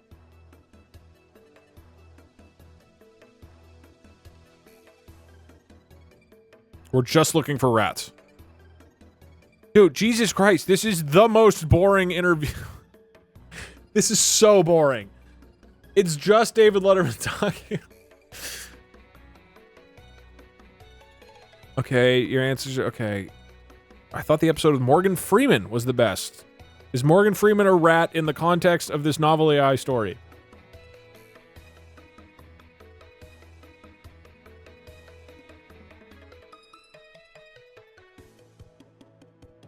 I was glad that you said things like, when you see me with Morgan Freeman, you might get confused because they look similar. I mean, that's a weird coincidence. Yeah, I think it's important for the viewers to know that. And I have a friend who is a dentist and he has a client named Morgan Freeman. He does? Morgan Free Rat. I mean, if we get confirmation that Morgan Freeman is a rat, that's a great story, by the way. No, it wasn't. I was wondering if I could ask you one last question. What's your advice for people who want to become successful in show business? Oh, here we go. Okay, it's finally going to answer the question. Because there are a lot of aspiring comics, actors, and writers out there. They all want to have some kind of success. What do you tell them about making their dreams come true? Well, that's a good question. I'm not going to lie to you. I had no idea when I started out that I was going to end up where I did. If you asked me 20 years ago, Brian, how far do you think you can go? I would have said, wait, Brian, isn't this David Letterman answering? I would have said, Brian, how far do you think you can go? I would have said, that's impossible. I don't know anything about television. I don't know how to do it. I don't know how to write. I'm just not smart enough, and I don't know anything about the business. But it turned out that I was able to find my own voice. And as soon as I started doing that, something weird happened. People started taking me seriously, and I found that I was learning all these things along the way. We should rate whether this is better. David Letterman's advice is better or worse than my hour and 40-minute video. Even now, after 20-some odd years in the business, I still have a lot to learn. But the important thing is to be true to yourself, because that's the only chance that you're going to have of getting anywhere. You really have to figure out what makes you different from everybody else. The key to that is not trying to mimic other people or copy someone else's style. If you want to make it, you need to be yourself. He's basically saying my same thing. That's why I've always been fascinated with people who do that. It's easy for somebody like you, Brian. You're very talented in the comedy realm. You're also able to bring in these really serious subjects that other hosts might not touch on. When are the rats going to happen? For example, when you interviewed Malala Yousafzai, it wasn't just a funny conversation. There's an element of sincerity and seriousness that you brought to the table. I think that's what separates you from your colleagues, because there's a lot of hosts that don't take their work seriously enough. Yeah, I agree, and I feel like you've got some real edge in the way you conduct these interviews. Sometimes I can't tell, oh my God, this is it's never going to be a rats. We're going to 10 minutes. You know what? That's another great thing about this job. You could, okay, different conversation. Thanks for coming. Okay, the interview is done. We have like 45 seconds to find rats. David Letterman. Well, it's nice to meet you, Brian. I wish you nothing but the best. I hope I get a chance to meet you soon. Yeah, soon. Thanks a lot. Okay, it was nice meeting you. Nice meeting you too, David. Take care of yourself. I will. See you. Bye-bye. Oh my God, yes, they've said bye. Where are the rats? Thank you so much for your time. Oh yeah, you're welcome. I'll talk to you later. Take care. Bye-bye. All right, thanks for watching. I'm out. We're back. B. Martin and David Letterman. New season is beginning. Welcome back to the show. David Letterman's back from Sony Pictures Television. The Late Show with David Letterman is produced by Worldwide Pants Inc. and distributed worldwide by CBS. The Late Show with David Letterman, episode 926. David Letterman, I have some great guests today. Is it just literally generating David Letterman episodes? All right. I don't know if the people who said it was going to be 4+ minutes till rats are going to win. Okay, what about this? If rats appear in the next 1 minute, option 3 wins. I'm just going to put rats. If it continues this, if it mentions rats again in the next 1 minute at all, you win. But if it immediately goes back into David Letterman for a full minute, you don't get the win, okay? It has to talk about rats this time. Ready? Set. Go. David Letterman. They're here today to talk to us a movie about Ratatouille. This is going to be great. So let me give you the 411. Ratatouille tells the story of Remy, an adorable rat who dreams of becoming a chef. Okay, all I put was rats, and it somehow connected the cooking. It somehow connected the cooking stuff to rats and making content, I think. Wait, what? So Remy and his friend Linguini accidentally make a big mistake that could ruin everything, and their only hope of saving the restaurant is to become the best rat chef they can possibly be. I know the plot sounds a little far-fetched, but it's based on a true story, and it's funny too. So come back with me and let's meet these two real-life characters and find out what they've been up to since the last time I saw them. B. Martin, I'm ready for some Ratatouille. David Letterman, here we go. Languinipius. Welcome. We're here today to talk to you about a little film you know quite well called Ratatouille. David Letterman. Oh yeah, I love that movie. B. Martin, me too. It was amazing. Languinipius. Yes, that's why we're here today, to discuss this wonderful film.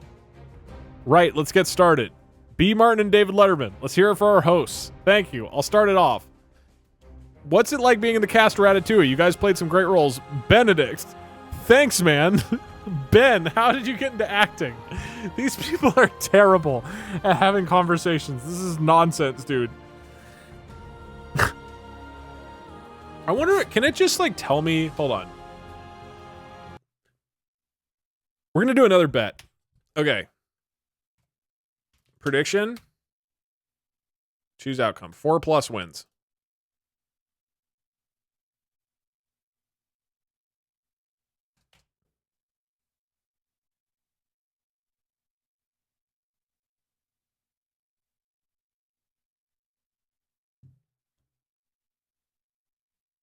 Does Donkey show up in the AI generated Shrek script?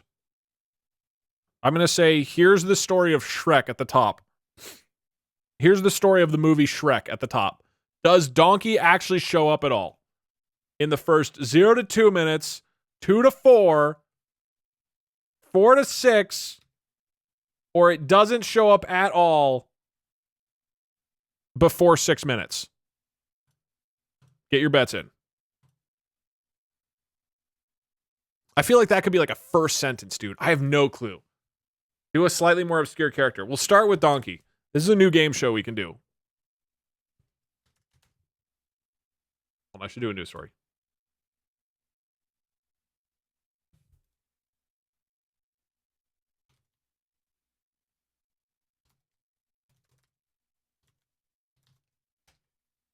That's your starting line, okay? This is quite diverged from the main topic. Oh yeah, this is not a question and answer about content creator advice. Or maybe it is. Who knows? Okay, you've got like a minute. Can it include Brian somehow? If it wants to include Brian, then yes. Put Shrek in quotes. I don't think that will change anything. That might make it less coherent. I don't know.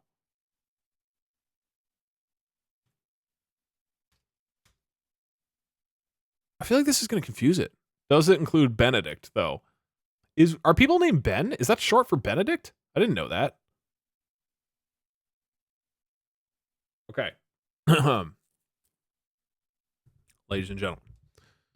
How long does it take for the AI to generate Donkey into the story of Shrek? Ready? Set. Go. Here's the story of the hit movie Shrek.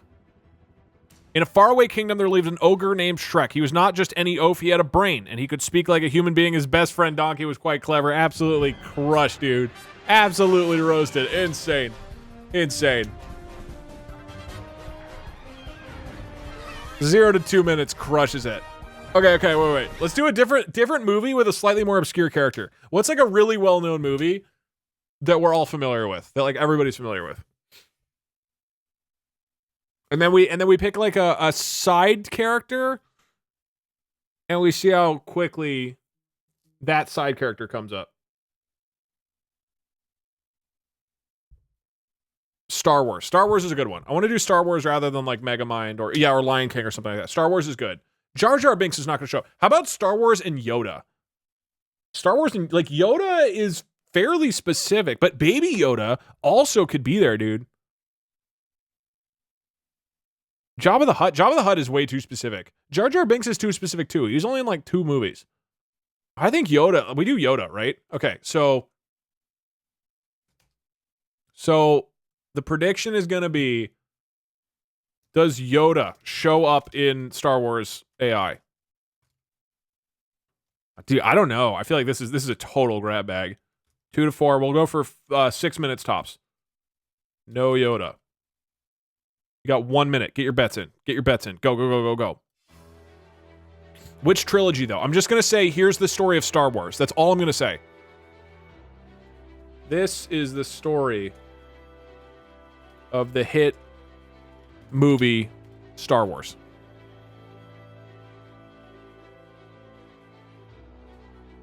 That's our starting point.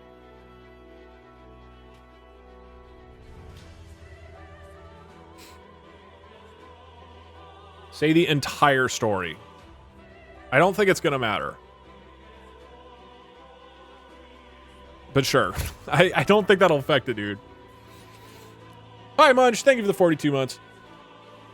Don't say series. Yeah, the entire story. I'm not saying series. Yoda appears in the 3rd movie. No, he appears in the 2nd, right?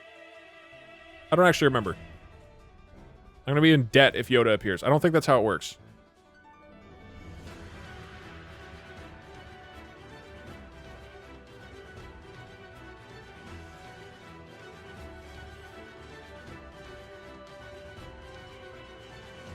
Okay. Turn up the amount of text. I don't want to turn up too much because that's hard to read. I'll do like 240. All right. Ready, set, go. This is the entire story of the hit movie Star Wars. It's just a few minutes long, so you can watch it in one sitting. But if you want to know what happens next or how the story ends, well, that's up to you. Han Solo and Princess Leia are on their way home. They're going to have to go into hiding for a while, but they'll be safe there because the Empire will never find them, right? As soon as they get back to Han's ship, he starts asking questions about the Death Star. Where did it come from? Who built it? Why would anyone build such an enormous weapon? He doesn't like to think about it, and neither do we. But some questions don't go away no matter how hard you try. And when Hans discovers something that nobody else knows, it changes everything. I've got a bad feeling about this, says Chewbacca. Classic. He's right. Something is terrible is coming. But what? And who will stop it? The galaxy needs heroes now more than ever. This could be Yoda. Right now. So who will answer the call? Princess... Oh, shit! It just lists all the characters. It just listed everybody, dude. Princess Leia, Luke Skywalker, Chewbacca, Obi-Wan Kenobi, R2-D2, Yoda. Oh, absolutely roasted. Han and Luke return to their ship to find someone waiting for them, the bounty hunter Jabba. That's not correct at all. Damn, dude. Option 1 crushing it this time. This is a great new game show.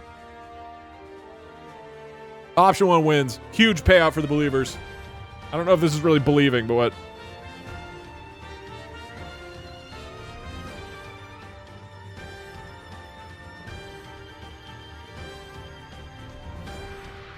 I should probably change the title. I'll guess movie time AI when script happen dollar reduce.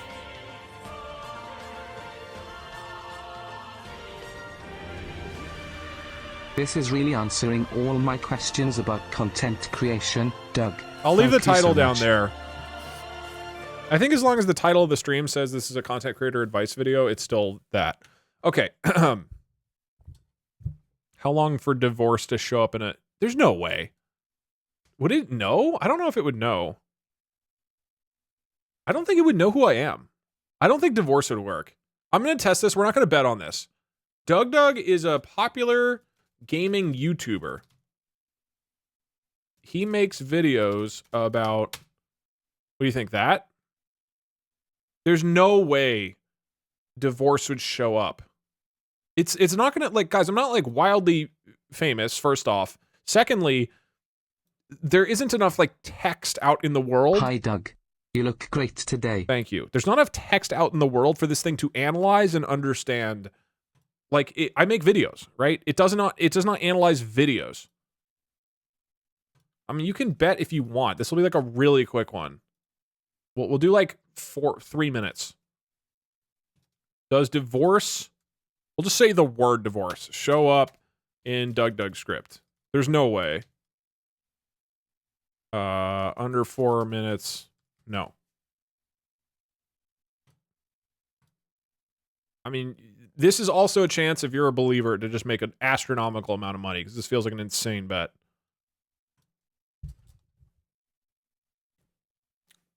What if the first word is divorce? What if the only word that it generates is divorce, period? And then it's just done. It's just done. Mention a wife. Well, I mean, if I lead it on, yeah, probably.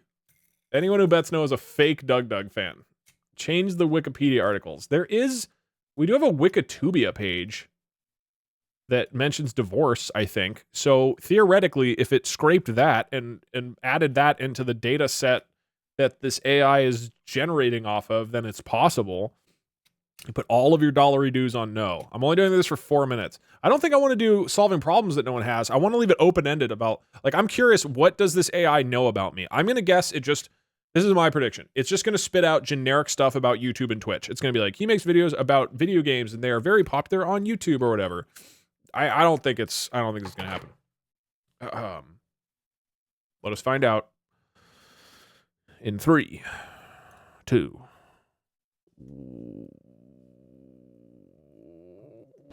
1. Let's Plays, and particularly does a lot of Halo 4 content, which has been very successful. His channel currently has over 5 million subscribers. He also runs the website Fandom Phenomena, where fans can discuss their favorite games and films with other fans.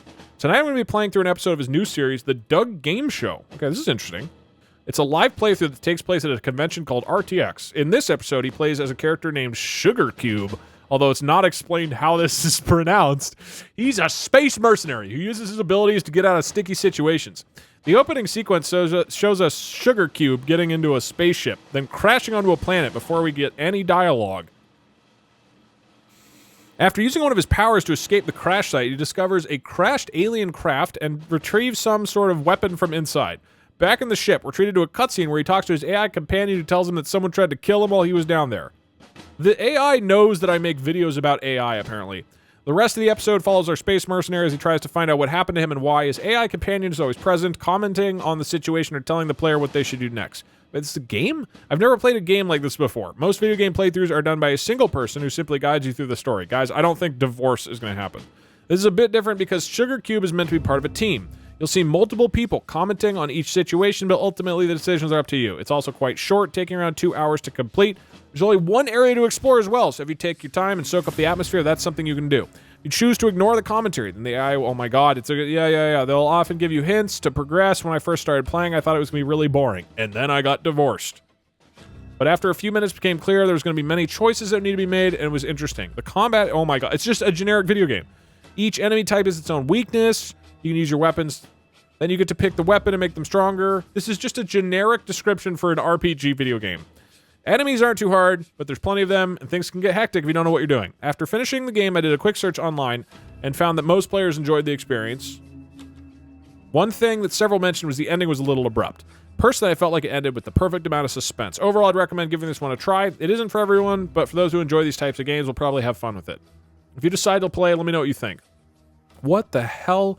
The Church of the Flaming Sword is a small cult based out of a small village in rural England.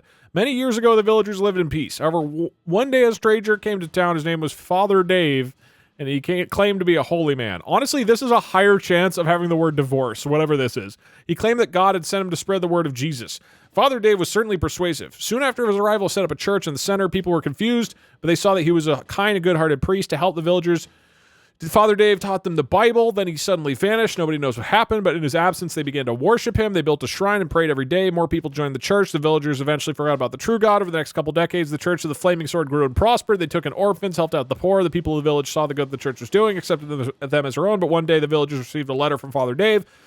He claimed the church was now under attack from demons and that the villagers must defend themselves. They laughed, and then they started to hear strange noises from the forest, and they started to see frightening creatures. A huge demon appeared in the middle of the village. What is going on? It killed dozens of people and destroyed churches. Then Father Dave showed up and told the villagers he was able to defeat the demon because he'd been blessed by God. Now the villagers fear the demons more than anything else. They believe that Father Dave is a prophet, that he was chosen by God to fight against evil. The villagers are preparing to celebrate Father Dave's birthday when he will supposedly return. In the present day, a journalist named Danny travels to the village to write an article about the church. He finds that people are suspicious and doesn't understand why they worship a false god, but he also wants to find out more about Father Dave and what happened to him. He meets a young girl named Mary who lives in the village. She tells Danny that she believes in Father Dave. As they talk, they discover that the villages are hiding a terrible secret. The villagers worship a demon. Now the villagers want Danny dead and will stop at nothing to protect themselves. The writing style in this book is very casual, which makes it easy. What? You can tell the author didn't care much about getting into depth into these characters. Instead, he focused on creating an exciting narrative. That's fine, but it does mean that the world feels somewhat shallow and underdeveloped. That, again, was all about Doug is a popular gaming YouTuber. Congratulations, doubters. You won that handily, dude.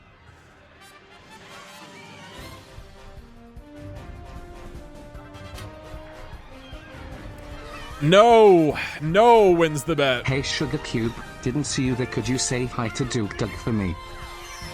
Yo, Sugar Cube. Maybe when I use the voice, the deep voice. Like, this is my sugar cube voice.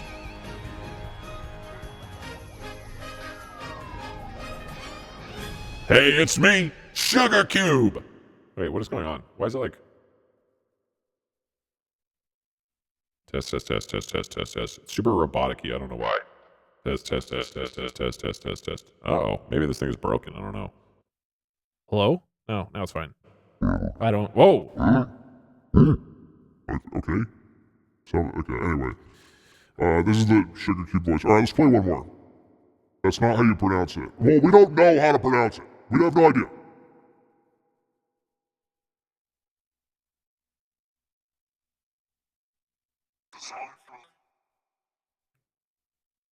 Okay, I pulled up Cherry's stream, who I'm gonna raid in a little bit, and then if I play his stream... That was over a year ago that we watched. You can hear his stream. Streams? Yeah, I remember we did it. We watched one episode, and then we're like, wait a minute. Put in the Sugar Cube voice. So we're like, right around any parking spot. How do I pronounce Sugar Cube? I don't know. We don't know.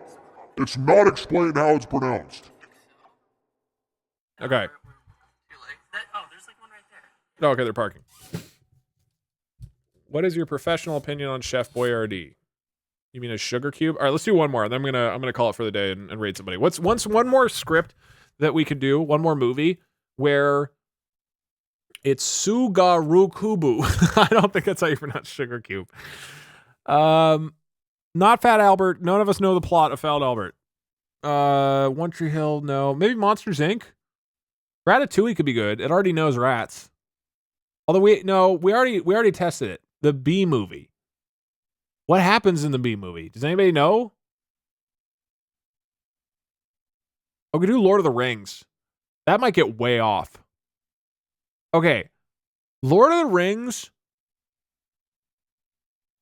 Aladdin could be good. We could also do Lion King. If we do Lion King, what would we be looking for? What would the challenge be?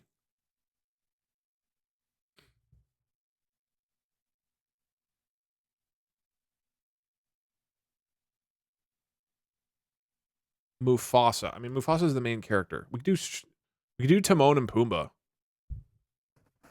Zazu? No, Zazu's too specific. I think we do Timon and Pumbaa. Because they're like later in the video. I mean, they'll definitely come up eventually. Oh, right. Sorry. Simba's the main character. I was thinking Simba, when he got older, is Mufasa, but that's not correct. You want to say Mufasa, dude? I think we do Pumbaa. Wait, do we say specifically Pumbaa? So we're going to have it generate the full script of The Lion King, and we see how quickly it generates Pumbaa. Okay. This is the full story of the movie The Lion King. It's pronounced Plumba. All right, that was good. First funny Ploob reference in about 3 years. When does Pumbaa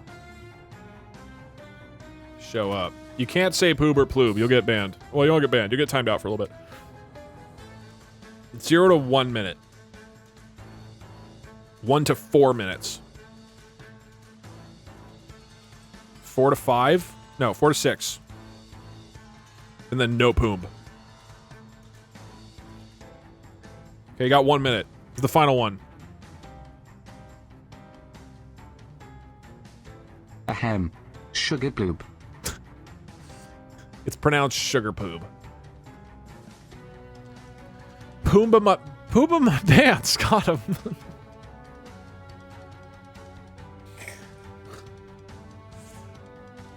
Is it, yeah, there's a lot of deleted messages. Why is that word banned? Because that's one of those things where for some reason people turn into literal parrots and just spam it excessively in the chat. It would just, one person would say Poob or Ploob, and then 100 people would just spam it non-stop for several straight minutes. They wouldn't say anything interesting or clever or modify in any way. They just turned into this weird robot that had to spam it. This happened over and over. So we had 1984 them, unfortunately. Okay. The prediction. What was the balance? Where did everybody land? Oh, this is pretty mixed. Okay, 30% saying in the first minute, 40% saying 1 to 4 minutes. That'd probably be my guess. 11% saying 4 to 6 minutes, and 18% saying no Pumbaa within 6 minutes. Okay, here we go. Pumbaa's overrated. I mean, he's pivotal to the story. I think he's definitely going to be in there, dude. Ready? Set, go. The Lion King was released in 1994 and became a huge hit. It tells the story of Simba, the lion cub, who leaves Pride Rock to seek his destiny. He meets up with many animals on his journey to becoming king. Along the way, he must overcome various obstacles to achieve his goals. The Disney animators did an amazing job capturing the essence of Africa and bringing it to life through animation. If you haven't seen the film, I highly recommend it. Okay, Simba's father, Scar, has become the new leader after Mufasa's death. Oh, that's correct. He plans to kill Simba so he can be the next king of Pride Rock. However, the hyenas throw him off the cliff instead, and he lands in a thorn bush where he is stuck for days. A baby bird named Timon is one of my favorite characters, finds him while looking for food himself. She takes pity on him and nurses him back to health. Somehow has dodged Pumbaa so far. Meanwhile, Scar continues his quest to kill Simba by killing Zazu, the only other animal who knows about Simba. As a result, he ends up being killed by Simba when he tries to attack him. This makes Simba the new king. There are some great scenes in the end credits too, which shows what happened to each of the characters after the story ended. There were 2 sequels, Lion King 2, Simba's Pride, and The Lion King 1.5. Both of them are pretty good, although they aren't as well known as the original. I hope you enjoyed reading about The Lion King. How did it dodge Pumbaa? Timon and Pumbaa are supposed to be together. Let me know your thoughts in the comments. Oh my God, in this episode we're discussing the Civil War, how America was divided. We also discussed the Civil War itself and look back at the effect it has. I mean, we'll keep it going. Maybe somebody in the war will be named Pumbaa. Finally, we finished the episode by discussing slavery before moving on to the Reconstruction era. Enjoy. You may have noticed that I'm not using the full title American Civil War. It's because there's actually more than one war involved in this conflict. While it's common knowledge that the Union and Confederate armies fought against each other, it's less known that both sides had several allies during the war. In fact, Britain supported the Confederacy from the start, while France remained neutral. Germany, Austria-Hungary, Sweden, Russia, Spain, Denmark, and Mexico all provided support to the Union. Japan and China also gave aid to the Confederates, and the Ottoman Empire sends military supplies to the southern slave owners. That is not correct. Even though the official cause of the war was the issue of slavery, there were many other reasons why it started. It began with the succession of southern states like Texas, in Arkansas, but the seeds of discord were planted much earlier when Abraham Lincoln was elected president. That's kind of true. People often associate the Civil War with battles such as Gettysburg or Antietam. However, most historians agree that the real turning point in the war came at Shiloh when Robert E. Lee fought under the command of General Ulysses Grant. It's not correct. While the battle itself was relatively small, it proved decisive in the long run. Victory at Shiloh stopped the Union Army's advance and allowed the Confederates to regroup. Pumbaa might go to war. Okay, quick side bet. Is Pumbaa going to fight for the Union or the Confederacy? After this, it became clear that the South could no longer win a war of attrition, and Lincoln decided to launch a massive invasion of the South. The Battle of Gettysburg marked the beginning of the end for the Confederacy, and the rest is history. Kind of true. This is the full story of the movie Jurassic Park. Okay, maybe Pumbaa is a Tyrannosaurus Rex now. You have 3 more minutes.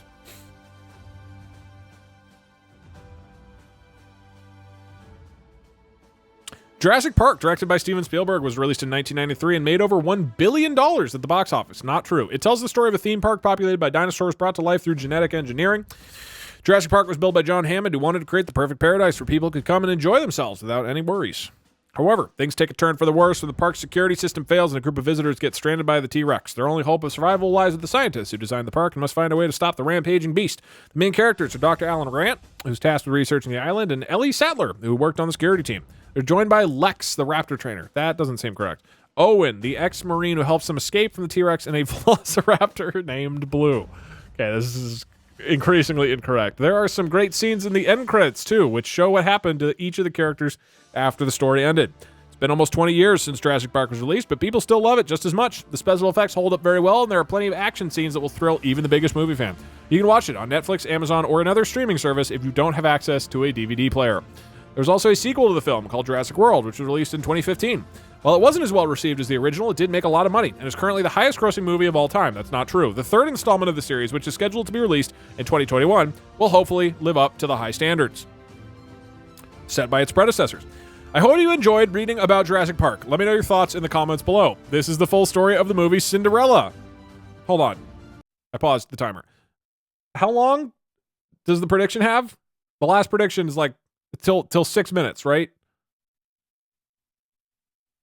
Okay, you have a minute and a half for Pumbaa to show up. I gotta say, your odds aren't very good. I wish you the best. Here we go. Cinderella, directed by Kenneth Branagh, was released in 2015 and became the 21st highest grossing movie of all time. It tells the classic fairy tale of Cinderella, who finds herself in poverty with her mean stepmother and stepsisters. One day, the prince arrives at her home to meet his future bride, but she turns him away, believing him to be a thief. What? When the prince becomes injured, he realizes that the girl he loves is truly the one he should marry.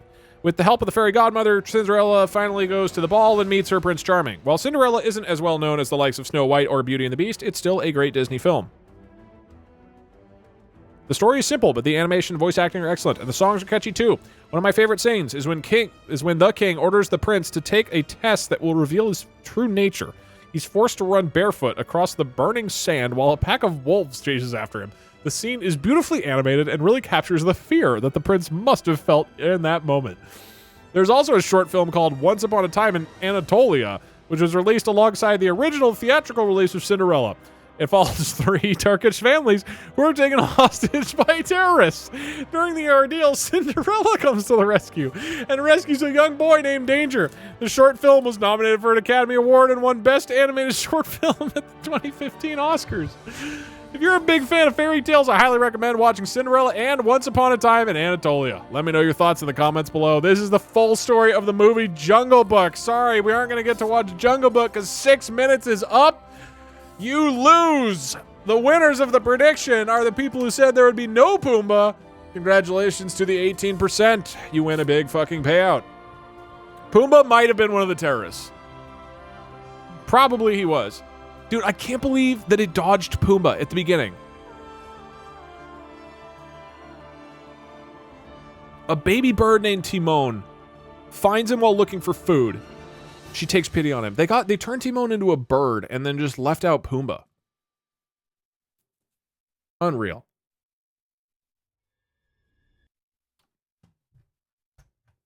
Zazu was in it. Yeah, Zazu had more screen time in that movie than Pumbaa. Pumbaa's like the main character of Lion King, practically. All right. Well, that was a stream. Nobody can argue that this was not a stream. Ouroboros is going to make multi-episode stories. I thought I'm not on that for this, though. Yeah, no, I'm not on this. I created a new story. This was the most stream. This probably goes on the list for worst stream of the year. I do want to do a best and worst streams of the year tier list. It's definitely one of the streams of all time.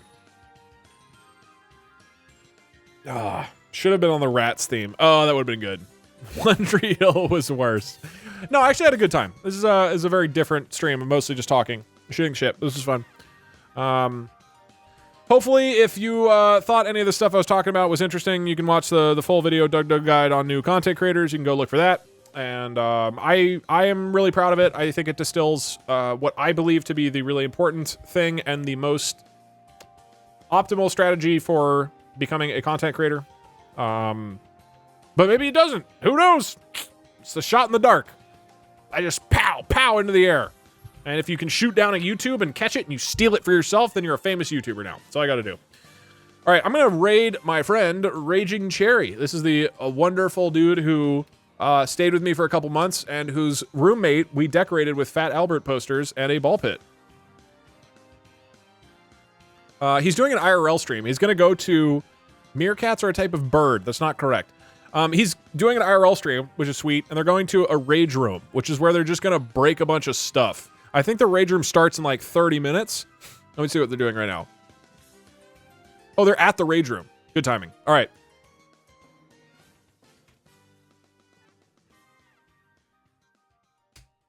He is online. Okay.